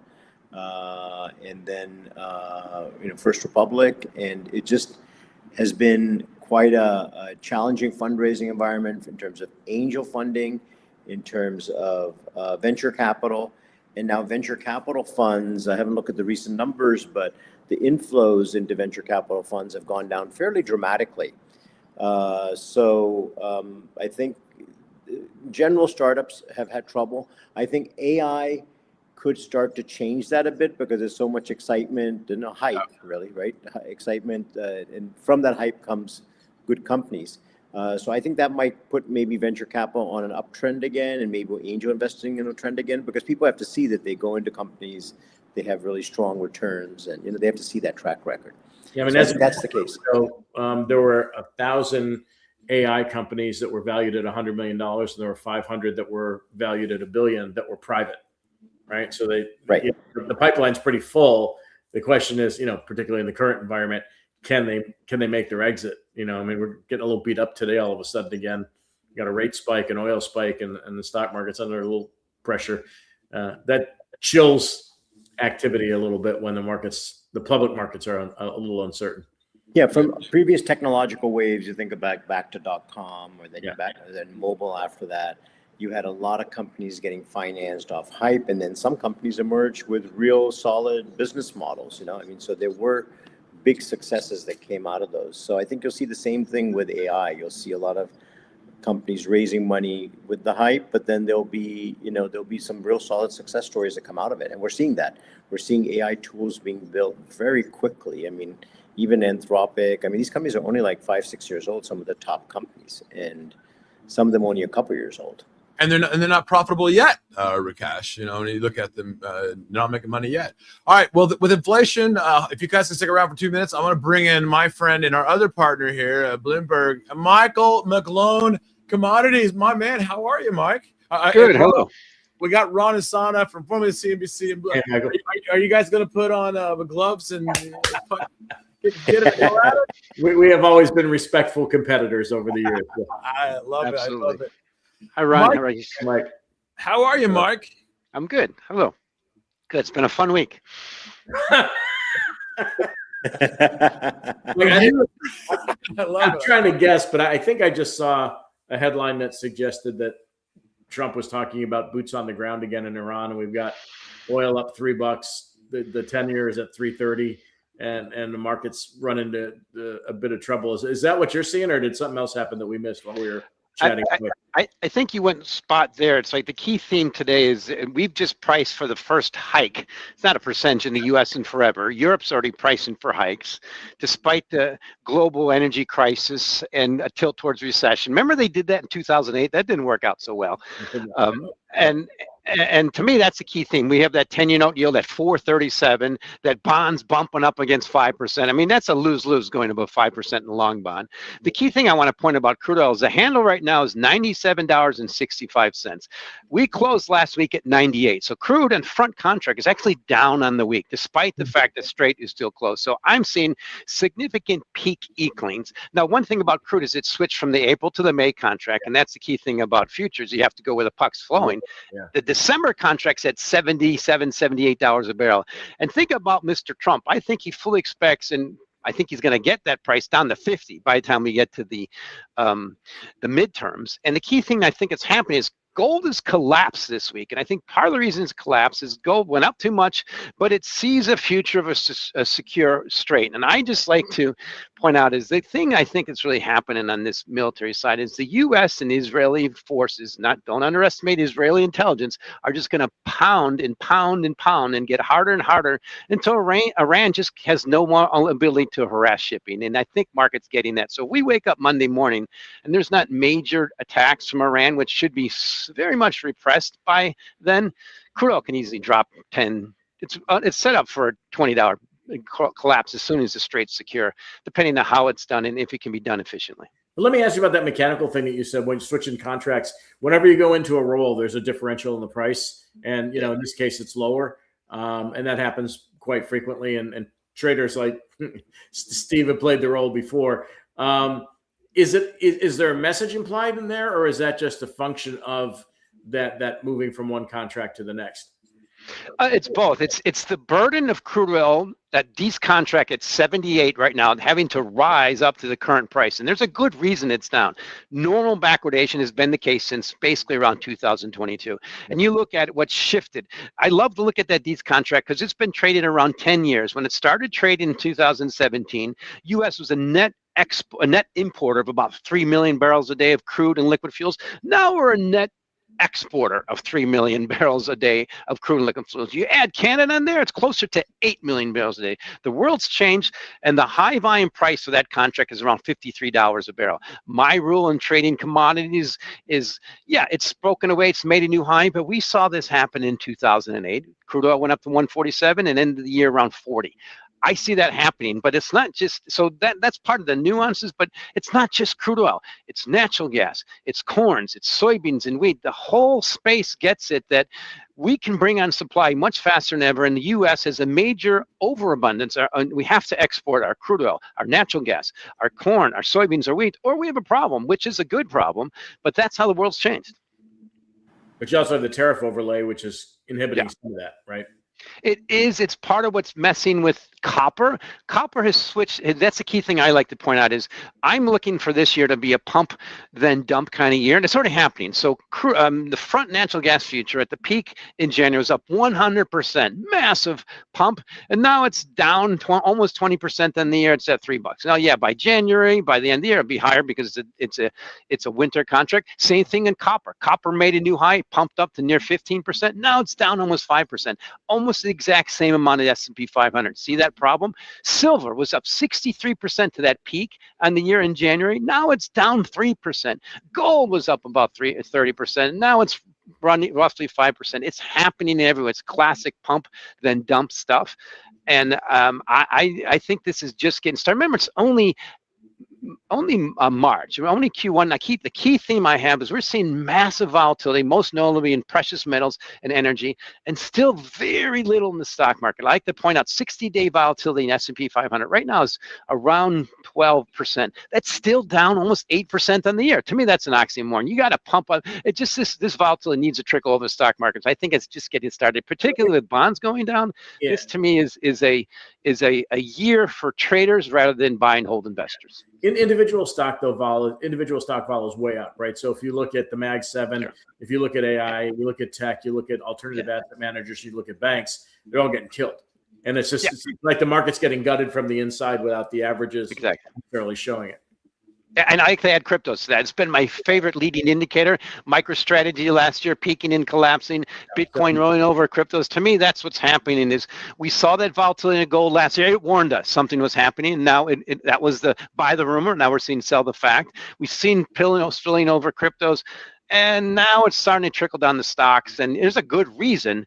But I think this kind of thing is, to me, this is some combination of 9/11, 2008, and 2022 all together. And the bottom line is it's hitting with stock market volatility very low and stock market cap to GDP near a 100-year high. At least it was a couple weeks ago. Just one more question from me, and then I'll let everybody else talk. Why is heating oil ripping on the first day of spring? Oh, there you go. It's all the distillates getting ripped, and distillates. I like to point out heating oil's one, but that's tame in the U.S. compared to what's happening in natural gas in Europe. TTF is up 100%. Heating oil definitely up 115%. It's a refinery issue because we have an excess supply, but we do have to import some. But also that key thing, it's diesel. Diesel is pumped up above $5. Right before this happened, is running below 4 on 350 or so. And the last time it really was above 5, it peaked in 2008 about 580. That's the grease of the global economy. So if you really want to hurt the economy, hurt consumers and consumer sentiment, you pump diesel, pump gasoline, and you drop stocks. And this is a worst case scenario right now for consumer sentiment and for our economy. And Mike, keep talking because oil has dropped $2 a barrel as you've been talking. We're down to 97 quarter now. So keep talking, my man. I love this. We only touched $100 about an hour ago. Yeah. So my latest headline is I'm just writing, kind of get to editorials. I think you got to stick your neck out. Might as well take some risk. I think that 120 about peak in WTI is going to go down in history. Is very similar to 130 in 2022 and 147 in 2008. And here's the big difference. To that peak in 2008, we all saw it. I just remember when gas went above $4. I was a trader, and then I just started selling more and more stocks and buying defensive stuff. To that peak, crude oil was up about 50%. This year, it's been up 100% in the U.S. Okay, so that's worse than that. And we've also had like the retail price of gasoline right now is up 40% so far this year. It's only been a few months. In 2008 to the peak, it was up 35%, and then it rolled over. So to me, this is a worst case scenario. And the bottom line is stock market volatility is a lot lower than it was back then in 2008. And I'll end with this. In 2007, stock market cap to GDP was 1.2. It ended the year at 0.6, and right now it's 2.2. 2.2, yeah. So are you looking at stagflation? No, I think this is classic post-inflation deflation kicking in. What happened in 2008? 2008, CPI peaked in July at 5.6%. It ended the year unchanged. In 2009, it bottomed at minus 2%. Right now, CPI is 2.4%. So sure, it's going to spike on a lagging measure, but that's what we did in 2008. The Fed was smart enough not to tighten. They just held steady. The ECB hiked, and then everything collapsed. So to me, this is how it works. But also, there's a significant reason this happened. But the bottom line, I like to point out when people, I love these pie in the sky outlooks for crude oil to stay above 100 in U.S. or 129 or something. That's a global recessionary trajectory, and it's basically has to be different, because what crude oil always does when it pumps, it brings on the supply, curtails demand, tips things over to global recession, rinse and repeat, and then collapses. And the difference this time is once we have some kind of secure strait, which I think is going to happen very soon. I mean, we know what happens with, we have the most powerful military forces on the planet, Israel and the U.S., and there's some pretty significant intelligence. I never underestimate Mossad here, and U.S. Marines, you don't underestimate. They're just going to keep pounding until Iran has no ability for offense.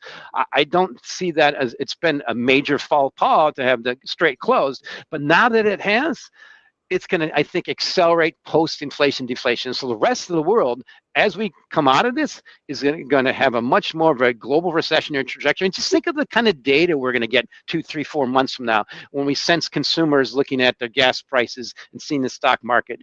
And I know most of the conversations I'll be hearing is, yeah, honey, cut off the spending for a while until we see this. Yeah, Mike, though, if you're going to go post-inflation deflation and use 2008 as to an extent, an example, there was an intervening event, right? There was a financial market event that triggered the recession, or however you want to characterize that downdraft, which was systemic.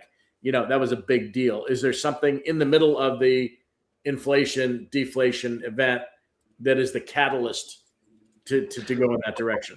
Let's start with the world. 10-year note yield in China is 1.84%. That's pretty severely deflationary, despite the fact they're running debt to GDP near 300%, and their money supply is running 2 times what it is in the U.S. So they're doing what Japan did in the 90s. We lived through that, remember it. They're doing everything they can to fight. Now they're getting hammered. Their export market's drying up. Europe's pushing back on them. I mean, we have 100% tariffs on their electric cars because they're awesome, but for a reason, because they, but our whole market, so it doesn't matter. But to me, the bottom line, Ron, is everything is all about the stock market. That's when I say copper is basically the same as the S&P 500. Just knock a few zeros off the S&P 500. It's been the same for about 10 years. But that's the bottom line. The difference is the U.S. stock market so elevated. We didn't have cryptocurrencies in 2000, and they've collapsed. They started last year. And the big difference also is what gold warned us. Gold going parabolic last year was just, to me, I look back at that trying to, I suspect to write about it from the future. That was your warning. And now we're seeing the opposite, is sell the rumor. We just had Peter Thomas on here. I'm sorry? We just had Peter Thomas on here from Gold and Silver. Sorry about that, Ron. Saying that gold's going to go back higher. Oh, well, they're supposed to. That's classic case we know about bull market. So I really enjoyed going to a lot of cryptocurrency conferences a year ago and getting booed because I said sell. I didn't say sell. I can't say. I said it's going down. I did not boo you, Mike. I want to be booed, but that's the key thing. I wish you would, but that's the key thing. Is I was in Orlando and I think it was November. Miami and Vegas, yeah. But it was just, did you want to hear that? As a strategist, when people get that emotional and extreme about an asset, good luck. And it's also just a classic case of human nature. It's the most important thing to do is say, yeah, it's gone up too much. No, I got that, and I've been getting that in gold all year. Now, I was a little bit early, but to me, gold and silver, the velocity of these rallies are going to put in multi-year peaks. Now, I said that almost a year ago. I was a little bit early, but now we got them. It's kicking in. I fully expect gold to head towards $4,000 an ounce, silver towards 50. These are still up big markets, but the key thing I want to point out with things like gold and cryptos we can move on to is it's basically used to be a store of value. Historically, trades a lower volatility in the S&P 500. That shifted. The answers have changed. Right now, 180-day volatility, gold's running 2.3 times the S&P 500. That's a risk, highly volatile risk asset. And sometimes you're just supposed to be selling when they're yelling, and some of us got ahead of that. So what are your thoughts about the future? Well, I think this year is going to go down as a tremendous trading year and a year where it might be the beginning of a pretty significant drawdown in U.S. stocks. Now, we will get a decent relief rally when the straits close, and I think it's going to be happening soon. If that doesn't get resolved, Trump is toast, his legacy is ruined, Republicans are toast, and the next election, and not just the midterms, will be Democrats. Just almost a guarantee. This is a career-changing event. He's going to make it happen, and he's a Billy. Remember, he's the leader of the world's largest energy producer and net export. That's how the answers have changed from most of our past. So I think this year is going to be a year where the only place that's going to really do well are treasuries. So far, I'm getting beat up on that a little bit, but I'm losing a lot less than any other assets. So I think the way I like to look at it is Bitcoin was basically alpha for most of the last few years. Gold grabbed that alpha this year, and to me, it's a year for treasury. So to me, the bottom line is my base case is all this volatility is going to trickle up to the stock market, and I still look at that 180-day measure, 180-day stock market volatility measure on the S&P 500 and NASDAQ. They're still hovering their 10-year lows. Now they're starting to creep higher. To me, it's just getting started. Let me ask you, though, you mentioned bonds. So we're getting up, what was it? What did you say, Steve? 338, 337 right now? 437 on the 10-year? 4.376 right now. I just looked at it, yeah. Yeah, so we're approaching the highs for the year, and we just had the probabilities of a rate hike exceed the probabilities of a rate cut this morning by notable margins. So clearly some psychology somewhere has changed about the arc of where we're going. Yeah. Those markets are usually pretty good. At the bond market, so much better than the stock market to predict the economic future. Yeah. Does it shake your confidence in the notion that bonds will be a good buy here at some juncture? So, Ron, one of the cool things about bonds is I've been wrong for 3 years. Now, I was wrong, but you don't lose a lot of money. You get coupons. So that's the best way to be right. Is first, you got to admit you're wrong and move on. So I was wrong about gold breaking above 2,000 for about 3 years, and I was an idiot. Finally did it, went too far. I was wrong on cryptos putting in a peak for almost a year. Now they've basically collapsed and have a lot more room. So that's usually how it works for me. Or I either miss it or early. Early or wrong can be the same thing. But this to me is classic peak kind of stuff, because I do not think so. I just imagine how entertaining that would be with our current president and our Federal Reserve if they did hike. Oh gosh, that would be so much fun as people in the business, but that's not going to happen. I will call that right now because it's just a dumb thing to do. The Fed was smart enough in 2008 not to hike when inflation peaked at 5.6% in July. They just held steady. ECB hiked, and then they ended up cutting. But to me, this is part of that. In the prior 2 years, pretty aggressive. Well, they started cutting in 2007. In September, and they were already cutting. So the cycle was low. CPI peaked because of crude oil, and what happened? Crude oil takes the world down, and that's what happens now. That was U.S. centric back then. We obviously had all the housing issues and everything. This is the world now suffering, and the world's already been suffering because the U.S. shut them off from their exports. Just look at Germany, flat GDP for almost 5 years now. What's going to happen there? China struggling to export to the rest of the world. Rising unemployment. This is I think this is kind of thing that like a 1929 say scenario. I'm sorry. They have a $1.2 trillion trade surplus in China. They're not exporting. They're exporting. They're exporting deflation in a way. So what's happening? So they're the decisive enabler of a war in the Ukraine, according to NATO. In their best customers' backyard, and all of Europe now is pushing back. All of the rest of the world's pushing back because all those exports that used to come U.S. are trying to expand out to the rest of the world. We see that everywhere. And like I said, we have a bond yield in China 1.84%. Yeah, I've been wrong on that one for a while, expecting the U.S. to go there, but we haven't had the one key trigger, just a 20% drawdown in U.S. stock market. But I think it's from the macro. It's China is who imports the most from the Strait of Hormuz. China. And Japan, yeah, and India, and Japan, but the most 50% of that mostly goes to China. Yeah. Backwardation to contango, future, right? Okay, so that's going to happen, I think, near a bottom. So here's part of being wrong. When crude oil was pushing above 100 in 2022, and everybody was saying it's going to 150, including my good friend Jeff Curry, I put out the call for 40. I've been wrong so far, but the low's 55. by this time, most people said it would have a 1 in front of it. I said, that's the problem with crude oil. It's happening in the midst of a significant paradigm shift, which I enjoy writing about at the time, meaning it's shifted the world towards, accelerated that shift away from fossil fuels towards technology, EVs.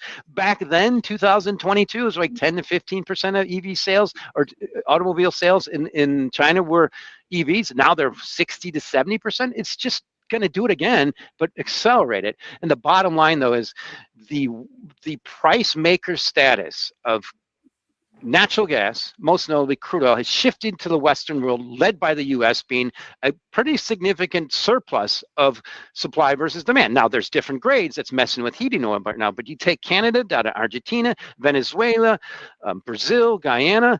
This is advantage U.S. energy producers, and I guarantee I know what they're doing, saying thank you very much. We all know what happens. You have to go for the boom to the bust. You get to the low price cure, and they all just got a lifeline where they say, okay, we all know what happens. We've been in this business for years. We go through the booms. We're heading towards a low price cure. We started a curtail production. We just got a chance to sell forward well above our break-even costs, are averaging around 55 in the U.S.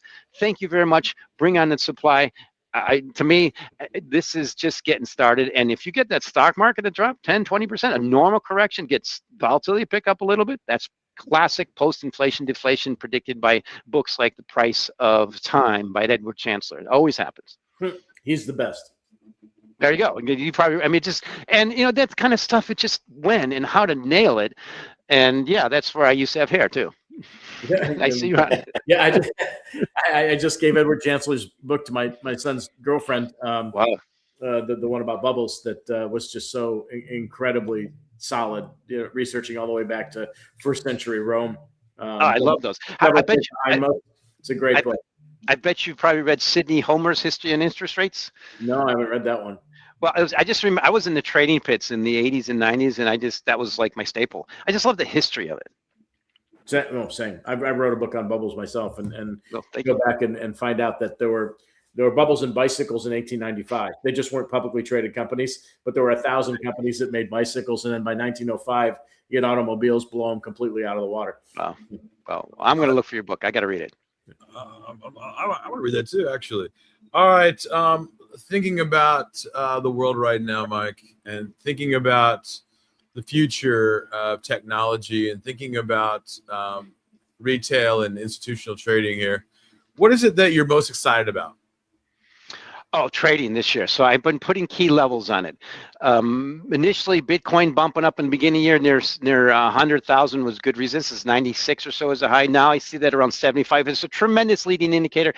Prove me wrong is what I think about all these markets. Stay above 70,000 for a while. Stop me out. I agree with you. Let's go higher, my man. Let's go higher. No, prove me wrong. Stop blown out. Same thing in silver. Now it's a little bit lower now. It's 100 was the key level. Copper above 6 was just, prove me wrong. Bond yields now. That's the one I'm getting. To me, it's kind of lose-lose because I like to look at that long bond. It's 4.95. Every time it gets near 5%, the duration people come and say, yeah, I'll lock in 5% for 30 years. Thank you very much. I mean, it could be a lot worse. It reminds me very much of like 2007. That's the last time we were at levels like this. And so to me, it's the trading environment that I think we should be focused on. I can't trade anymore, so I can only say it. And those are just kind of levels I've been looking at. But I think this is going to be the kind of year it's going to make and break careers. And it's only March. And the meat to next big trade is going to be when crude oil drops 20 bucks. We get a relief rally in the stock market and then realize, that's just all it was. And we start rolling over. So thinking about the spring and the summer here, and the fall and the spring's planting, farmers are nervous right now. They don't know what to plant, and I'm concerned about the farmers right now, and especially with the margins being so tight, even on planting. Is diesel fuel, right? Is all the fuel they need to go plant those that corn and that soybeans? Are they getting concerned? Are we going to have problems with inflation in the food industry? That's their dream. I'm in is to have some inflation in prices. Now, diesel's a problem. It's not a big deal. Fertilizer is a problem, but typically it doesn't make a big difference. A normal rotation in the corn belt is corn to soybeans, corn to soybeans, and back. So we planted a lot of corn last year. Have a major overhang of corn supply left in the U.S. 2.1 billion bushels. That's pretty much near the highest ever. We have a major excess supply out of soybeans out of Brazil. And I was in Covington, Indiana, booming metropolis a couple weeks ago for an all-day ag outlook. And the number one thing they need is, please, just somehow we need some form of demand to give us higher prices. Brazil is just crushing it in soybeans. A good example, a statistic on that is right now, Brazil is this year in soybeans probably going to be about 180 million metric tons. That's, again, the most ever. It hasn't dropped for, I think, 15 years. It keeps going up. To put that in context, in the past, the U.S. and Brazil running around the same 55 or so million metric tons. Now Brazil's shut up, and the U.S. is still around 50 million metric tons. We're getting shut out. So the key theme they thought is the best place right now we're looking for potential demand is from biofuels. What does that mean? It's just going to add the excess of supply we have in the U.S. So that'll help with diesel. Right now, it's a bit of a short-term thing, so I'll put a number on it. December corn just peaked around $5. It's been trading for a few years. The mean is around 450. It's a dream for farmers to get that much anywhere near 5. The cost of production is around 390, and I fully expect it to continue to drop lower. It basically needs a drought for prices to go higher this year. These are wobbly things. Sure, diesel's a problem. Sure, fertilizer problem, but most of the fertilizer in corn is what's the most fertilizer-intensive crop. It goes down in the fall through anhydrous. And we're getting some news right now that the UK has agreed to let U.S. military use their British bases to strike Iranian sites. So we are seeing seeing a pop here in oil, 98.22 now in spots here to the Down U.S. dollar. 400. Yeah. Yeah. Wow. So it looks like we got the amphibious, Marine unit that's heading from Pacific Indo-Pacific over there. There's all the talk that they're going to try and make a move on Karg Island and open the strait at the same time. It's 5,000 Marines in total. There are some estimates by military experts that they need 50,000 just to, mount a decent attempt, given that Iran's got, coastal defenses, they've got mountainous regions and the high ground to fire at ships in the region. I don't know. I mean, this stuff's making me a little nervous because as much as, the U.S. military has done, an awesome job, if you will, in degrading all of Iran's capabilities along with the Israelis. This is a different fight. If you decide to go on land, if you put boots on the ground, it's not the same thing as just bombing the bejesus out of a country, right? Agreed. Well, the one lesson I learned being the father and son of U.S. Marines, you don't mess with U.S. Marines. Now, Ron, I think those numbers are a bit scary. Bessent said you're going to take it. Trump said they're going to take it. I think the number one thing, that's kind of silly right now, the number one thing, gentlemen, to our leaders in Israel is you got to secure the strait first. That's priority one. Secure the strait, and I suspect they should be pounding as hard as possible. So right now it's Friday. You got to price in risk for the weekend. We have options expiration. And it's what it looks like Monday. Will we be able to see Iran still harassing its neighbors and shipping in that area as much as it is now? And that's the major mistake. That was the main thing I got wrong. I never thought when this started they would close the strait. We all knew it was coming. Price crude oil was already up 25% on the year. It was ready for it. But the strait wasn't supposed to be closed. That to me is priority one. As far as what they're doing with the island, I think that's next. But let's look at it this way. This leader of the world's largest energy producer and net exporter of crude oil and natural gas needs one key thing, a top key thing when he gets to the midterms, and that's lower energy prices. He's going to get them. Now, this is only March. We have till November.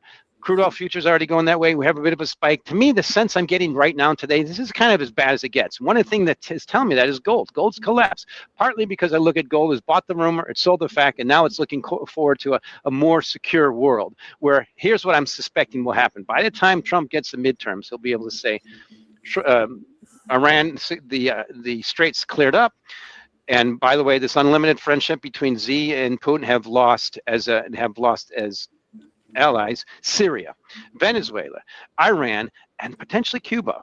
It's only March. So it's a long way away. But if that doesn't happen, the future for Trump and Republicans is completely toast. How much, that's a very much binary model. I wouldn't disagree with that. I mean, I think the other question though is can he, at the same time, You've got the ACA subsidies that disappeared. Some people are foregoing insurance altogether because they can't afford it. Groceries still elevated. And so gasoline was just, was a topper, right? I mean, you had all these other problems that were keeping people, somewhat perturbed, and then gasoline explodes to the upside. So who needs, from a political perspective and certainly from a military perspective, he either needs to win this in a relatively short period of time, or that carries all the way through to the midterms, and he gets smoked. Exactly. He gets smoked. And just think of the future of the Republican Party. Think of his legacy. I mean, he took a pretty significant risk here. And I think he's going to find his way out of it. But there's the two key measures that hurt consumer sentiment is gasoline prices going up, stock market going down, and they're happening right now. Gasoline's up more than it was in 2008 to the peak. Ouch. Yeah. Although in 2008 we had no EVs on the road. At least this time. There you go. No. Good point. I mean, good. I smile every day going right past the gas station. I'm okay with it. Good luck. Good point. You should have let him keep going. I mean, they killed a $7,500 credit, and nobody's selling any EVs anymime. Tesla. Yeah, well, I just look at where this is going. Is my 2014 Chevy Volt, 12 years old now. It's a great vehicle, but I can get that same vehicle if there weren't tariffs from China at a less cost, at 3 times more efficient, and a much better vehicle. That's where the world's going, I think, as far as deflationary forces, and that's what AI kicks in. So let's think about what's happening here. Is not only do we have this sentiment thing, but it's a classic case of, we all know, and like a lot of people I know, even at Bloomberg, is we got to fight with AI potentially taking jobs and crushing inflation. And to me, this is part of that blip in the trend. And I hope within a week we'll be able to say, yeah, crude oil is actually below 98, which is where it is right now. I agree. Well, I'll tell you, Mike, thank you so much for being part of this, and obviously the weekly shows that you and I do. I love it, and the partnership that we have. And I look forward to a very good mutual future myself. Thank you, Stephen. Thank you, Ron. And thank you, Rakesh. I'm looking forward to next Friday. How's the world going to change? It's going to be fun. But it's a great trading environment. If, as I always say, let me see the tweets and I can tell you how the world's changed. There you go. Yeah. Thank you, Mike. I appreciate it, my man. Thanks for having me on. The partnerships that we have here at Quasar Markets are also going to be pushed forward by the next guy we have on here. And if you guys want to stick around, you don't have to, Ron and Rakesh, but I'm going to bring him in right now. A little bit. I just got to take care of some business, and I'll be back. All right, my man. Well, take it, Rakesh. If you're sticking around, I'll introduce you. I'll bring him in. Jay Sutherland. We're going to be doing institutional sales here at Quasar Markets, and Jay's going to be handling the institutional side of us. So I'm going to give you a couple questions, Jay, and I'm going to let you talk about the institutional side of Quasar Markets. Sure, absolutely. Great to be here, Stephen. Jay, looking at the future, you're always in those offices every single day. The big names, Goldman Sachs, JP Morgan, UBS, BlackRock, Blackstone, you name them, you're in those offices. What's the feeling right now inside those offices? I think the feeling, the main feeling is things are changing, and you better evolve and keep your eyes open, your ears open, and don't get complacent in what you're doing, thinking that you've got it resolved. And it can be uncomfortable for people sometimes to change. It's like when you get a new user interface on a website you're used to. It's a lot better, but you're just not used to it. And you've got to get used to it and be open-minded about it. So I think the main thing I pick up is just people do not want to be left behind because things are happening quickly. And when you talk about left behind, are they worried that they're going to lose their jobs? I think not necessarily losing jobs, but maybe not making as much money as they possibly could have made, not doing as well as they possibly could have done. And from the job side of things, it would be the losing customers, losing clients, losing just if they're not up to speed on exactly what's happening and what they need to be successful. That's the driver. Yeah. All right, Jay. I'm gonna ask the question. I'm gonna let you go and do your thing, man. All right. Okay. Jay, how the hell did you get involved in all this fun markets and trading and being an institutional salesperson? How did you get into all this? Well, Steve, as you know, I was an advisor for many years in the wirehouse world, and sold my practice a few years ago. Took a little time off, and then decided I would. I still have children at home. I said I'll get into the financial technology side of things because that's where the trend was. I could see it happening, and felt like my experience in the industry would help me be successful and believable when I'm talking to people in the investment world on the institutional side, and decided that would be the way to do it. And so I've been involved in that with several different financial technology companies. I met Steve along the way, and saw what he was doing with Quasar Markets and see that it's potentially a game changer. And I wanted to get in early. As they say, it's best to get in early in things that are going to be successful. So that's how that all came about. Yeah, and I look at the future of institutional sales and institutions themselves, and there's a place for all of this, right? I get that retail is trading quite nicely, and they're doing their own thing with other platforms, and they're doing their thing. But I'm telling you right now, I think institutions are going to be back on top soon. Yeah, I think you're right. I think you're absolutely right. And because information and the ability to make quick decisions when you need to make them, you don't want to read about it on a Yahoo chat board or something like that. And 85% of retail traders are losing money. But I get the fact that they don't want to give it to their quote real estate advisor, their broker, their institutional advisor, whoever they have for their robo advisor. They really are tired of losing money, and they're seeing it on a daily basis. It's the old saying out there, penny wise and pound foolish comes to mind. And really, at the end of the day, you need something that is, and firms are going to help you make better decisions and take the emotion out of those decisions. That's so important. And I know that I've talked to a lot of traders and traded myself. Is that your biggest enemy is yourself when it comes to trading. So if you have even Tiger Woods had a coach. And so keep that in mind. It's his dad, right? The way to help him. Yeah. No, he had a coach when he was on tour. Helping him. So that's important. And I saw Fuzzy every day when I were at the PGA Tour. All right, so let's talk about it a little bit.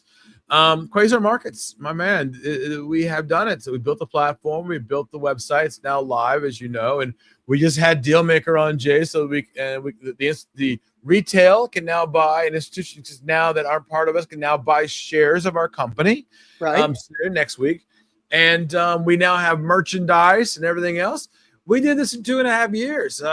Name me another company like that. You've seen them all.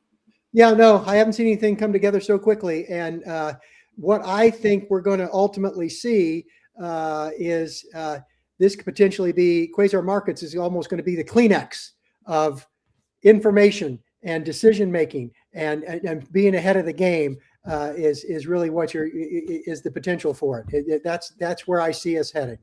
Yeah, I agree. And one of the things I've talked about all day today, and it's been my thesis for 30 plus years, is that I want to bring institutional people. I want to bring people that actually are in the business all the time, actually know what really goes on behind the scenes, because I'm tired of retail losing money left and right. It was around 40, 50% of people losing money. Now we're up to like 85% of retail are losing money because they're just betting and gambling and going crazy. How do we change that philosophy is what I wanted to build. No, I absolutely agree. And I've seen it as well, Steve. Just people, if they're relying on chat boards and other things like that to make decisions, the only people putting information out there is more than likely just to benefit themselves. And you're the mark and you don't even know it. Yeah. I love it when people say, well, my trades are free. Well, guess what? You're the product. You're the product. Yeah, you're the product. I've been in the markets for so long. I don't even 30. I think it's 34 years. I think this year. I don't even know anymore. But they sometimes miss the forest for the trees, right? For example, in the silver market, they just got caught with their pants down when it went to $120 an ounce, and kaboom! I was there selling and shorting, and it's going to go against you. And of course, I made a ton of money, and the market fell. I had that institutional knowledge. I knew where the trades were. I knew what the futures were. What gets the changes? What do we need to do to market to them to get them to understand that, hey, you know what? Let's raise that level of understanding. You can still trade on your own. I love that. I want them to trade on their own, but I want them to trade with a better understanding of how the markets actually work. Well, I always like to say, Steve, that the market's never wrong. It goes up because there's more buyers and sellers, and it goes down because there's more sellers than buyers. That's the bottom line. What we want to do is provide them with some information so they can understand why that may be happening or why it may happen in the near future. Right. And that's what our data can provide for these traders, and using and institutions utilize it all the time, and to make sure that they're being to be successful. Jay, one of the things that we've seen in the markets, in this technology side of things, the Kalshi's poly markets, the gambling aspect of this, and the ability to trade anything, anywhere, anytime on anything. I hate that, right? I think that's exactly the opposite of what the world should be, because people are losing money, they are gambling, and we are investing. We're not gambling. And what do you think is going to happen in the future with the companies like Kalshi and Poly Market?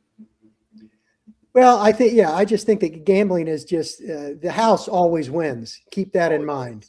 And you're just a product in that respect, not an investor. You're a product, and your cash is what you're giving them.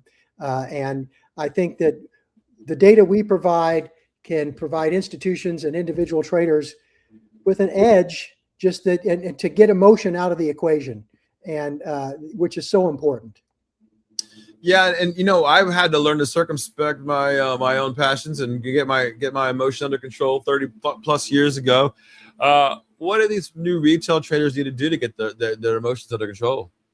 I think they need to know that they have the data that can help them make decisions, as opposed to hunches, and make hard decisions. And there's an old saying out there: if you're trading, do you want to be right or do you want to make money?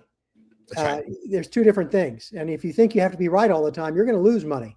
And if you can accept when you're wrong and move on, and the data is showing you, okay, I was wrong, I'm out.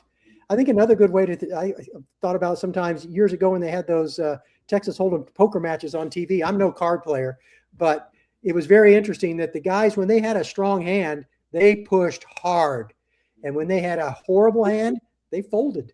They didn't try to fake it through. And that's something that I've always kind of kept in mind. And the data we can provide for people gives you the information you need to say, okay, hey, I'm really right, or wait a minute, I'm really wrong. Let's live another day.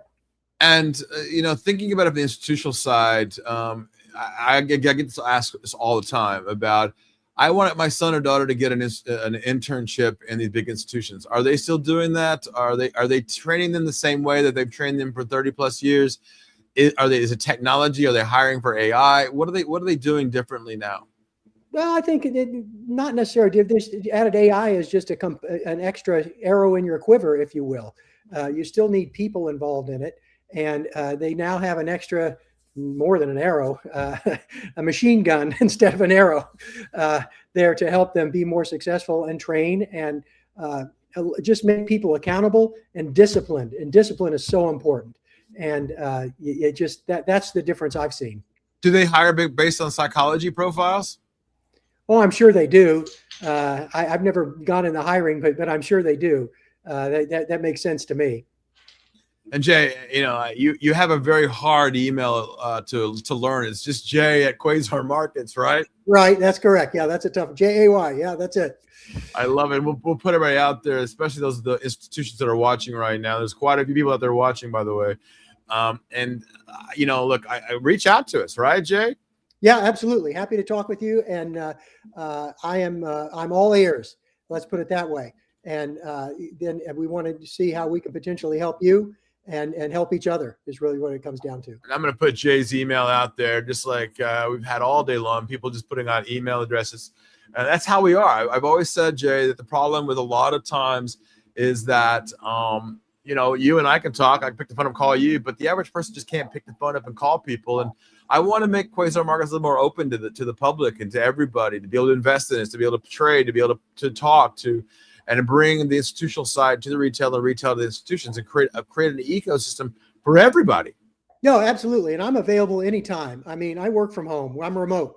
So ever since I've been remote, I put in way more hours than I did when I went into an office every day. I think we all have, but that's okay. It's no big deal. Well, it is a big deal to me because Google has said that so far I'm averaging 17 plus hours a day working. So I don't know. I feel like but look, as my grandfather always said to me, Steve, if you like what you do, you never work a day in your life. So Yeah, that's right. how I feel about myself. That's absolutely right. I hear you. That's all right. Well, I'm going to show the website, Jay, if you don't mind. If you can hang out for a second and sure, yeah, absolutely. Let's do that. Let's show the new website. Everybody's been asking me about it all day again. We'll do it once more. We'll keep continuing to show the new site out there. Here we go. Folks, if you're watching right now, look at that. Look at the number of people watching us. But this is the new website, quasarmarkets.com. And there it is right there. Institutional financial data, world government data, all this stuff's on the platform. There's so many things to do. And I made it cheap, Jay. I made it available for everybody. And $100 a month, right? Institutional. Just click the button join right there, and you'll see right there. You put your email and your password, and click sign in. If you haven't done that, you can sign up, fill out the NASDAQ paperwork, and Oprah sign up, and you should be good to go. But once you're in the system, and then of course we built it so that you can have education in the platform. We built it with just about everything you could possibly imagine inside of the system, and all the wins we've already gotten. For the platform, the new look of the platform as well. And of course, I'll show this. All right. Yes. You've been asked a million times. Yes, you can buy a shirt. You can buy a jacket now. You can buy some pens, hats, golf. Take a drink from your new cup on Quasar Markets. Click that button. Make sure you go in there. You can actually shop. You can actually click the button and shop right now. There's all the stuff we got. Man, that's amazing with all the stuff we have. Mugs and water bottles. Mugs. I mean, if you even want to play pickleball, I think my parents don't even play pickleball. They live in the villages. You can buy the big shirts and rock glasses. What are you buying, Jay? I'm going for the shirts and some beer koozies. I like beer koozies. Okay, of course. There's the shaker pint glass. So if you want to do that too as well, the blankets. But please, let's get this thing going. We just had Dealmaker, co-founder, on here, Matt Goldstein, and talking about the new version and how these kind of things come to fruition, right? So this is how it happens, and if you continue to work through the process, you actually get it going. Those of you who don't know, I have been talking about it, about how the new platform actually works, and I'm going to give a sneak peek preview of the website. But there it is. Look how clean that is, Jay. It's really simple now. You can buy widgets. You can do it by your phone, your Oculus, your Apple Vision Pro, your watch, whatever you're looking at. It's all in here. If you want to do sports, weather, that's how you do it. But there, widgets. You can create as many widgets you want. It's literally that easy. It's fast as can be. And you can add widgets very fast. You click a button and you create new layouts. It is that fast, folks. We built it on a platform that is literally and I was told this by NASDAQ, the fastest on the planet. So there you go. We did it in 2.5 years, Jay. I don't know that the company's done it that fast, my man. Not many. No, that's right. You've done a great job, and it's simple is important. Intuitive and simple. That's so important. And talk to us a little bit, Jay, about what they obviously they can email you and talk to you about the platform itself. And if you're not an institution, you can still call Jay. You can still check Jay, hit him up with an email. But when we look at the future of platforms, they're looking for AI. We built that as well. Obviously, we built it on 27 AIs. Sorry if you're just doing Perplexity. Love Perplexity, by the way. They're part of us, as you know. Right? They're partnered with us. But we're going bigger. I want to go bigger, right, Jay? Mm-hmm. Yeah, we want to go international. We want to go we're a worldwide company is what it comes down to. There's opportunities everywhere, and let's make sure we can take advantage of them. And, let's do that. Let's show people. That's a great point you just made there. For those of you who don't know, we are approved in several countries. I'm going to put that on the screen on here. But there's drop down menu right here. It doesn't matter what language you live in. If you live in a country like Japan, very simple. It'll be automatically in your language, but you can see it already instituted into the system. Every language, data around the world, We have a guy named Andrew Johnson who will be handling our data and the data needs we have, as well as producing the shows here. We have a marketing team, as you can see here, a brokerage. We've got all kinds of things inside the system as well. You can also see a place where you'll be able to invest in the company here coming up very shortly. So very excited about that too.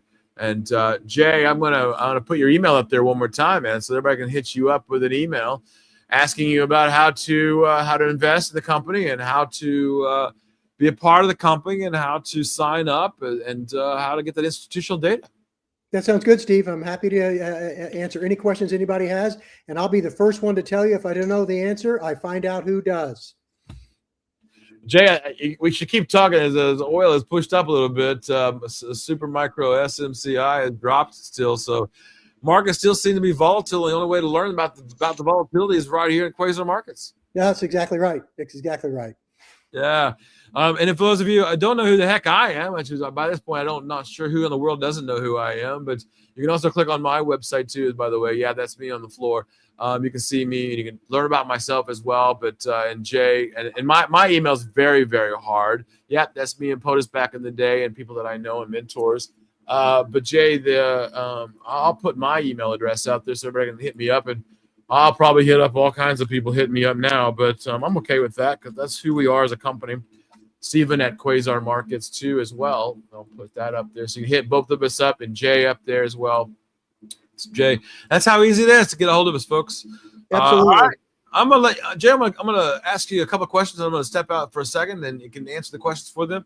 But Jay, people are asking right now, what does the future look like? Is institutional trading? Well, it's not going away. Institutional trading is going to be around, frankly, forever. And as I mentioned earlier, having the ability to have someone to keep you focused on what you're doing and remove emotion out of the equation is very, very important, because emotion is a killer of success. As we all are emotional to some extent, and that's what you have there to help you avoid that. And AI coming into the equation is helpful not only for yourself, but for the institution as well, to make decisions based on data they know is correct, as opposed to a hunch or a guess. And we've got data to prove when X happens, Y is highly likely. Those are the kind of things that help you be more successful in the investing and trading side of things. And institutions use it, and use it even more nowadays, is really what it comes down to. And the fact that we have this information from all around the world is also important, because the world has gotten much smaller in the last several decades due to technology connecting everybody, and we can know where to be and where not to be, which is important as well. And so that's also helpful. Yeah, I love it, Jay. And once again, Jay at quasarmarkets.com. Hit him up.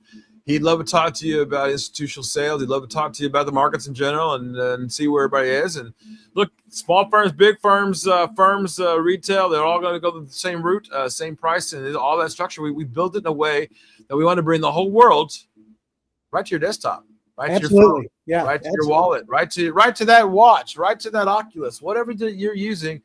You don't even need to download an app anymore, right, Jay? That's exactly right. No, you don't. You're right. Absolutely right. All right, Jay Sutherland, I appreciate you, and I appreciate everything you're doing for Quasar Markets and all the companies and the places and the logistics and the things that it can't be a company like ours without people like yourself. So I appreciate Well, I appreciate it, Steve. And you've done a great job, and let's just keep moving. I love it. Jay Sutherland, everybody. All right. We'll see you Take care, later. everybody. All right.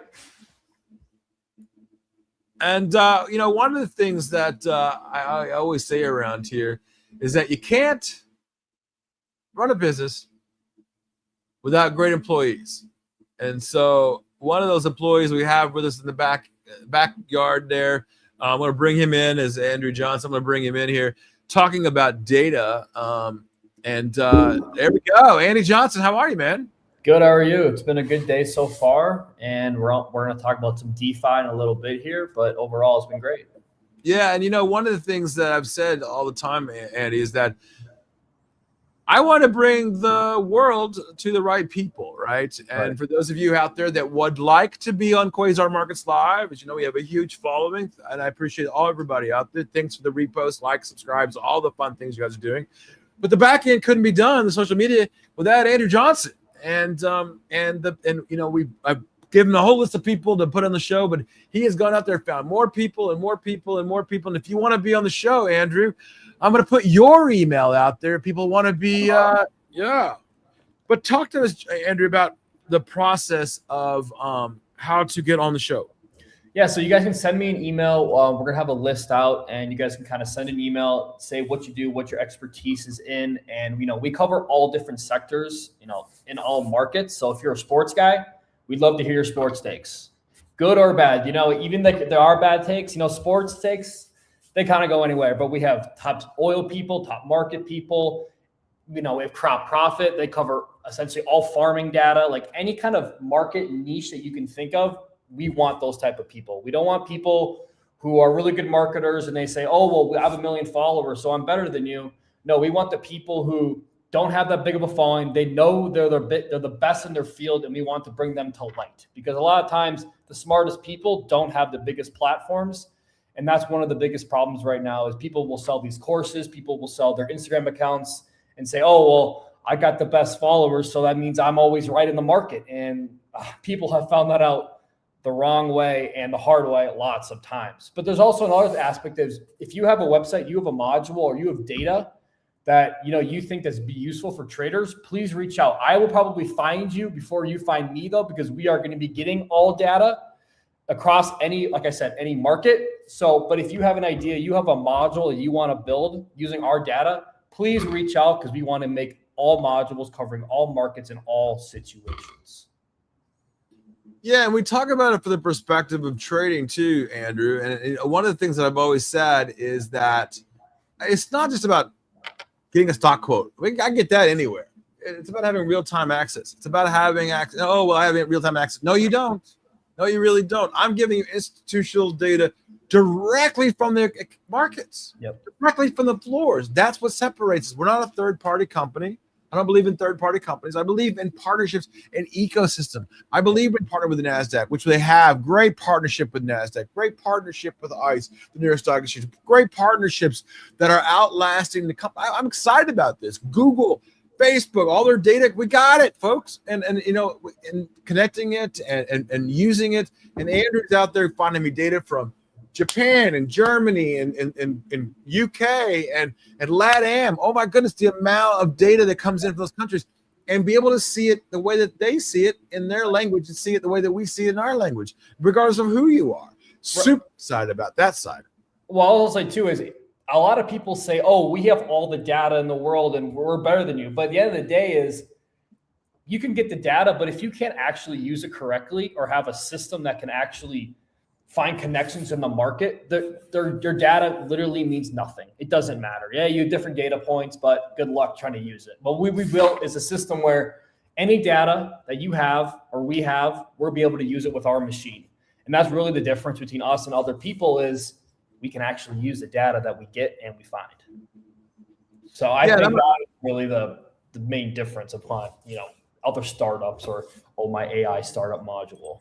And you've seen a lot of companies out there, my man. And I want to bring up this is the platform, kind of a look. Yep. Look, you can make any screens you want. This is the screen that I've got today. I've got data coming out, news coming out, access to Fred, personally, Twitter news. Look at this, how exciting this is, right? Coming in, the way that you want to see it. You can have it by hamburgers. You can create the screens that you want.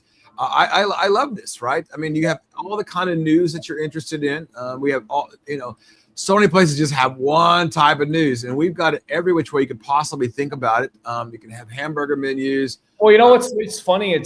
I'm sure people on X and Twitter and whatever you want to call it have seen, oh, I built this global monitor system, or I built this module that tracks polymarket or blah, blah, blah.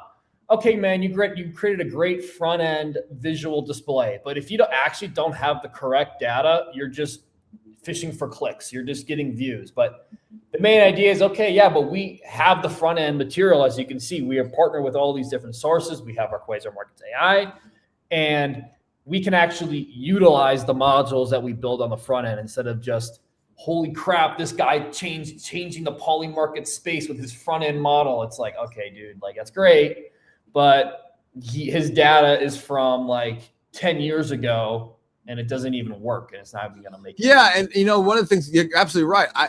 This is not about attaching it to Chat GPT or attaching this to Perplexity. We've done that 26 other ways, right? It's about giving the user much better data, much better access to it, and giving them the links and giving them follow-up questions that they didn't even know to ask, right? And I think that's that to me is the answer, by time stamping it, by giving them the, and all the things behind it. Way better than just, ooh, look, I've attached my thing to my data. I like Perplexity. But I got 6 other AIs attached to it, right? And letting the machine decide what's a better. You'll notice on the top here, we have Quasar Markets AI. You can actually select the database that you're interested in too, right? I mean, you don't even have to go just willy-nilly it out there. Go, ooh, this is the, I want to find out this question. It's answered. I want to talk to the Google Civic database as data comes in, or I know people ask me all the time about WASD reports, right? I mean, the WASD reports are attached to this, right? For basketball, baseball, football, Twitter, stock tweets, Google, rocket launches. I mean, you name it. And we have 54,000 data points. Yeah. I heard the other day, somebody said, we have 1,000 data points. My goodness, I could lose 1,000 and still be happy about that. So I'm okay with that, right? And then to be able to see in every language, you can see trending keywords, what's going on. You can also see, and you can also see sports and stocks and news. And I hear all the time, you said it earlier, Andrew, about how, this is the better prompt. We have the ability to put the prompt in the system.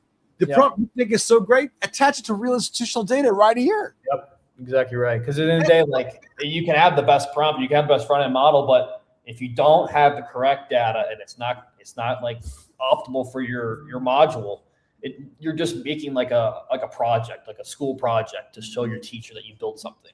Like if you don't have the correct data, it does not matter. It literally doesn't. I don't know what you're going to do with your little module that people build, but if you don't have the right data, you will not win or progress in whatever. I totally agree with that one. And Andrew, I want to appreciate you. I know you're working hard behind the scenes and making sure that everything's working, and that's part of how the magic works here is the people that work for you. So, Andrew, are you looking forward to a long career here at Quasar Markets? Hopefully, we'll see. It's up to you, I guess, right? So we'll see. I think you'll be okay, my man. I think you're going to be okay. All right, let's bring him back in here, folks. And thank you, Andrew, once again. All right, y'all love him and appreciate him, and I know I do. It's Ron Insana from CNBC, formerly now the man, the myth, and the legend is moving the legend to the next level here now. Ron, I'm going to take a break. I'm going to introduce you to Roman Rita from DeFi, overseas DeFi, and have fun talking about DeFi stuff. Before we talk about DeFi, just bring up a note here. We got a headline that the Trump administration is making heavy preparations for potential use of ground troops in Iran. That could explain the spike in oil prices, the spike in yields, the drop in stocks, and all that kind of stuff. And on that note, thanks, Ron, making us feel good about life. I'm going to let it go. Friday afternoon. Roman, how are you, Roman?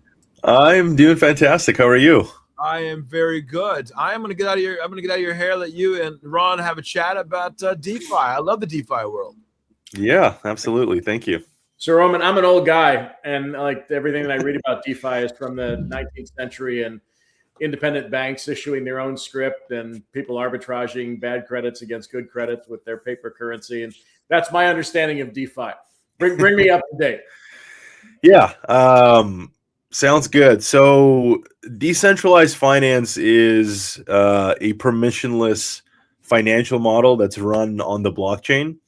So it's very interesting because it allows you to send money without permissions, and you can do it for pennies on the dollar and in under 2 seconds. So if I wanted to send you, let's say, $100,000 right now in USDC, which is a stable coin, I'd be able to send it to you right away, right? So that's one component of it. The other thing about decentralized finance is the ability to lend and borrow without any permissions, right? So let's say you're a Bitcoin holder and your Bitcoin is traditionally a non-productive asset, right? It's just sitting there in your Coinbase wallet or on an exchange, and it's not doing anything for you. But let's say you wanted to collateralize it and borrow against it. Well, you can do that on different protocols that are out there, and you can do it in under a minute, again, without any banks, without any permission, all smart contract based. And let's say you have $100,000 in Bitcoin that's just sitting there. Well, you can borrow, you can lend it, collateralize it, and then you can borrow a healthy loan to value ratio of, let's say, 40%, and take that $40,000. And now you've got capital that you can invest, or you can do what you need to do with it. And you haven't sold your position. You haven't triggered any capital gains. And you're in a position where you can increase your velocity of money and start generating income with that $40,000 that you borrowed, right? So I understand that, but let me ask you about this. I mean, that capability exists today against your securities holdings, treasury bills. If you have cash in the bank, you can borrow against it at a relatively low rate of interest. Granted, it's a little different with respect to Bitcoin. What's the difference between those two functions? And when you have the volatility of Bitcoin, and even if you have a 40% LTV, how are you sure that's a safe transaction to make? Yeah. So the difference is everything is running on smart contracts without any intermediaries, without any institutions. It's all permissionless, right? I don't need to wait for a credit check or an approval to get access to funds. If I have 100K in Bitcoin, I can get it done like that. And I have access to capital and I can move it, do whatever I need to do with it instantly. So I think that's the biggest difference. And there is risk in the sense that it is running on code. It is a smart contract, and smart contracts can be exploited and all those types of things. But because a lot of the proponents, say that this stuff is foolproof. It can't be attacked from, like a cyber perspective. Nobody can hack you if you're on the blockchain and you've got a smart contract that's been completed between two entities, two people, that it's invulnerable, if you will, to outside attack. Is that true or not true? No, it's not true. I mean, smart contracts, they can for sure be exploitable, right? It's code. So if you do a bad job writing the contract and an adversary has the ability to exploit it, they're going to. So that's why you want to partner with protocols that are constantly audited, that have a very robust security apparatus. I've spent 13 years in cybersecurity personally, so I know the type of capabilities that the adversaries have. And by the way, my business partner's in the waiting room. Can we bring him on board as well, if possible? His name is Brandon. Andy should be able to. So. Okay, cool, awesome. So that's one aspect of it, right? And then to your second question, right? Bitcoin is volatile, absolutely, right? We're down from all-time highs of like 126, 127 in October.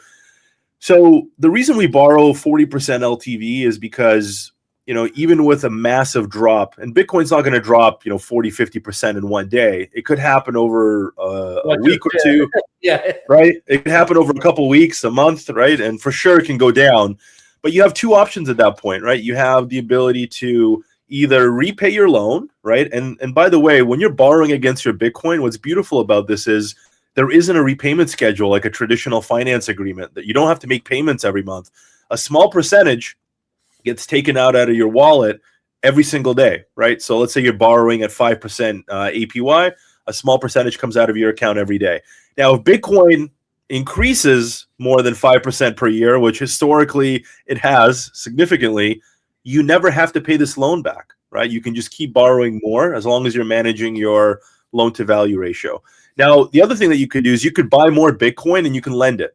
So when you're lending more Bitcoin, you're increasing your health factor and you're increasing your distance to your liquidation threshold, and you're in a position where you can survive that. The other thing that you could do, and this is the last piece on this, you can open up some short deltas. So you can essentially lock yourself and freeze your portfolio in time so that you're not gaining anything, you're not losing anything. And once we start talking about what you actually do with the borrowed money, that really plays into having a delta neutral portfolio where you're still generating fees, and that's the exciting stuff. So let me ask them. So I take it this is different than delta hedging, right? Similar, Delta hedging blew up the insurance business back in I can't remember exactly what year it was, not too long ago, where that process was undertaken on the security side of the market. Not was pre-Bitcoin to a certain extent. But aren't there some risks associated with undertaking a strategy like that? Yeah, there's for sure there's risks, right? Because, well, I'll put it this way, right? Let's say you have $100,000 that you're lending, right? And you're borrowing $40,000 in Bitcoin, or sorry, you're borrowing $40,000 in USDC against that Bitcoin. Right. Well, what are you going to do with that money? Well, the first thing that you're going to do is you're going to grab that and you can move it into what's called a liquidity pool, which essentially enables you to earn income every time somebody is buying or selling a specific asset, right? So you're making money off of the trading fees. So the more volume, the more trades. Let's say the market's pumping, everyone's excited, they're FOMOing in, they're buying more of whatever the asset. There's more trading fees, more volume means more money comes into your pocket. Same thing on the way down, right? When things are dropping, people are scared, they start selling. Well, it doesn't matter. It's still a transaction fee, and I'm still getting paid on the way down as well, right? The thing that you have to watch out for is your liquidity pool value will also drop, right? Because it's an asset pair. You're going in with, let's say, ETH USDC. So if the market's pumping, your ETH portion is going to increase. If the market's dropping, your ETH portion is going to decrease. So what's important is to hedge your liquidity pools and to count up deltas that you have. Let's say you're in an ETH USDC pool, you count up your ETH deltas, and you open up a short position to match those ETH deltas so that you're as delta neutral as you can be during that moment, right? And that way you're protecting yourself against market direction. There's still risk with smart contracts and exploits. And Brandon, who just joined us, he is an absolute wizard. He's the head of education for overseas DeFi. We teach this frameworks and this application to individuals who want to make their crypto productive, right? They want to actually generate an income from it rather than just sitting on an exchange. So Brandon can certainly speak in depth about the strategy that he has when it comes to delta neutrality. But yeah. So, Brandon, let me borrow an expression, and I don't know who I heard this from the other night, but because there's a fair amount of jargon in here when it comes to discussing this kind of parallel financial universe, if you will. What was just said to me, what does that mean in English when you engage in a transaction like that? Well, so delta refers to the change in value of a particular investment with respect to price. So typically we buy assets like stocks, or we buy Bitcoin, we buy ETH. Those are positive delta positions because when the price goes up $1, the value of your investment goes up. A liquidity position is a little bit weird because the balance of the assets in your liquidity position fluctuates. So we do concentrated liquidity positions, which means we concentrate our capital within a specific price range. And that allows us to be very capital efficient. If we all have a limited amount of capital that we can deploy into a liquidity position. And if we concentrate it into a narrow range of price, that allows us to earn a much higher yield because we're being efficient with the capital. So when we have our position within a range, the price goes up and down. And these liquidity positions are a forced market participant. So we don't get to decide what happens to our position once we put it into the market. It's the traders who are going to dictate what happens by making the price go up and down. So at any point in time, we might have a lot of ETH in there. We might have a lot of USDC. It fluctuates. So it's hard to nail down the delta exposure of a liquidity position. Sometimes it has no ETH. Sometimes it has all ETH. And then on the other side of it, we can implement negative deltas. So a negative delta is a position such as a short position where you actually benefit as the price goes down. And so depending on the market environment, particularly the last 5 or 6 months, we've been in a bearish market. Best case scenario, we're now in a sideways market. It's not a bullish market. And so to the extent we have long exposure, we also like to at least partially balance that out with some short exposure. So if the market tanks again, well, all of the losses on our longs are being absorbed by the profits on our short positions. So you guys are pros at this, and you've been doing it, I'm sure, for a while. With respect to regular folks, though, and again, not everybody who's watching this is in the individual investor class. There's some professionals, obviously, institutional viewers as well. Can regular folks do this, or are they better off kind of confining themselves to the places that they're more familiar with when it comes to borrowing against whatever holdings they might have, and not kind of really going through all this, process of worrying about the ups and downs of these particular assets?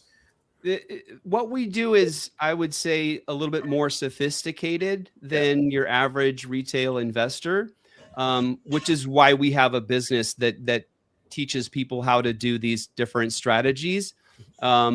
But I would say our secret sauce of what we do within crypto and DeFi is what I call the DeFi carry trade. If you're familiar with the carry trade, it's typically institutional investors. They're borrowing cheap capital in Japan where the interest rates are super low, and then they're deploying that borrowed capital into some kind of a vehicle that provides a higher yield, and they're capturing the spread. That's the essence of a carry trade. For the first time, with the advent of decentralized finance, we are able to do that as just everyday retail investors. There's a learning curve to that, which again, that's why we have an accelerator program. We walk every one of our students through how to do this. So it's not something that you can just download an app and you're off to the races. But it's very powerful to be able to invest in these crypto assets. All of us in our community are big believers in Bitcoin and Ethereum and the great tokenization and everything that's coming. We all believe in the long term that these assets, number go up technology, right? But the great thing about what we do is not only do we invest in these assets, but we're able to earn an income while we're waiting for that long-term narrative to play out. So I understand all this. Let me ask you about the Bitcoin and Ethereum in particular. I fully understand the technological advantages to blockchain usage and creating a system, if you will, that reduces friction, lowers price, speeds up transactions, and allows for secure transactions without any intermediaries. I get all that. The use case for Bitcoin and Ethereum still, even after kind of studying it for quite a long time, and admittedly having missed the entire run up since it was $100 when I first heard about it, which to my eternal shame, I would not be sitting here talking to you guys if I just put 25 grand in. Sure. But walk me through the use case for Bitcoin and Ethereum.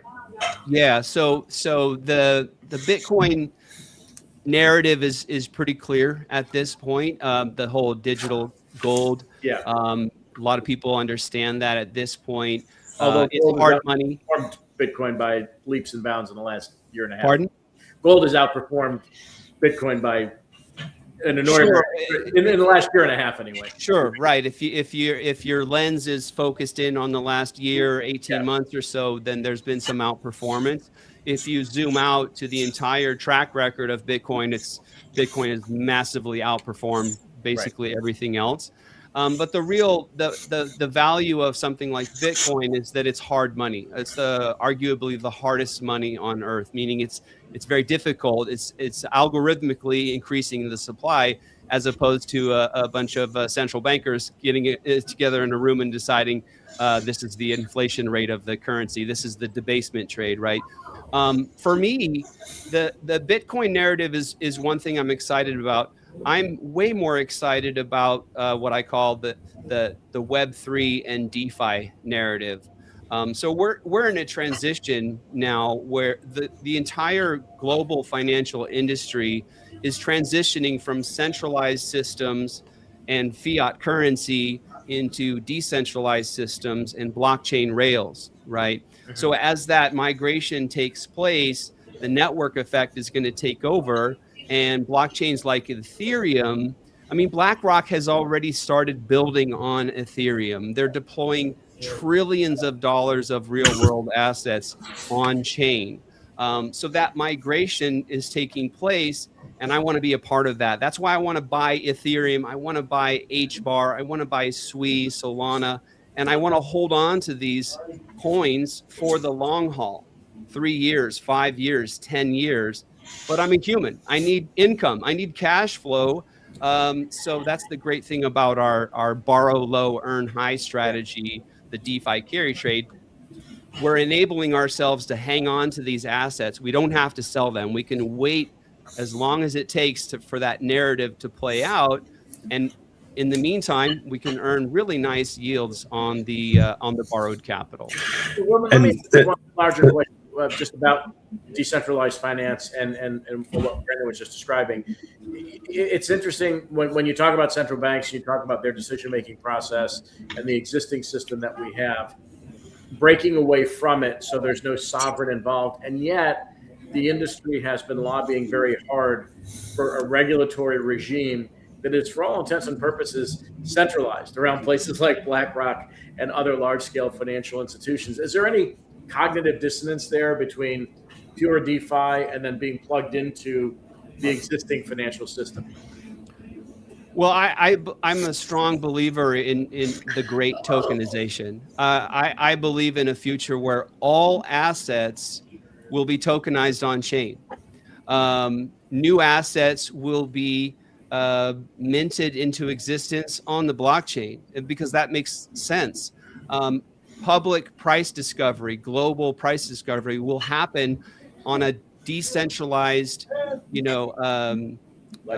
global blockchain where everybody can access it. There's full transparency. That's the way global price discovery will happen. And by the way, the biggest industry on earth is finance. It's bigger than energy. It's bigger than anything else. Yep. So that migration I'm talking about, where we're moving away from centralized systems into decentralized systems and blockchain rails, it's the biggest, most biggest wealth opportunity and transfer of wealth that any of us have ever seen in our lifetimes.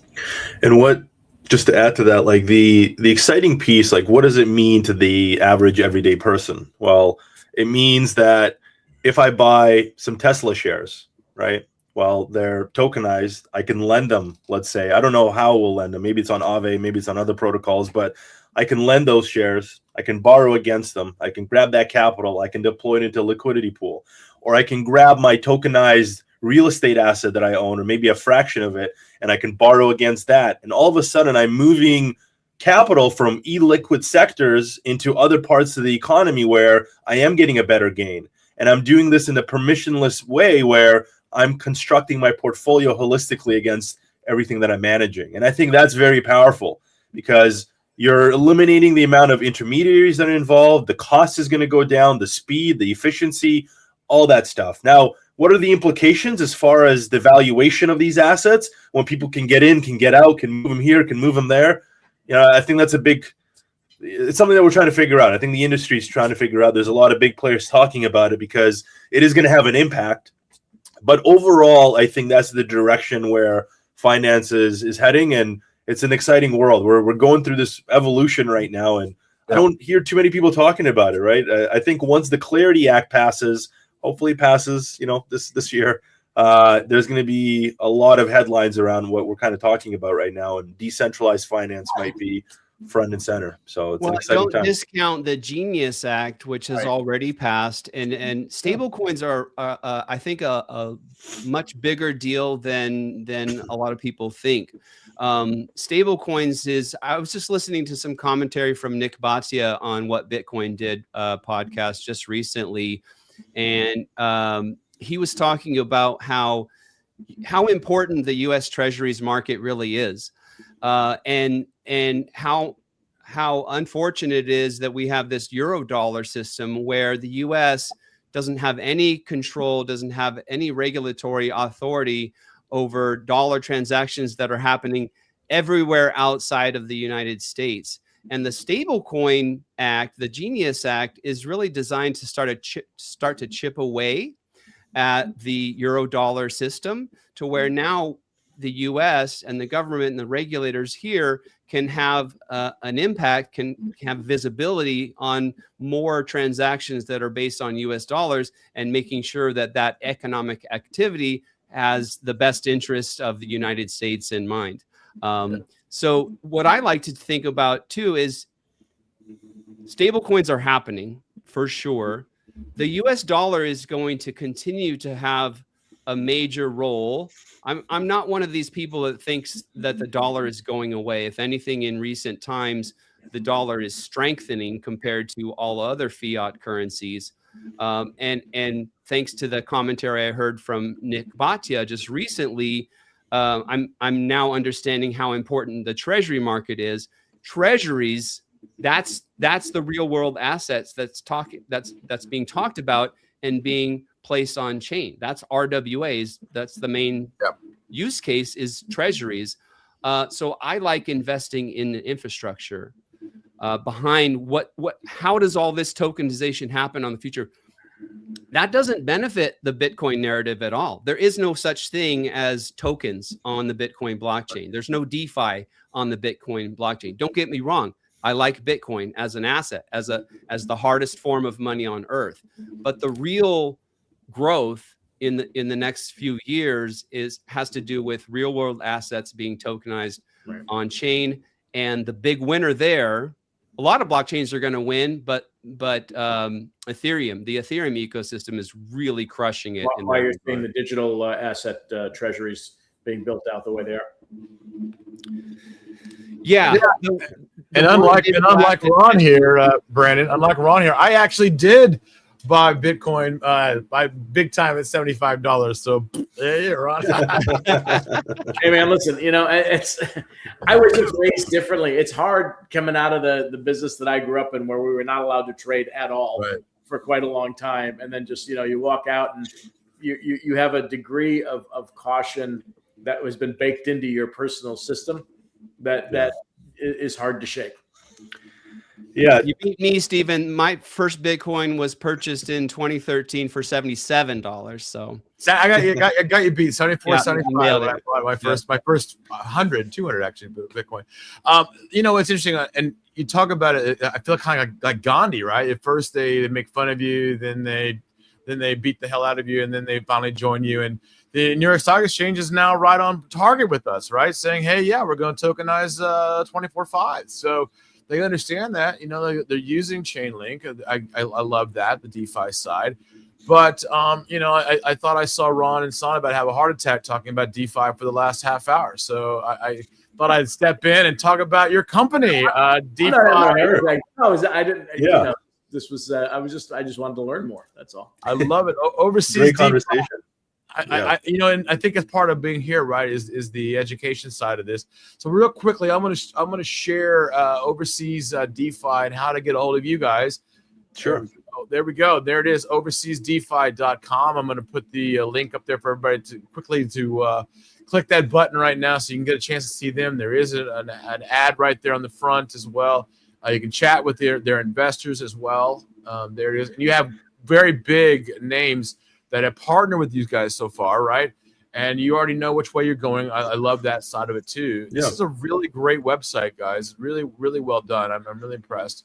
And of course, Roman, there you are, and Brandon. And one of the things I talk about from this perspective, especially from the DeFi or from the crypto side, is that there are not a lot of people. They all feel like we're just young people not really doing a lot, right? But you have what I call the pedigree in the background. You actually been there, right? You actually know what to do, and I love that side of you guys. So I'm very, very super excited. But I always have one last question for everybody. Please, would you guys come back and talk about DeFi on the show a lot more? We'd love to. Yeah, it's, absolutely. Yeah, we'll certainly do that. I will have Andrew definitely reach out to you guys and make sure you guys are on the show. Yeah, what were you gonna say, Roman? No, I was just gonna say, this is such a we have, let's say, don't quote me on this exactly, but let's say we have 700 million crypto users worldwide, right? Of those 700 million crypto users, about 60 million are involved with self-custody, meaning they have their own hardware wallet or private wallet. And of those 60 million, 5 to 6 million interact with smart contracts, meaning they participate in decentralized finance. They actually know what happens when somebody swaps one asset for the other, right? So an immense amount of opportunity here, I would say, and yeah, it's the beginning of something great. So we'd for sure love to come speak to how this space is evolving and how our business is supporting other investors, because our mission is to teach the average, crypto investor how to participate, how to send, how to swap, how to bridge, how to earn income from a productive asset and increase the velocity of money. So as you learn about Brandon and I, we're just beyond passionate about this space. So we'd love to. I missed my opportunity to make $1 billion, or is that gone? Or it's still here. It's still here. It's still there. I mean, yeah. The velocity of money. I love it. I love it, guys. But one Bitcoin is still one Bitcoin, right? That's right. That's absolutely. Right. Guys, thank you so much. DeFi, Overseas DeFi. I love it. Thank you, Brandon. Thank you, Roman. And we'll see you again on Quasar Markets Live for sure. Sounds good. Thank you. Thank you, guys. Take care. Bye. See you next. Well, Ron, what did you learn about the world of DeFi? Yeah, I'm listen, it's I have my own view. It's and it's been wrong for I don't know now, since 2009.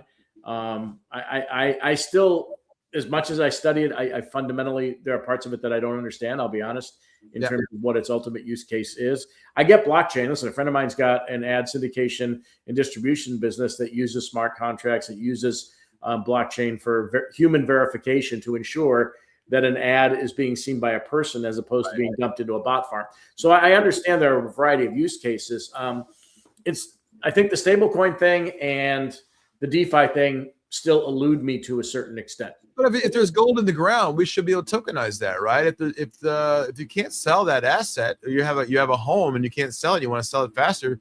I mean, I just saw online that a guy didn't even use a realtor and sold his house faster than any person. I like the realtor, dude. I love it. I love it. Well, it is 3:30, and Ron, I'm happy to bring you guys on and let them know. But this is the best part of the show, where we get to bring back the very cool team that started CNBC. And Ron, I'm gonna get out of your hair. I'm gonna bring them on. That's good luck with that. Yeah. I'll bring them on. There is the old group. Yeah, they are. Hi, guys. Hey, guys. That was a great conversation, Ron. That was really an interesting conversation. No idea what I was talking about. It was great. When you become the billionaire, you know where I am. Yeah, we live two towns away. I'm going to put this as bluntly as I can. Today's a bit of a shit show. You know, apparently CBS just reported that the administration is seriously contemplating moving ground troops into Iran. We got oil spiking up, rates are going up, stocks coming down, and oil approaching $100 again. Ty, what's your take? Well, I just think there's so much uncertainty and fear. I mean, I think fear, it's not just uncertainty, which is what the market, the cliche is that it abhors uncertainty, but what it dislikes even more is fear. And there's a lot of that out there right now. We don't know what's going to happen. There's a lot of danger. People are dying. Innocent lives are being lost in countries across that region of the world. We don't know what's going to happen with oil. We don't know what the interruptions, how long they're going to last. And so what do you do when that happens? You sell stocks. And Bob, it's interesting is, as much as Tyler talks about, there being a lot of fear, the fear index, the volatility index is not necessarily right now reading that type of extreme fear. It's around 25, 26, 27. You got to get about 35 before people, start to think, hey, this selling's way, way overdone and people are too fearful. And particularly going into a weekend, people may just be getting out of the way and are worried about headlines, right? Robert? Ron, I'm having a little trouble hearing you. Let me log right back in. I'll be right back with you. Give me I'll hear you the same question. We've been having this trouble all day, so it's not. I think I hear about people's fears, to Ty's point. I was just in the Target in Closter, and people are talking about it. Every day people are talking about it. So I do think there's a lot of fear in the market. But what kind of has me on alert is that the everyday consumer and the everyday investor is starting to wonder whether or not they should be in the market. They don't think, from what I am hearing, that this will be a short conflict as they originally thought it might be. That's what we were told. Apparently, I mean, look, the troops that are on aircraft carriers going to the Middle East, it's going to take them at least a week to get there. So that pushes us up to the 6-week mark. And then they have to do whatever they are ordered to do. So I think people are realizing this may be a longer term conflict than they originally believed. And as a result of that, they have to decide whether or not they can take the daily volatility. But also, we are going into a weekend. There's a lot of headline risk over the weekend. So I just think the everyday investor is starting to pay a lot more attention. How many fresh troops are being sent to this part of the world? And Marine 5,000. 5,000 total. And a Marine Expeditionary Force, those guys don't just sit on boats, folks. No, they go on land. Yeah. They go in. They are amphibious landing troops. And so you have to think that something is in the works here. We don't just do that for show. Yeah, and Bob, we've moved. I mean, starting 8 weeks, longer than 8 weeks ago, we were moving assets into the region. You know, at first everyone thought that was a negotiating ploy to bring Iran to the table and get them to capitulate on the various issues that both the United States and Israel wanted them to give up on with respect to uranium enrichment, ballistic missile production, all that kind of thing. It turned out to be the staging ground for a real conflict, and now we see more movement, as Sue was just saying, and Karg Island seems to be the target. Yeah, this is getting a lot more complicated than people thought, and the world is now focused on the price of oil. To me, what's interesting this week is just to watch Powell. The central banks are really in a pickle here. I mean, inflation is really still high, above their target. A job creation, I don't know, I would describe it as weak. But unemployment isn't really elevated. So what do? Economic growth and employment, it's really hard to figure out right now because what you guys are just talking about, the events are so unpredictable. So what do? If you ease, you erode your inflation credibility. If you hike, you exacerbate maybe the growth downturn. So do nothing, I think, made a lot of sense this week, even though I know the market's anticipating some kind of, Fed easing down the road. No, Sue. In fact, today, we just saw the probabilities of rate hike that by June exceed those of a rate cut. Yeah, there you go. Okay, so things are changing very quickly. What's amazing, though, is look how well stocks are holding up. What we hit the high in January around, 6% below the high on the S&P? Maybe, yeah. No, it is. I looked. But again, we talked about this earlier in the day, so that, that the averages are holding up relatively well. But when you look at finance stocks, when you look at software stocks, when you look at alternative asset managers, they're down 20 to 40%. Depending on which group you're looking at. What I'm worried about is an external event that is linked to the higher price of oil.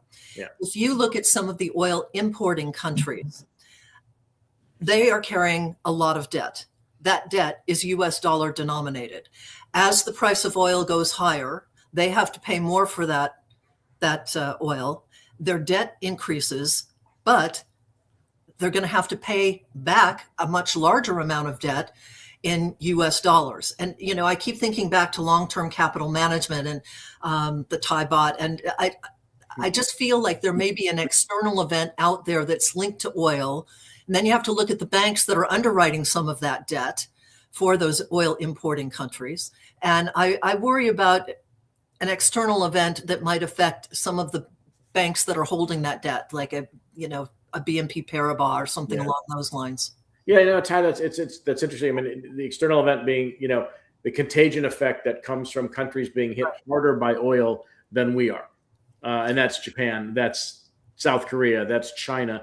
That's a whole host of countries that are more energy intensive and energy reliant on other sources than we are. And a lot of Europe we're going to see natural gas prices go up. And unfortunately, we're coming out of the prime heating season. But the heating oil's up today. My question for the panel is, what does oil at 100 or 120 do to global and American GDP growth? I mean, if there's no oil, you can't really have an economy. But if you have oil that costs $120 a barrel, it is very hard to have a growing economy. It's very I think it kneecaps growth, right? But right. wait, You know, I ended up paying $6 a gallon for gas in Inglewood Cliffs, right next to CNBC. You're near my house. Well, that guy's always expensive. He's the most expensive guy in the world. Well, it was the only guy in the world and I needed gas. You go to the Valero in Tenafly. Englewood is not the place to buy gas. When people start having to pay $5.50, $5.75 for gas, they're going to pay less in groceries. They're going to buy less in groceries. They're already not, and they already are doing that, or they're going to the Aldis of the world, or they're going to the Costco's of the world. And, I think we could look at a recession scenario based on the higher price of oil as it hits the consumer, and the consumer is not going to spend money because they need to fill their gas tank. But this is not 50 years ago, though. I'm just trying to do a counterweight here. The world is a lot less dependent on oil than it was 50 years ago. But Bob, before you go on with that thought, that this is not stagflation. Well, it's mini stagflation, but before you go on with that, the disruption in supplies, which there's 10 million barrels off market right now. 10 million is getting through alternative means, or Iranian oil is still leaving, because the Iranians are allowing it. But a 10 million barrel reduction in supply relative to 100 million barrels of demand a day is actually bigger than the disruption that we saw during the Arab oil embargo in terms of volumes in 1973 and 74.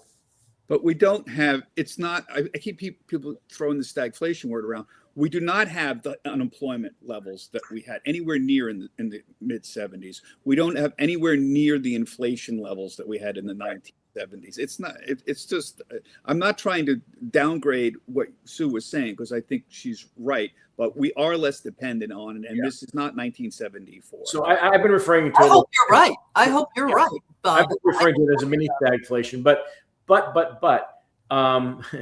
the problem here with the unemployment rate, and this, again, very different environment, right?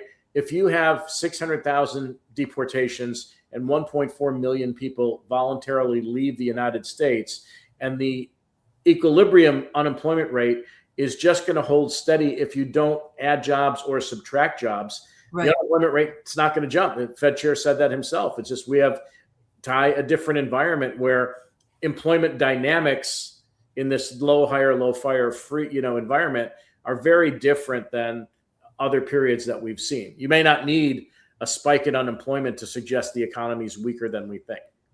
Well, I think that's right. And when you see job growth as tepid as it's been over the last year, that's a symptom of something. And it could be a symptom, in part, I think it's a symptom of companies adjusting to the world of artificial intelligence, in part. But you've got very tepid job growth in this country, and you don't have population growth, particularly. That's a very good point. Yep. And so where does the economic growth come from? And that's why you're seeing, like today, I was just looking at the king of all stocks, NVIDIA, down more than 3%. The NASDAQ off nearly 3%, 2.5 or thereabouts. Fourth week in a row of losses for basically all the major barometers. And I think that Russell is now in correction territory. So NASDAQ's about to hit it. And NASDAQ about to hit it. Yeah. I mean, I guess, Bob, I know that you and I, and to extent Sue and Ron, we grew up listening to John Bogle, and in tough times like that, that's the voice I hear. And basically his thing is, don't just do something, sit there. That's usually the best advice. And it's certainly what I'm doing right now in my portfolio. Right. So the key question here is, going back to Jack Bogle, you maintain the risk profile that you've always had, stay the course. You don't try to time the markets. If you are uncomfortable with market cap weighted indices and the weighting of technology stocks, then you go to an equal weight index if you want. But Bogle would say, I think, What market is voting here on those numbers, and there's nothing wrong with price weighted indexes. I personally have never been that worried about the heavy weighting of technology stocks in markets right now. So the only thing we know, and that Bogle taught me, and I think influenced you guys as well, is market timing doesn't work. So the correct thing to do is, if your risk profile is changing, if you can't stand to be 70% in stocks anymore, that it's really making you nervous, then reduce your risk profile, go down to 60% or 50%. But that should be the long-term objective at that point, and not trying to go back out of the market. So, it's funny, you guys are talking about Jack Bogle, who is the ultimate in just holding on to the market. I worked for a brief period, as you know, for Steve Cohen, who traded all day, every day, final second of the close, in order to scalp the last 20 minutes, trading individual components of the S&P against the S&P.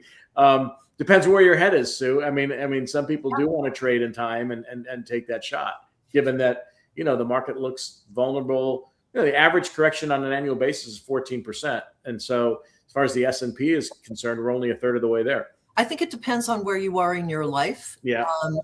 I think if you're young, like your kids, Ron, my kids, Ty, your son, then maybe you go in and you have a long-term time horizon. You're going to ride it out or add to your portfolio. If you have a much shorter term time horizon, as many of us do, then it's a little scary. Well, You still got a long way to go, baby. You know what I mean? What do you mean by a short where term? you are in your investment life? So I just watched a cut the other night of Jonathan Winters talking to Johnny Carson. He had just turned 60, and he said he was in the fourth quarter, maybe even OT. And that was like 30 or 40 years ago. And I'm like, no, we're not in OT yet. No. We're just getting started. No, come on. Well, I just turned 70, so I'm a little older than all you guys. But the important thing is, and I publish what I own. I'm one of the few people that published in my book what I own. I'm still 70% in stocks because I'm working on the theory I'm going to live to 90. And my actuarial friends say I'm wrong, that I should work on 95 to 100. That's true. That means I'm alive another 25 years. So I would not change my risk profile based on that. But if some people at 70 years old would say, hey, 70% in stocks, no, I don't want to do that. That's way too much. Remember, Jack Bogle, when I talked to him in 2006, he was well retired. His monies were closer. The age of your age should be in bonds. Remember that? Yeah. That idea. No, your age should be in stocks. He was there, right? Yeah, if you're 70 years old and 70% stock bonds, excuse me. Oh yeah, right. As you got older, it flipped. Yeah. I think the question also is what other investment you want to go into, given the volatility that we're seeing almost all the way across the board. So if you're uncomfortable in stocks, and you could have looked at precious metals, but I think, we've had such a trajectory to the upside in precious metals, that may not be an alternative. You may not, hearkening back to the conversation you just had in the previous half hour, are you comfortable in crypto? Are you is that a hedge? Is it not a hedge? I think it depends on where you are, to Bob's point, what assets you are comfortable in. And a lot of people are only comfortable in either stocks or bonds. Right. I was listening to your discussion, Ron, with the Bitcoin people earlier, the DeFi people, which is very interesting. And I love how you went at that. But to Sue's point, isn't it amazing that Bitcoin was supposedly digital gold, and it turns out that gold is digital gold. Right. Well, now they disputed that. Very interested in trading gold and silver. And silver. Silver is people who ever traded gold and silver when we were around 20 years ago is zero. Nobody. I covered the silver ETF, and they had no volume at all. So now look what Bitcoin. I'm trying to get to your point here, Sue, about Bitcoin has competition now. Not just it's part of a big momentum play with everything, not just gold and silver, but stable coins are a real competition. Prediction markets are a real competition for Bitcoin in general. And I think that's a problem because if Bitcoin is just no longer is the shiny new object, what does it have to sustain the interest? It doesn't do anything. It just sits there. So I think there's a little bit of an issue here going on with Bitcoin. You know, Ron, that the number of really true believers in Bitcoin, I mean the ideological people, the people who think it's an alternative fiat currency, is very, very small compared to the size of Bitcoin. It's dominated by a few big whales and a small number, a large number of retail people that have small pieces in it. And I don't think most of those people are as ideological as they think. I think they'll move on if there's a shiny new object. So let's indulge ourselves in some reckless but always interesting speculation. What is it going to take to get the markets unstuck? And how does this all end? How do we think it's going to end? Listen, I'm more bearish than most. I mean, an end to the war, an immediate end to the war, negotiated solution, reopening of the strait. That's the type of thing that, you know, oil crashes, stocks go up, interest rates fall, the Fed goes on its merry way later in the year. Absent that resolution, I personally think we're in for a good 20-25% correction in the next 6 to 9 months. And, you know, we've just started that process. Whether you get a relief rally somewhere along the way is an open question. That happens all the time. But I think 2026 is a much, much harder year. You know, and you guys know this, my speech title this year is Everything Everywhere All at Once. And that's what the market's dealing with, you know? I would agree with you, Ron. I don't think I'm quite as bearish, but I do think we've had a great run in this market, and every market corrects. This, unfortunately, is coming with a world event. The president just said, we're not interested in a ceasefire. That was the headline that just crossed down below. So, you know, I think the war is going to be the big determiner of where this market goes, at least near term. And I personally think it's going to be a longer conflict than most people think. The question is, you know, when does the fatigue set in, and when does everybody say, okay, I've had enough, and they throw in the towel, and we start to see the market bottom a little bit. That's what I'm watching for. Yeah, I don't do percentage declines, but as you know, you guys know, we're due for a correction. Yeah.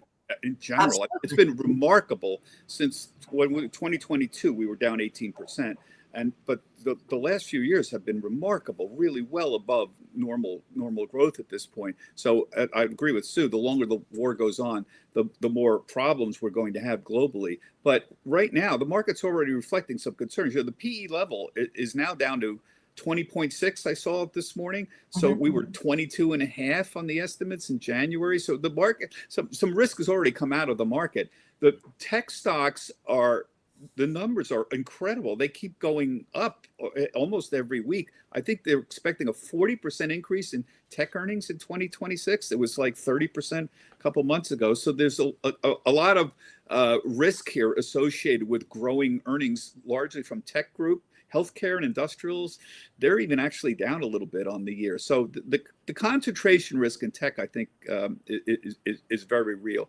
I think we need to find some glide path out of the war, and I don't see that happening that quickly. And I kind of agree with Sue on this, though I don't know how much it's going to decline overall. So Ty, answer your own question. I'm going to take a little bit of a different tack and maybe naively say that I think the conflict will resolve sooner rather than later. Resolve 100%, probably not. Remember the fighting in Gaza, though basically a ceasefire was called, didn't end. It did not end. It has not ended yet, really. Right. The fighting with Hezbollah has not ended. So there may be conflict that continues, but that the main issues of the war will resolve sooner rather than later. When I say that, I'm guessing within the next 4 to 6 weeks, and that will open up, investor sentiment in a way that there will be a bid in the market. Oil will come down, and it's just my guess, my instinct. That I hope you're right. You know, I hope I'm right too. I hope I'm right And too. then we have a private credit event right after that starts the cycle. Well, that is a great point, because we talked earlier about debt and so forth. When markets get in real trouble, it is almost always leverage and debt that takes them there, right? One way or another. And private credit may be the big bomb this time, or other loans that go sour. But it's almost always, and we've been through a lot of it, man, together. We have it a million times. 160 years of experience sitting here right now. So I mean, the real estate bubble in the late 80s in Texas, and all those see-through buildings, and all the lenders went bad. I had a friend who rode that. He was a lawyer. It was the best place to be. He was a lawyer in Dallas.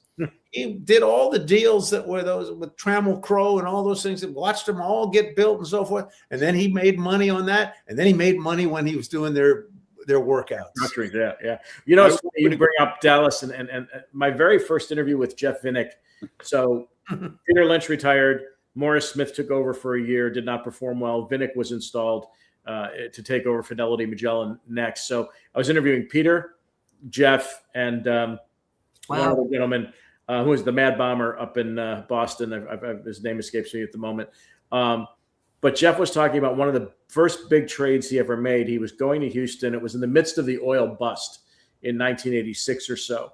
And he was meeting with an oil CEO who was, as they were leaving, the only person left in the building. And he personally turned out the lights.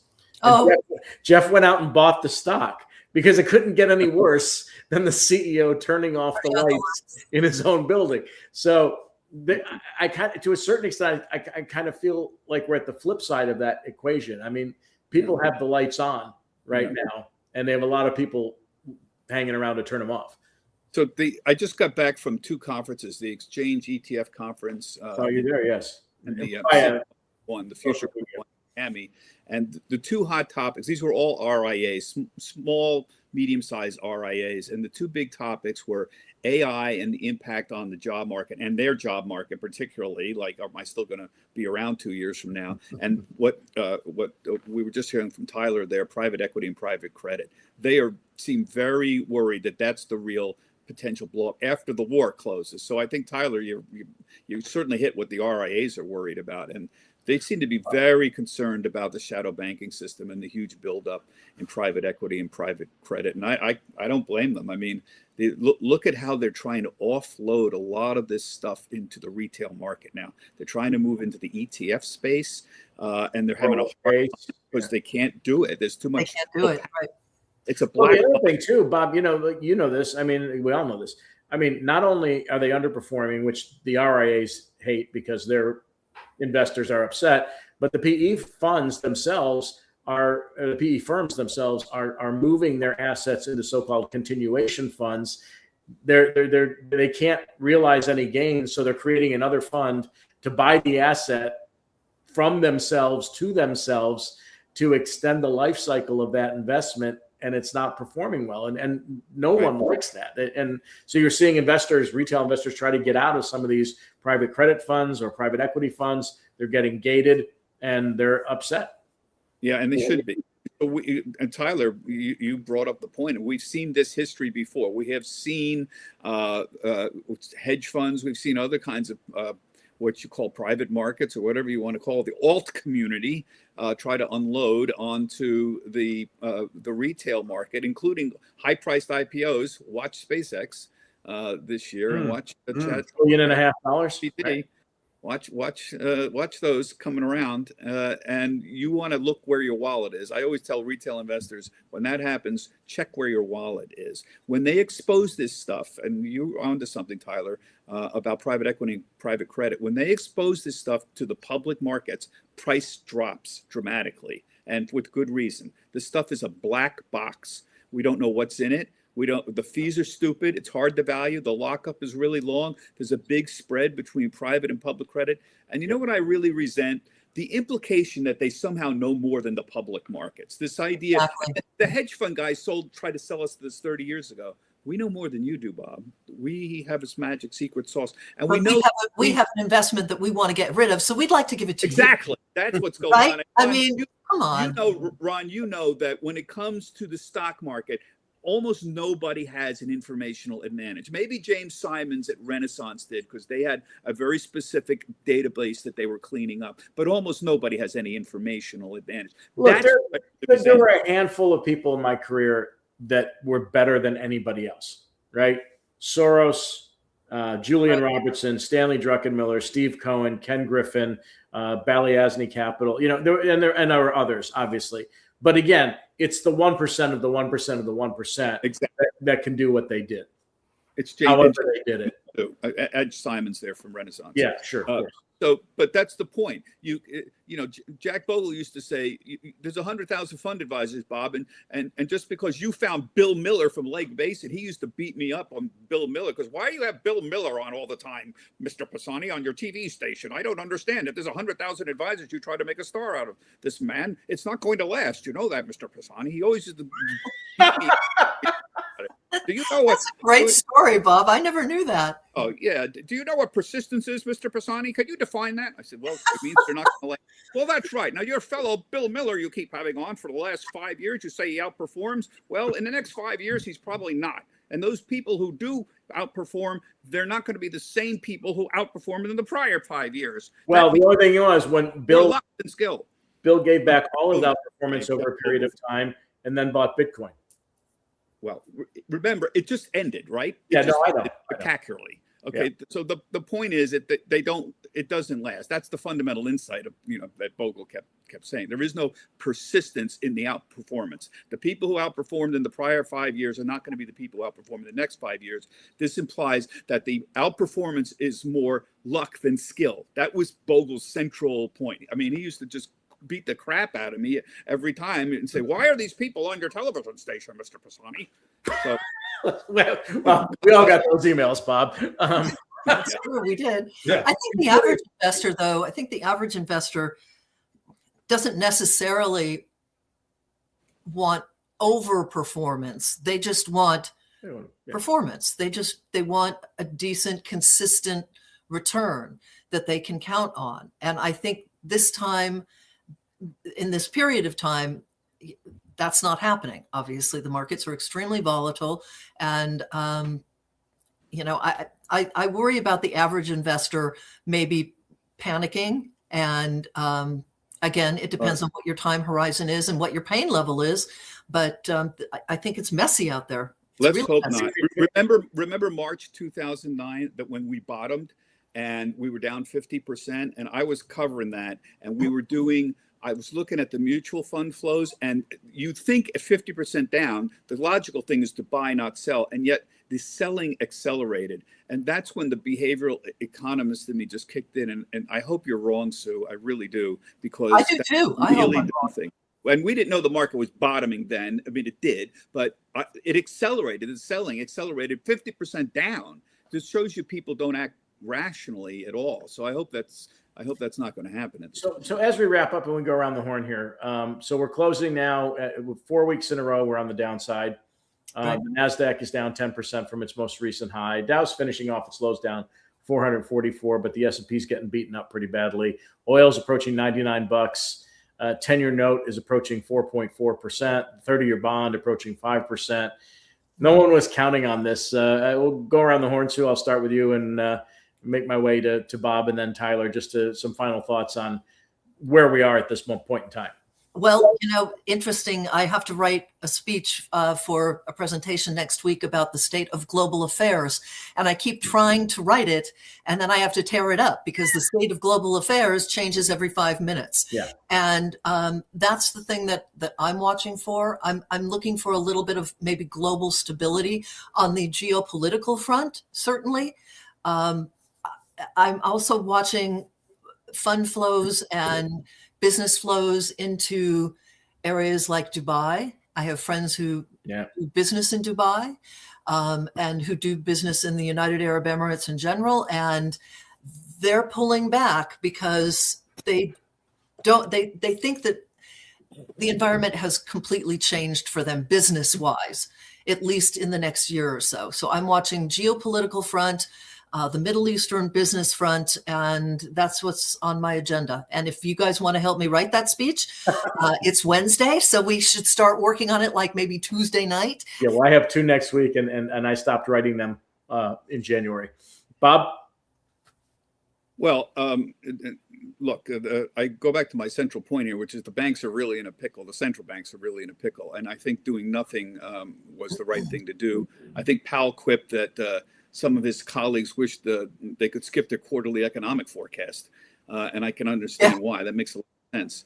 If you're an investor, I go back to the Bogle thing. I'm sorry we beat up Jack and brought his name up, but have a plan and stay invested and stay long. If you really feel that there is something fundamentally changing about the global economy that's going to affect stock markets for years from now, I hope not. I think that is probably not the case. But if you do, then the correct thing is to reduce your risk profile. But don't do it as a trading mechanism. Do it as a long-term decision. Other than that, don't do anything stupid. Don't try to trade your way out, or don't think that you understand when to go in and when to sell. Remember, when you are an active trader, you have to be right going in and right going out. And nobody ever gets that right. That's the central insight that Bogle always used to pound away at me. You think you know when to go in, you don't. You don't think you know when to go out, you don't, and you make mistakes.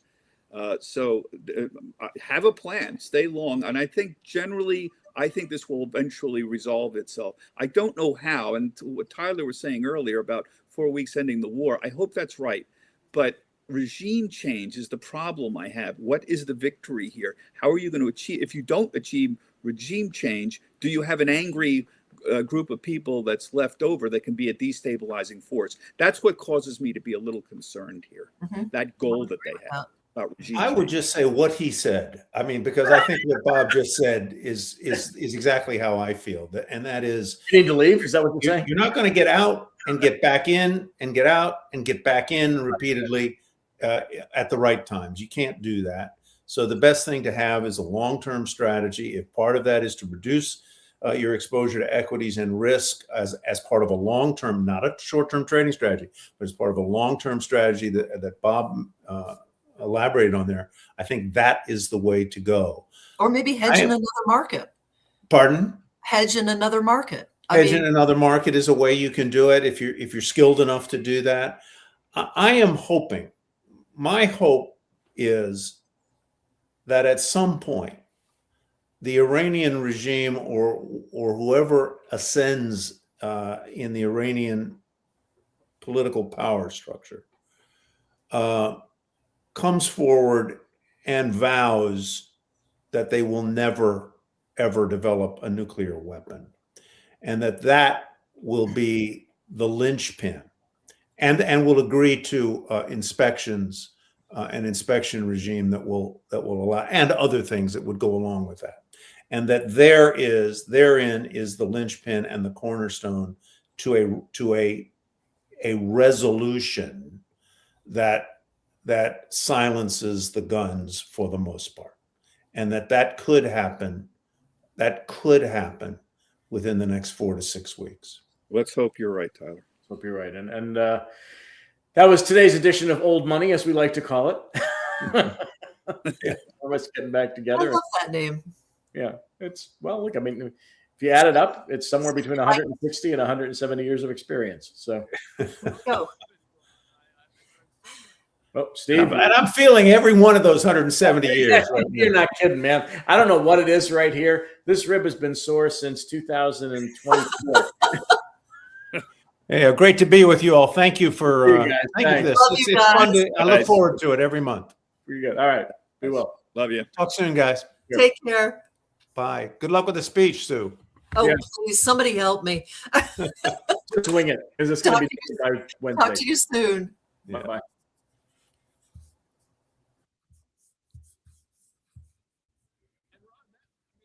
Steve, I can't hear you. We're having the same problem again. And Ron, I learned so much today from that. I mean, just like a family there. But I have to ask the question: where do you guys all see the future of financial journalism? I mean, we look at that as the and you call it old money. I don't think of it as. I think it's institutional. I think it's a good place to start. But I see a lot of cool things happening in the future for financial journalism. Oh yeah, no, I don't doubt that at all. And I joke about old money because it's just, like I say, the combined years of experience that we have, are not that easily found. And we've been through a lot together, and separately. And so we each have our, unique perspectives on what's transpired over the last 40, 45 years. No, it's certainly not dead by any stretch of the imagination. I don't mean to imply that by with that title. In fact, it's going to change. I think that, again, going back to what we talked about first thing this morning, the alterations in technology, the ease with which you can create both a linear and a nonlinear network, the surplus talent that is now floating around in the news business as a consequence of all these restructurings that are going on, mean that you can assemble, an impressive group of individuals at a far lower cost than anyone else can, and deliver the same, high quality, if not better quality information that's currently available in a wide variety of places. So I'm very bullish on the future. I'm even bullish on the future of news more broadly. I think enterprising individuals, if they know what they're doing and if they know how to recast this, and I don't mean social media and all the crap that's out there that, is just driving people, insane and providing both mis and disinformation. But I think an enterprising individual can create a network at a fraction of the cost of any other, with very, very high quality talent, both in front of and behind the camera, and provide the service that informed Americans need to make smart decisions, not just about their money, but about their political and futures as well. Yeah, and we look at people in general. 95% of them just want to live a good life. They just want to pay for their kids and live and enjoy life and make a little bit of money and go out to dinner and live a normal life. They don't want the nonsense. It seems like the fringes have the microphones, and we're going to take that microphone from them, right, Ron? Yeah, look, 100%. I mean, look, the fringes have owned it for a while now, and quite frankly, I'll be indelicate and indiscreet. I mean, the crazier you've been in the last 20, 25 years, the more money you've made in media, and maybe the more damage you've done as well. But it was a great way to make money. And I'll be blunt, if you lost your shit on air, it didn't matter whether it was accurate or not. If you could aggregate an audience and become a rage baiter and a rage machine, that worked really well. But I think, at least I feel that people are growing increasingly tired of that, and they want some straight dope. They don't want it to be boring, but they also want it to be accurate, and they want it to be meaningful. And I think that's the opportunity set that really is interesting to me, is that, it doesn't have to be spinach. It can still be interesting, it can still be compelling, but it also needs to be accurate and timely.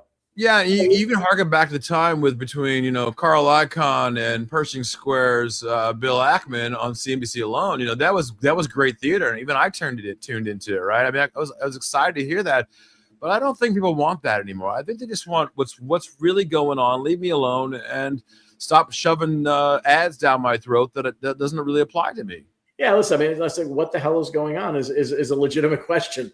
Particularly in an environment like this one. Like, if you go back to the 90s. It was a cakewalk, right? I mean, it was so easy in a certain sense. There were events that took place, but it was a pretty easy period, maybe unique to our generation, that it was easy for a lot of people to make money. It was easy to be in a job. There weren't a lot of disturbances, between 1990 and 2000. And, I think 9/11 was a pivotal point in all that. And you had 9/11, you had corporate scandals in 2002 and 2003. You had the great financial crisis. And since then, even more problems around the world. And it makes it just that much tougher for people to function. And I think younger folks are searching for answers. Older folks are searching for security. And, there's a way to get to them and do it without, having everybody tear their hair out and screaming on TV. Yeah, I mean, for my own self, I mean, the biggest deal back then was Monica Lewinsky, right? And now that's not even a big deal anymore. So it's a lot of what happened in the 90s and even the 80s, Gary Hart, for instance, all that stuff is quaint by comparison. I mean, it's Gary Hart had an affair. Oh my God, he has to. Maybe he did. We don't even know if that was a setup picture. There's been a lot of speculation that when Donna Rice sat on his lap, there was a photographer there ready for that moment. And once he got trapped, he was done.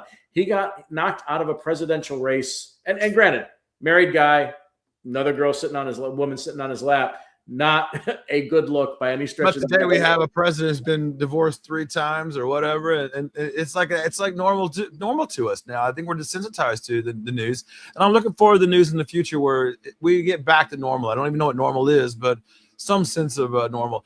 Ladies and gentlemen, Ron and Sana, I'm looking forward to a prosperous life with Quasar Markets and Ron. Ron, are you ready for this ride? I am, and I got to go do radio because markets closed near the lows of the day, and it was pretty much of a beat up day. The president just came out and said he doesn't want a ceasefire. So, and that's the world we live in. Ron, thanks so much, and we'll see you back next week, my man. Be good. Wow, so far a crazy day so far here on Wall Street. I'm gonna bring some people in here that just make some sense out of the craziness. Alan Ellman, how are you, Dr. Ellman? Hello there, Steve.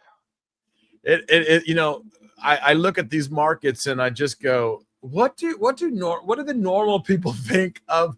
I used to sit down, Alan, and I would sit down and I'd go, wow, the Dow's down 500 before the market opens. I'm freaked out. The day of the Dow being down 500, we call it a Thursday or Friday. It's not a big deal anymore, right? I get the numbers are up.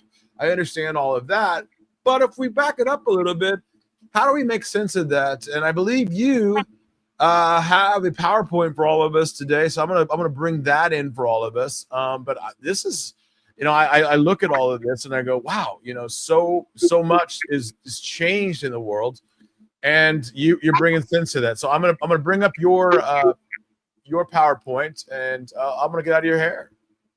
Okay, Steve, I'm probably going to need you to move the slides for me. But what I want to do for the Quasar audience is just to introduce the blue collar investor to the Quasar audience. I know I've been with you for 3 years now. I'm on every week, so many of your members probably already know me.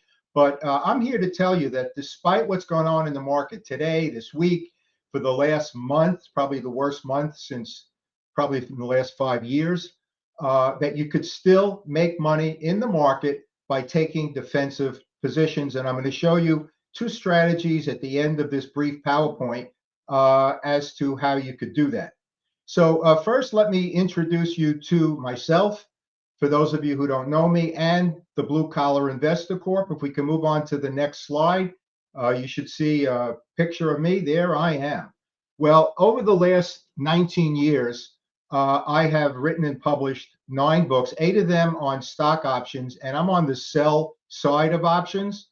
So you get that immediate gratification of the first thing that happens is you take in money. We'll talk about that towards the end of this PowerPoint.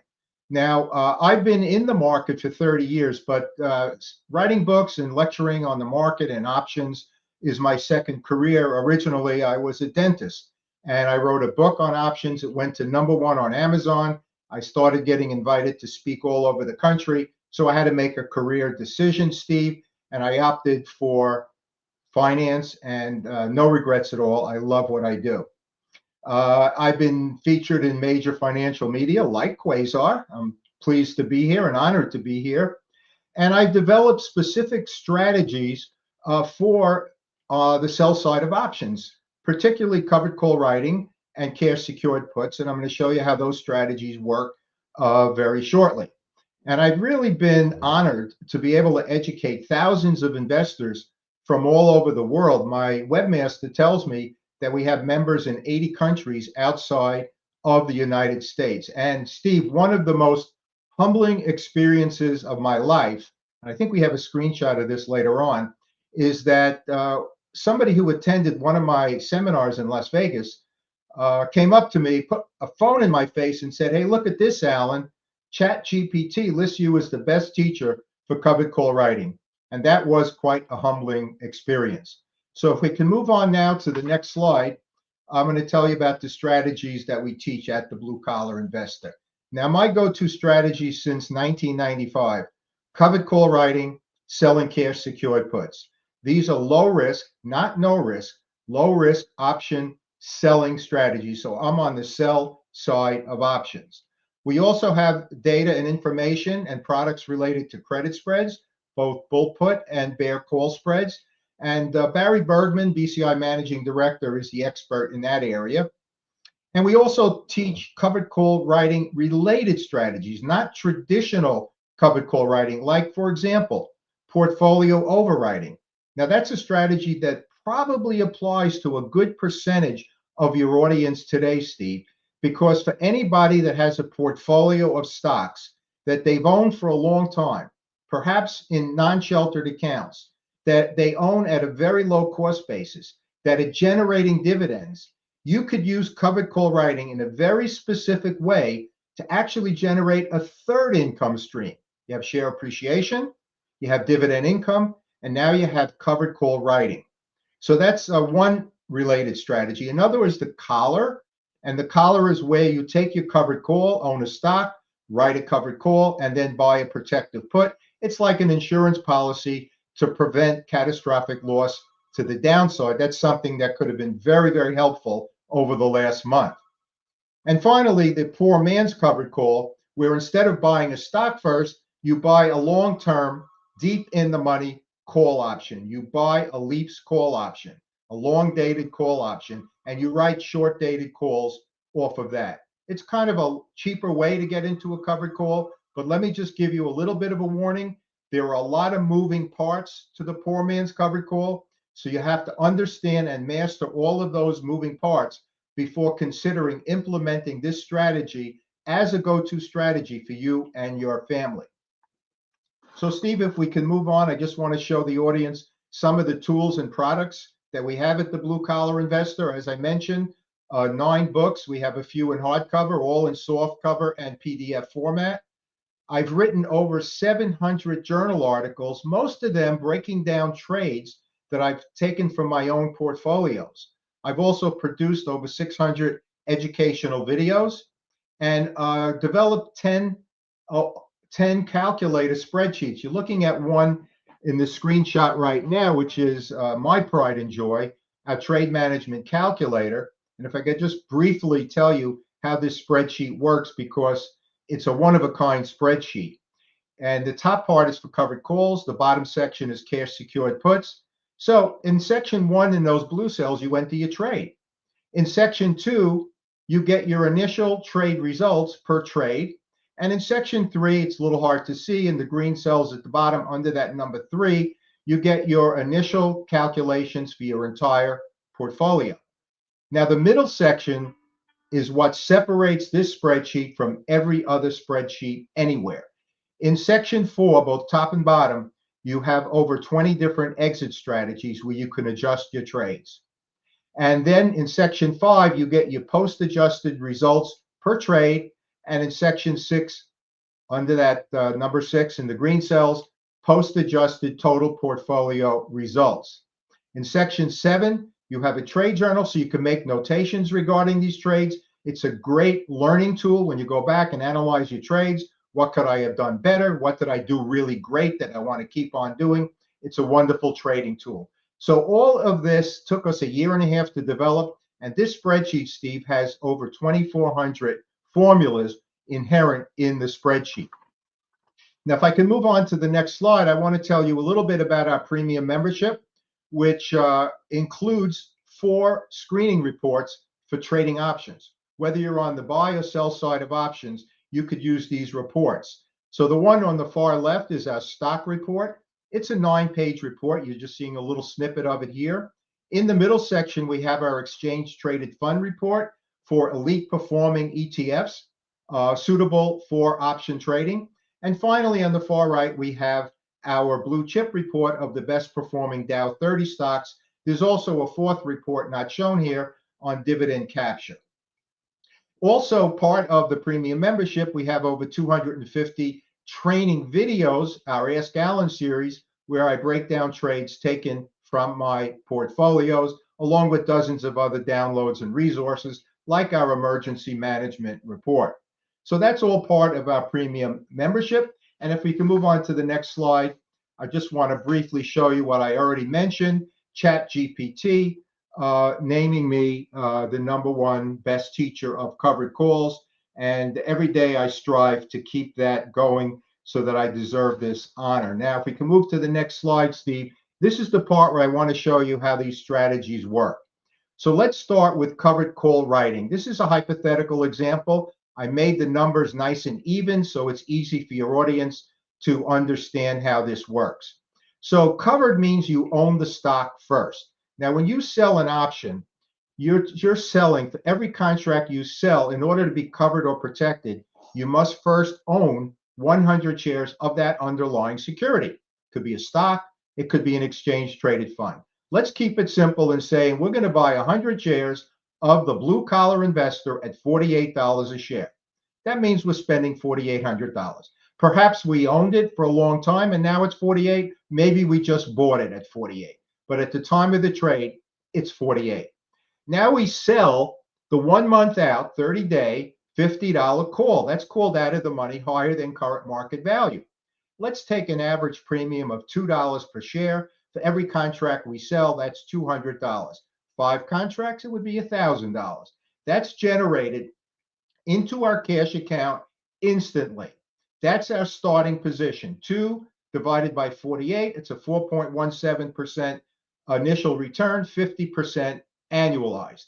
Now, does that sound like an unbelievable deal? It does, but wait, these are not no-risk trades.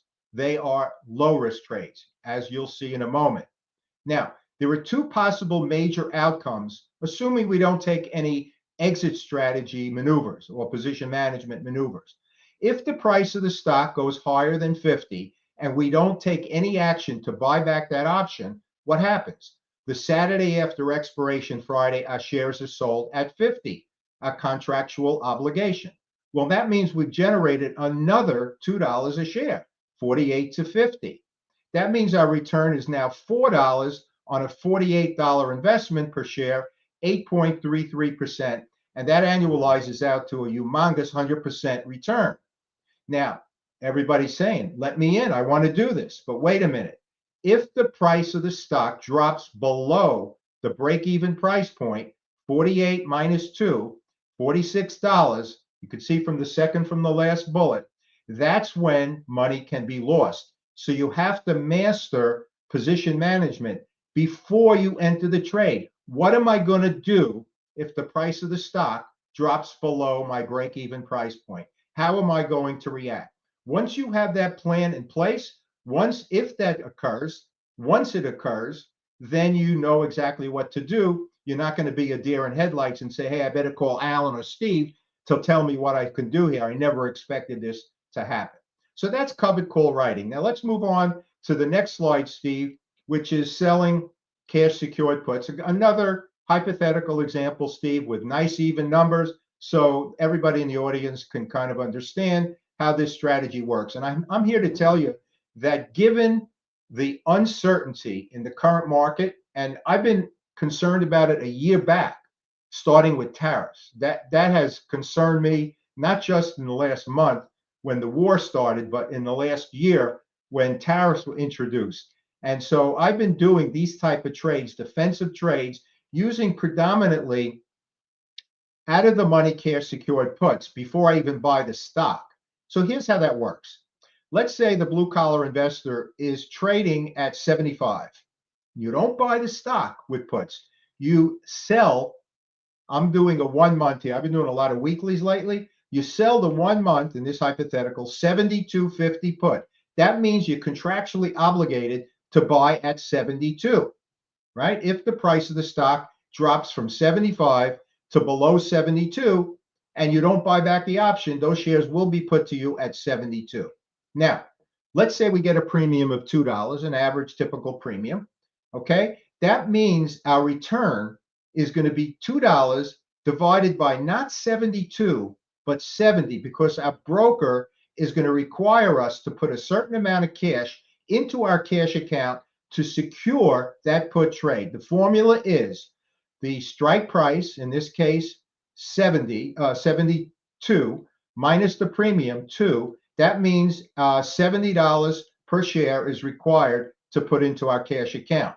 So the return, $2 divided by the 70, that's how much cash we set aside, 2.86, and that will annualize out to close to 35%.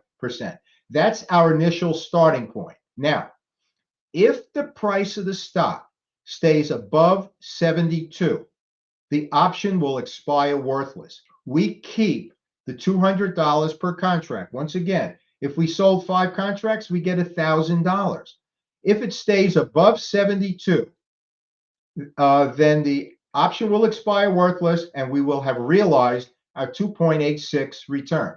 If the price of the stock drops below 72 and we don't buy back that option, then shares will be put to us at 72, but our break-even price point is what? 72 minus 2, or $70 per share, right? And that represents a discount of 6.7% from the price of the stock, 75, when the put trade was first executed. So if it drops below that 70 break-even price point, we could start to lose money. And that's why every time I talk about these strategies, I always mention these are low risk. They are not no risk strategies.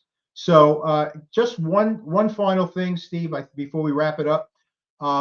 In today's market environment, in this particular hypothetical where the stock was trading at 75 and I gave you a strike of 72, I would probably go to a lower strike price, generate a lower monthly return, and have more protection to the downside. So instead of selecting that 70 strike, the 72 strike rather, I might go with a 68 strike, maybe get a return of 1.5%, which annualizes out to still a robust 18%, and get additional protection to the downside, maybe 10%, as opposed to 7%.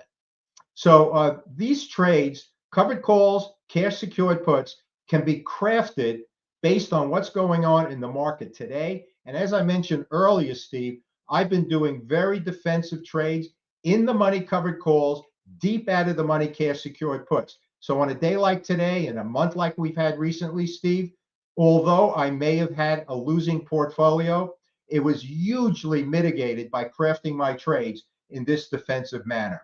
And so finally, we could just summarize in that last slide that conservative option selling strategies, once again, I'm on the sell side of options, you could still generate significant returns in a low risk manner. This is particularly important in this current market environments. So know how to craft your trades, know how to manage your trades, and over the long haul, you're going to put yourself in a position to beat the market on a consistent basis and many years significantly. And BCI will give you all the education, all the stock screening, and all the tools you need to master these low risk option selling strategies. Yeah, and I mean, I think that so often we look at the markets and we just go, "Hey, I don't know what to do here, and what do I need to do to hedge my portfolio?" And so often you hear them, "Oh, well, I guess what I'll do is I'll just I'll buy VIX calls or I'll buy VIX puts and I'll do," and they don't really know how to hedge and actually make cash. I think that's part of the problem, right? Is cash is king, and that's what covered calls do. They produce actual cash that goes into your portfolio. That's the starting point, Steve. You generate cash into your portfolio. But it's so important. And back in the mid 90s, when I started these strategies, this information wasn't out there. It was just buy a stock, sell a slightly out of the money covered call, and then basically pray, because there was nothing really on management of your trade, or at least very, very little. But now we know that these trades can be crafted. And I think you remember, Steve, back in the day, they used to say, covered call writing is only good in sideways markets. The market's going up or it's going down, you can't use it. Well, that's baloney.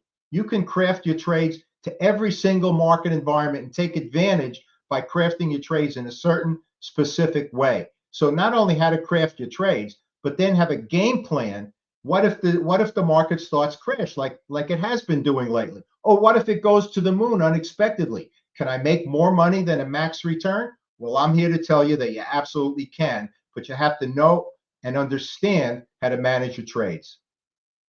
Yeah, and managing trades is not easy sometimes, but this makes it a lot easier if you like the company or you own the stock or you want, and that's what it means by covered calls, right? And I love it. I mean, and ChatGPT is Tells the truth, man. I mean, you are the master, Alan, and there's nobody better than covered call writing, and you're it, man.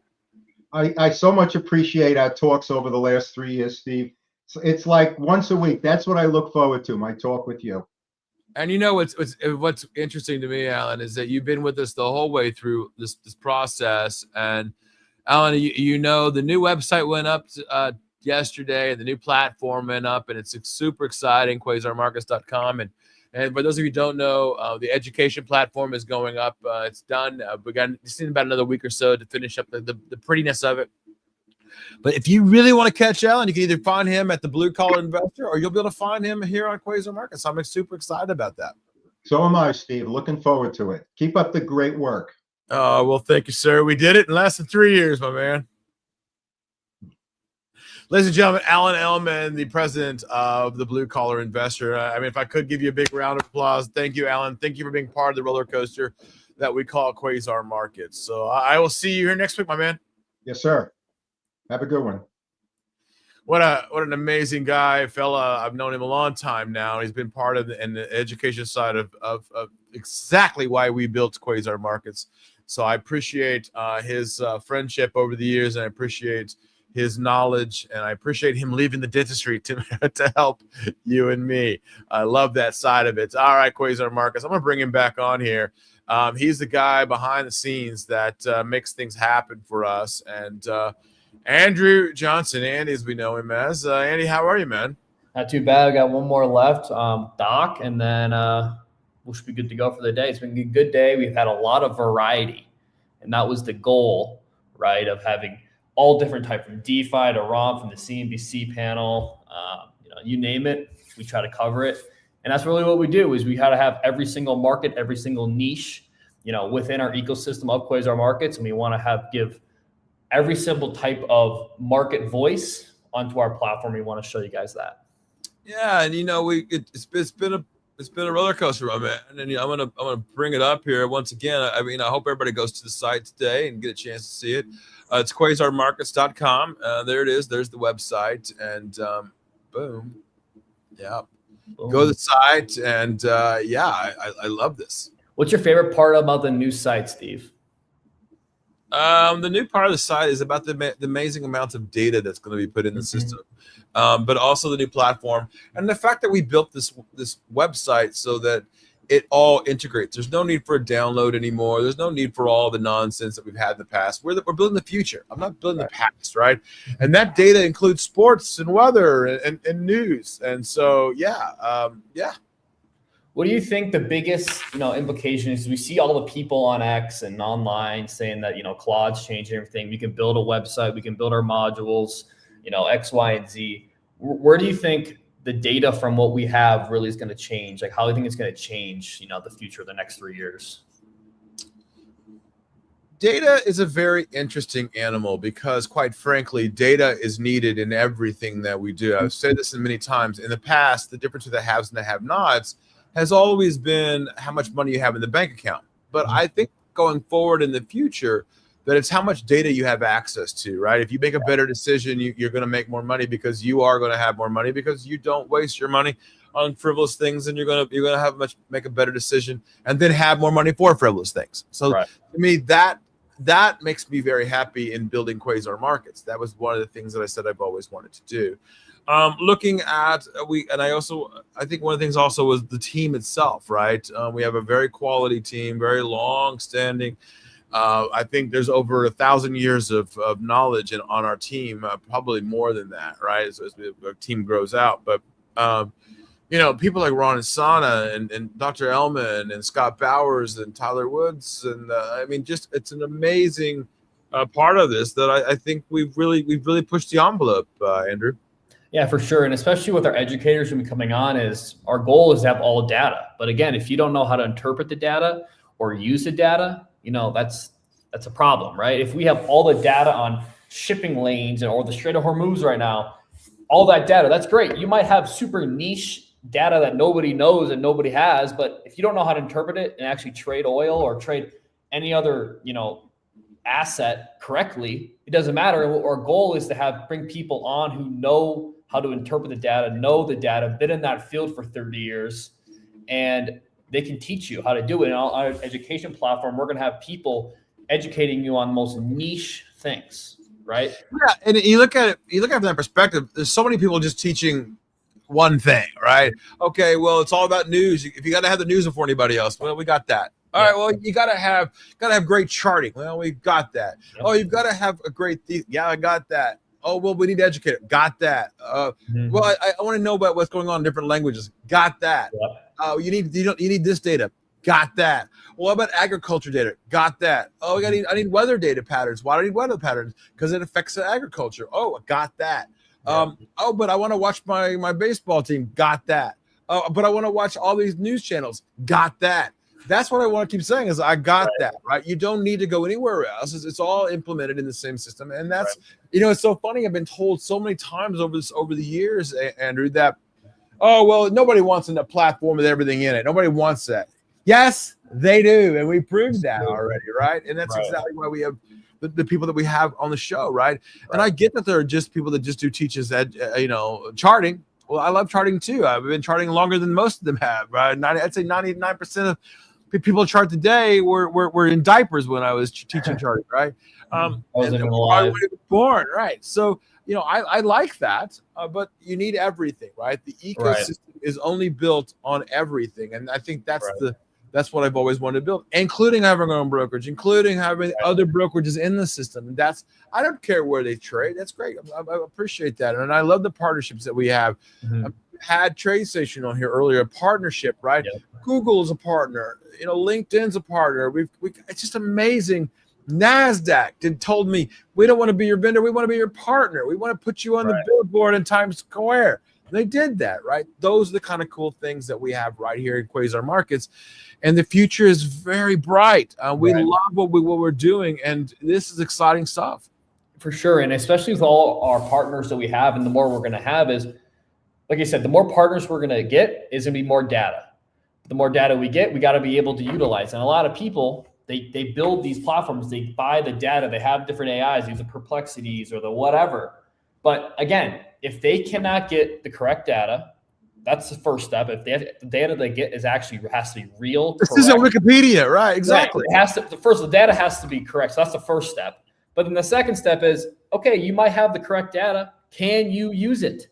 I was thinking about this earlier. It's like with Claude and all these AIs, it's like, hey, you can build the front end, the look of it. It's like you can build a Ferrari, but if you don't fuel the Ferrari with the correct gas, what are you going to do with the car? Car's not going to move. You're going to fill it with water. It's not going to work, right? So you got to build the systems correctly with the correct data that actually works, and your system has to be able to withstand the data that you give it. And that's what's interesting is you're the guy that brought a lot of the data to us, right? I did. 54,000 data points, folks. Now, I hear all the time, oh, well, we got 100 data points. We got 1,000.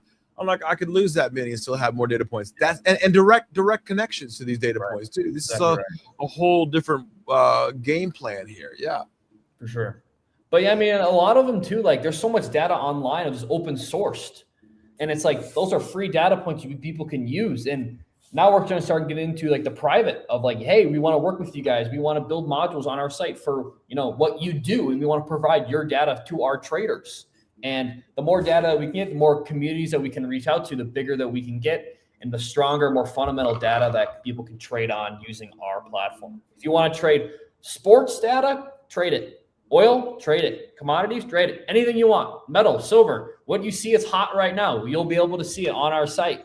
Yep. All of our news, all of our brokerages, you name it, you can have it. I'm sure you can show the widgets again if you want, but that's going to be the plan of, okay, I'm going to be watching the Minnesota Vikings lose again with Kyler Murray. Okay, great. But I'm also going to be able to trade, gold and watch the news headlines with it on the same platform instead of having 15 different subscriptions, 15 different websites, 15 different tabs, X, Y, and Z. It's going to be one spot, one place, one ecosystem to learn, watch, trade, and kind of do anything on it. And that's kind of ultimately the goal. Yeah. And one of the things that I've said that I've always wanted to have is not only the data, but not only in every language and all things we have, but bringing the right people on to explain how the data works. You can learn from the machine. You can learn from educators. You can learn from very smart people. You can learn from the news. You can learn from Twitter, even, believe it or not. You can learn from all these things. But it needs to be personalized, right? And one of the things that we did, we personalized the machine, the colors, the data, the however you want to see the world is how you can actually make that in the system. You can put colors into the system.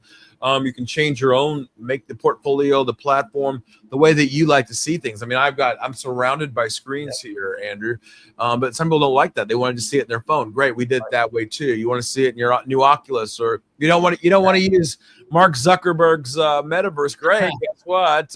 You could do that with our machine, right? Right. So that's kind of the key here in the thought process here behind all of this is having the right people also working here and creating and building and riding the roller coaster, as we call it here, because it is a roller coaster.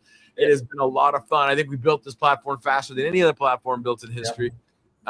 Because this is not like a let's stick this in some kind of AI and hope the machine comes out the way we want it to. We built the back end. And if you have a module you're building, great, put it in here. We're gonna take that AI prompt that you have and make it even better because we have the actual data. Take the prompt, copy it, paste it, put it in our system. We'll make it better, right? We already have that, right? And I love it when I see the Twitter. You replace your Goldman Sachs.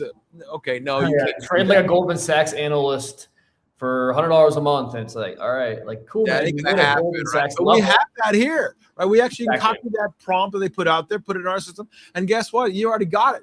Right. We're gonna take that from it. We're gonna be able to build a machine that it has an ecosystem that they cannot create, and we did that in Web3, and of course, the next version of GUI 3. I love all this side of it. New platform. Look, and we are a company that believes in the ecosystem. So and also, like, if anyone has ideas, like, I had this idea of like building this module or this idea, reach out, and we want to put your ideas onto our platform. I think 20 years ago, if you were an idealist type of person where all you had was ideas, you couldn't really, the barrier to entry was so hard. But now you got an idea for something, plug it into an AI website or one of these learning models, your idea can come to life. Even 3 years ago, that wasn't possible. But now, I really like water bottle. And remember when people said it can't be done? Exactly. And we did it. I think that's the cool part, is that we actually did what we said we were going to do. And when I talk about other companies out there, and AI or whatever company is out there, some companies still aren't profitable. Most companies that started out even 6 years ago just aren't profitable. Right. And we're looking forward to that. We have, dude, what kind of shirt do you want? I think that's key. We're gonna have merchandise here. I love that side of us. I want a shirt. I'm gonna get a shirt. I think. So it's also the different viewpoints too. I don't want one viewpoint telling me everything. I want to have the ability so that I can understand it from everybody's viewpoint, right? And that's actually right. Like we have all the news, we have all the data, we have Twitter, we have Instagram, we have all these different analytics. Okay, this person says this on this website. The majority of the trend is on this website. Okay, we're gonna combine them all and see what the actual combined, average of what everyone's saying to get the correct answer, instead of just listening to, I only watch this TV station or follow this guy in X. Okay, that guy probably is biased. Everyone is biased in a certain way. But if you have 100 different people on the same take, well, you're probably going to get the main idea of every single conversation, idea, current event. And that's the goal, right? The more, of a sample you have of a thing, a tweet, a news article, people talking about it, the higher chance you're going to have of like the correct answer, the main idea, right? A lot of people, they watch the news. They said this, so this is true. Or someone says this is true. Well, yes and no. A lot of times they spin it for their own gain, for their own political gain, for their own financial gain, whatever. We're here to get rid of that. We want to give you just the exact facts. We're not here to make you the best picture or generate the best video. Like, we want to give you facts and only data, and it's correct and it's present and accurate. Yeah, and let me ask this, Andrew. When you look at the forward-looking ideas of fintech and what these companies are trying to do, and they just can't get it done, what is it that people in your age group really want to see? I think a lot of kids my age just want to have things just given to them. They just want to say, what's the best stock out there? Okay, ChatGPT then would just give them the answer, or Claude was giving the answer. Right. But a lot of times, the things that people are building, like college startups that I've seen, especially at school, it's like, oh, we built our fintech group or a fintech, what are those called? Like class, school, campuses with projects. Yeah. They're the club, the fintech club. It's like, oh, the fintech club built a new module. Great, man. That's really cool. Like I love you have ideas, but if you can't actually use it and it's not practical with the right data, you're just doing what everyone else is doing on X, and you're no different than anyone else. And if you don't separate yourself of new ideas, new websites, new fundamentals, you're not going to do anything else. And what's interesting is, once we see it, copy paste, boom, it's done, right? I mean, exactly right. I want to see an ecosystem. I want to see the media side of this. I want to see the platform. I want to see the education. I want to see the international side of it. Right. All of the things that we're building, we did, right? And I had that chat with NASDAQ yesterday about it. They're like, wow, you really did do all sides of this. So yeah. Well, that's our goal, is like we want people to have the right data, right? Vertical one, have to learn it, right? And then obviously we have merchandise, but we wanted to have a whole, like you said, ecosystem of, okay, they can do everything. They can learn, they can trade everything on the site, because then it's a more seamless look. It's easier for people to learn how to trade. If you really want to learn how to trade Forex, okay, let's go to the Forex education. Let's watch the Forex channel and we'll trade Forex. Our news will be Forex, our widgets will be Forex, and then we're done. We don't need to buy that terminal and then this education course and then this on 4 different sites. Like, that's just too much work, and people and the average person doesn't want to spend that much time with 14 different subscriptions, 14 different people. They want to listen to just one person. Okay, they'll tell me what to do. Okay, I'll listen to him. Right. So that's ultimately how do we get them? How do we get them to think in a more positive aspect? It seems like they're just betting on basketball, and they're betting on, betting on basketball is fun. It is fun. I won't lie. It is very fun. But a lot of people aren't really positively mindseted. I mean, a lot of people, they're just going to give it to them. They'll give me the answer. If not, well, then they don't really care.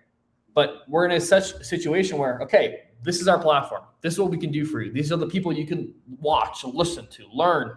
Here's how you can trade on our platform. Everything is laid out for people, right? Because it's in one-stop shop. And ultimately, majority of the people just need stuff laid out for them to do it, right? Is it easier for people? People usually won't go the extra 3 steps to do certain things. So that's just ultimately the nature of people and the way that the world is. So yeah, and I not too long ago, I guess about a year ago, I was trading cocoa, and I was using the machine, and I knew that there was a problem in cocoa. Right? I knew that weather patterns were coming across, and I knew that there was geopolitical issues and all the things that it didn't understand. The machine understood it, right? And I knew it, but it taught me into the way that I need to understand it, and the price of cocoa quadrupled, right? Exactly right. And I knew when to get out way before it happened, because I know that oil is going to drop. I know it is. I mean, I knew when silver was going to drop. Yeah. Right. So I bet on that. And then I made the investments, and I shorted silver, and of course silver crashed. I knew it long before it happened, right? Because I wanted to make sure that I understood the situation of that. And one of the things that we do here at Quasar Markets, so that we understand the whole world, is we have very intelligent people on the system. Mm-hmm. And so we want to also not just bring weather people on here, or not just sports people on here, but we also want to have doctors, and we have lawyers and politicians and lions, and tigers, and bears. Oh my. And we've got that, right? We've got those specific people. And Andrew, I'm going to throw you to the wolves, because I'm going to bring on my friend, Dr. John Morrison here. Dr. Morrison, how are you, my man? Hey guys, I'm doing great. Good to see you. Good to see you. How are you? I'm good, John. I'm good. One of the things that we talk about is having data and understanding the world around us, and AI and more data and all the things we've been talking about. But it's not practicality, right? We need to actually put that into practical statements and understand it and actually use it. And that's why I'm bringing you on. You're going to be our new biotech guy, right? Excited to be here, bud. Excited to do it. I look forward to this time. And for those of you who don't know, Dr. Morrison is my doctor. So, I mean, I have a personal intricacies of this, so that we understand it from a doctor's perspective. So often we see the stock market, so often we see biotech stocks, or so often we see things, and we don't really understand that. or what's really coming down the pipe. One of those things for me was GLPs and weight loss. But I'm looking forward to today, and I'm gonna let you do your thing because you want to talk about peptides. Is that right? That and one of the things I wanted to start off is just sort of the foundation is the doctor-patient relationship. So daily, even today, as I'm seeing patients, it's so important to find a doctor that you're close with, that you trust, and that knows that has your best interest at heart. The statistics show I can quote so many studies where there's a for non-adherence for folks that just don't sort of click with their doctors. When you do, and you do it here, and you follow your doctor regularly, there's a 19% lower. It lowers your all-cause mortality by 19%. That's huge. Just by finding a doctor that you can trust and you do well with. Especially with the trust factor, you gotta, and if you go to a physician and you just don't feel it, pick another one, because it's very important, especially with my patients. I've seen so many success rates, just like you, Steve. Steve came to me. We did some basic labs, and also extensive lab work. We started him on a program, and look at him; he's doing wonderfully. And that's kind of what prompted us to start this, especially me partnering with him starting today. I'm very excited to do this, but there's so many things to talk about. As a matter of fact, 3 times today, Steve, 3 times I was asked about peptides. That's the latest and greatest. It's a new and emerging field that's very exciting. As a matter of fact, tirzepatide, semaglutide, those are peptides as well. And we know how well those work. I can give you 10, 20, 30, 40, 50 stories of success with these things. There are now peptides for cartilage growth, for just overall wellness. And, the one thing that I think is important, not just to go to your physician for him to kind of put Band-Aids on you, is to also, there's preventative medicine, there's longevity medicine, and that's a very exciting field. But again, it just goes back to that relationship. You got to be comfortable talking to your physician. You got to have a plan of attack in terms of, well, doc, I just don't want to live longer, but I want to live healthier. And there's many things that there's supplements that we know that work now, that that there's better studies, better quality studies that are coming out, especially with the peptide forefront. I mean, this and thing's explain to those big. people, doctors out there, that don't really understand what a peptide is. And, especially with your physician, you need to schedule regular visits, especially checkups and physicals. So important. As a matter of fact, people are worrying, well, what about the cost of healthcare? Well, if you study big studies, large meta-analysis, big studies are showing that there's a 30% lower all cost to you as a patient if you follow with your doctor regularly. And then, there's another big push out there for vaccines. And I'm getting asked all the time about vaccines. As a matter of fact, I practice here in Florida, in Tampa, Florida, and, measles, we're starting to see a few cases of that. So, make sure you talk to your physician about vaccinations. They're very important. And then, you should be able to trust your physician, that he guides you in the correct manner to which ones are good for you and what are the side effects. So, there's just a lot out there, Steve. And again, it comes down to that basic foundation of your, you got to trust him, right? You need to talk with him. And I even tell my patients, hey, look, if you are not comfortable with something, please ask me. You must ask me for clarification. And, if you come in with some new information, let's talk about it. Just because I put a white coat on doesn't mean I know everything. But I'm going to go look for you. I'm going to, do the best thing I can for you in terms, especially medically. And I want you to live longer, but healthier.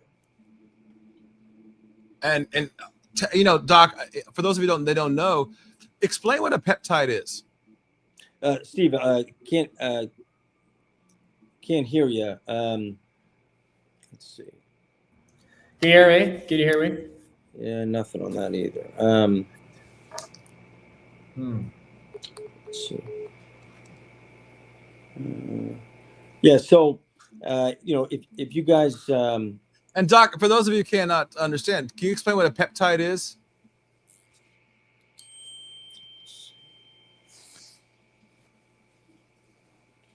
Andrew, I think that they are having a little trouble there on the back end there, but yeah, I mean, having. Well, I was gonna say about peptides, like that's the biggest thing going on with my generation is everyone's doing the peptides, and they're like, "Hey, man, take these peptides." I'm like, "That's great right now. It's a new thing right now, but in 30 years, what is that gonna look like on my body? Like, yeah, I'll get super jacked and super shredded, but what's gonna happen when I'm 40? Like, I don't know, right? So that's the ultimately thing, and I'll just stick with my current life at the moment. You know, I'm gonna remove him. Doctor, if you'll come right back, if you can hear me, just come back, go out and come back in. Yeah, but I mean, like the peptides seem to be the rage right now, and and having someone like Dr. John Morrison is important as we start to, understand the world around us from a biotech perspective, right? It's a tough area, and no Chat GPT is going to help me in that situation. No. And also, exactly, definitely won't. I mean, I would definitely not go to ChatGPT for medical advice. I'll tell you that much right now. But the whole biotech and the whole, healthcare system is just another aspect of where everything is going, right? It's just another piece of the puzzle of the global system, right? It's everything that we do, right? Oh, peptides are up. Okay, does this affect another thing in the market? Wow. Like, I mean, just yesterday, I took a video of a kid. He was shopping for peptides on some super sketchy site. I'm just like, oh my God, like what is happening? Like everyone is doing it. And it's like, it's a new trend, right? And talk to me about how do they ingest that peptide? It's with a needle. It's with a needle on their stomach. And I'm just like, look, you guys can do that. That is all you guys. Like and Dr. Morrison, Andy's talking about it from the kids' perspective that they love peptides. Oh, it's funny. I had a 24-year-old that came in today, and a 32-year-old, and a 23-year-old, and it's so funny. I'm looking at them. Okay, hey, anything else you need from me? Hey, Doc, what do you think about peptides? Hey, Doc, what do you think about peptides? all right. So, Doc, what does a guy like me need on peptides? What do I need, man? Well, first of all, what we do is just in general, right? So we get some blood work. We make sure that your electrolytes are okay. We make sure, we maybe check a testosterone. Make sure that's okay. And what I basically told each of the folks today, I said, listen, there's the pillars of health, right? If you want to live longer, you want to live healthier. First of all, you need to prioritize sleep. Okay, got to prioritize sleep. Good luck with that with me. I haven't slept in 52 years, my man. Right, exactly. So, if you're having trouble doing that, there's various ways, various things that we can do naturally to help you with that. One of the folks was secondly health, right? So you want to make sure that you're eating the right things, the vegetables, the lean meat, and also hydration. I can't tell you how many times that I talk to folks, and believe it or not, even starting at 40 years old, their kidney function will drop just because they're not drinking enough water. You got to hydrate. And then there comes exercise. You got to exercise regularly. I'm not talking about hitting the gym for 2 hours. I mean, walking daily, doing something. So, all the folks, the 60-year-olds, 70-year-olds, 80-year-olds, 90-year-olds, they all look the same that are doing well. They're all thin. They exercise regularly. They hydrate and sleep well. Now, when it comes to supplements, so, again, peptides are exciting. One of the young men had just had knee surgery. He's an athlete. And he's like, Doc, what do you think about certain ones for cartilage growth? Well, they're starting to see good information and good feedback about that. Then there's peptides for rehydration. So, I've been doing a lot of reading, a lot of research. When you wake up in the morning, you want to make sure you hydrate with water. Then there's hydrating peptides. And I think that's a good idea. As a matter of fact, I started doing that, and I can feel the difference. I feel much more hydrated when I'm doing that. Then what's very interesting is there are peptides for energy. So I've actually, listen, I love coffee like the next guy, but I'm on a certain amount of peptides that I actually have decreased my coffee, increased my energy level, and it feels much more natural. There's peptides for just a wakefulness. There's peptides for concentration. There's peptides for muscle growth. So, in the next few weeks, I'm going to put together some presentation on peptides because it is very exciting. Yeah. And I want to do an organized, presentation on the various peptides and what they're used for. Some of these things aren't FDA approved yet, but I think there will be. I think the FDA is going to look at that because, just with tirzepatide, look at the success and the weight loss on semaglutide. It's just amazing. I love it. I love it. And we're looking forward to that on a weekly basis with you and talking about things. And one of the cool things I've said, Doc, is that, yes, I know you, but I want to bring you to other people, right? And having that giving them the ability to talk to you as well, right? And asking questions online. I love that. So I'm looking forward to that too. And I got a question for you because I know a lot of people are talking about this online is, obviously, diet's very important for a lot of people. What do you think about the people who do the raw eggs? They drink raw eggs like Rocky. Okay, so as far as raw eggs, eggs in general, right? So eggs got a bad rap for a while because of the yolks and the high cholesterol. Now we're starting to see we're starting to come full circle. Okay, so now we're thinking, hey, eggs in moderation are very good for you, which they do. The yolk has a lot of vitamins, B vitamins, things like that. So I encourage that. The only issue I have with raw eggs is a salmonella, right? So you just got to be careful. Is it worth it? Probably not. Just hard boil an egg. It's a perfect protein. And then now the next part would be have your cholesterol checked with your physician, right? Not just your regular cholesterol, but there's a breakdown. And if you're doing that, which I do, I encourage folks to eat eggs. I think in moderation, it's a very good source of protein and vitamins. Is there a difference between like bad high cholesterol and good high cholesterol? Because a lot of people say, oh, you need high cholesterol for testosterone or building muscle. Like, is there a difference, or is any high cholesterol bad? Sure. No, you're looking at an HDL and LDL, and then a breakdown of LDL. You want your HDL, your good cholesterol, to be higher, to be within normal or elevated, right? Even above normal. And one way to do that is to exercise regularly. I have patients that come in time and time again that their HDL is a little bit low. I tell them, look, this is an encouraging sign. I want you to exercise regularly. When they do it in moderate intensity, it increases every time. So, and that's encouraging. So that's protective.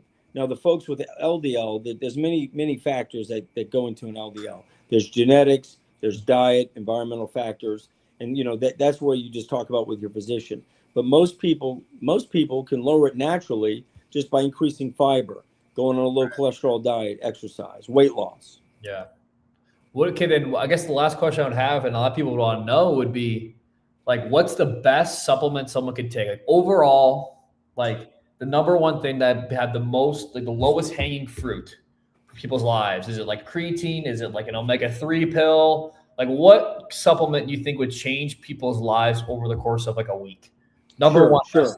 100%. Well, it just depends, right? So, like we said, one of the pillars of health would be appropriate sleeping 6 to 8 hours. I have found that magnesium glycinate given to my patients as a supplement really helps with that. Okay. So that would be a supplement if you're having trouble sleeping. For more energy, sometimes what I'll do is give folks B12, either injection or oral. And then, but the nice thing is I can measure the B12 level.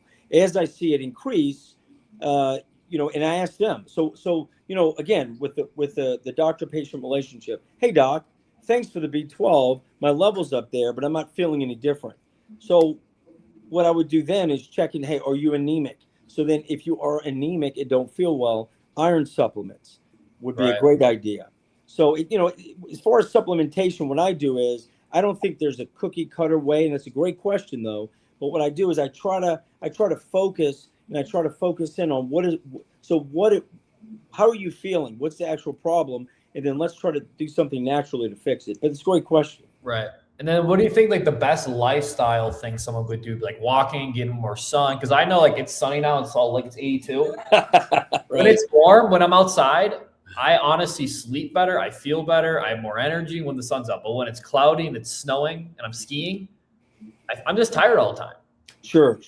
So, again, a morning routine. The Right. morning sets the day, right? The morning 100% sets your day.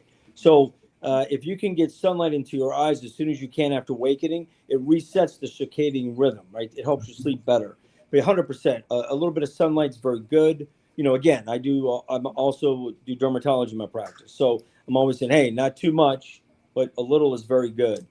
But yeah, I mean, exercise depends, right? So older folks, again, it's not cookie cutter. So if you have if you have arthritis and things, maybe all you can do is walk.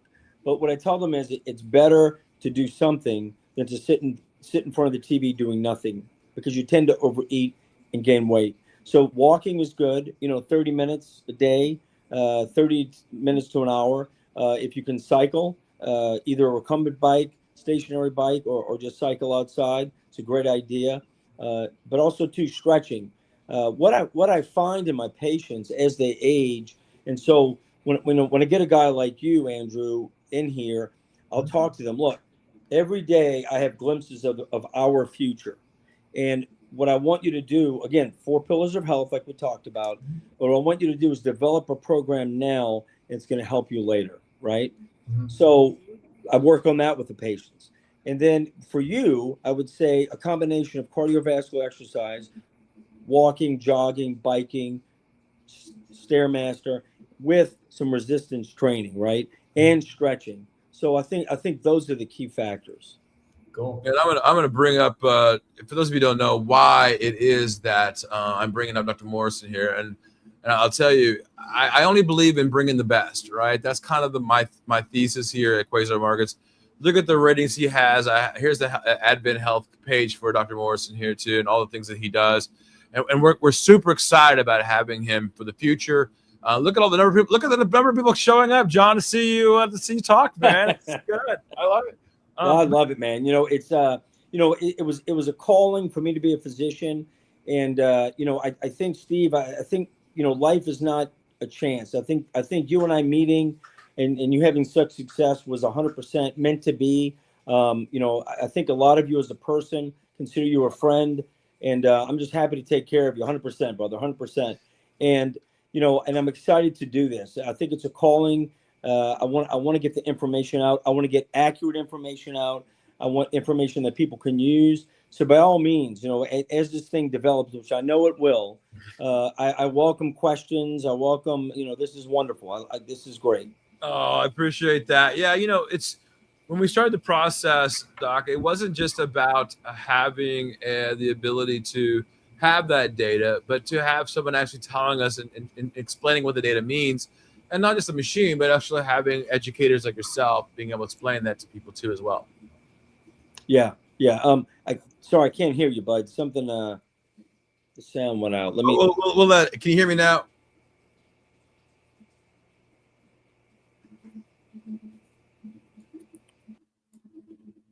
All right, ladies and gentlemen, Dr. Morrison is having technical difficulties here, but that's okay.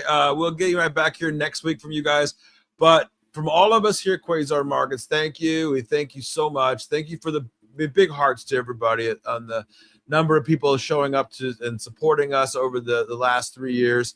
And all the things that we're doing here, I am super, super excited. It's an awesome opportunity here for Quasar Markets. Awesome opportunity for people like Dr. Morrison, platform. All we've seen, Steve Flanagan, this is the old CNBC team, everything else.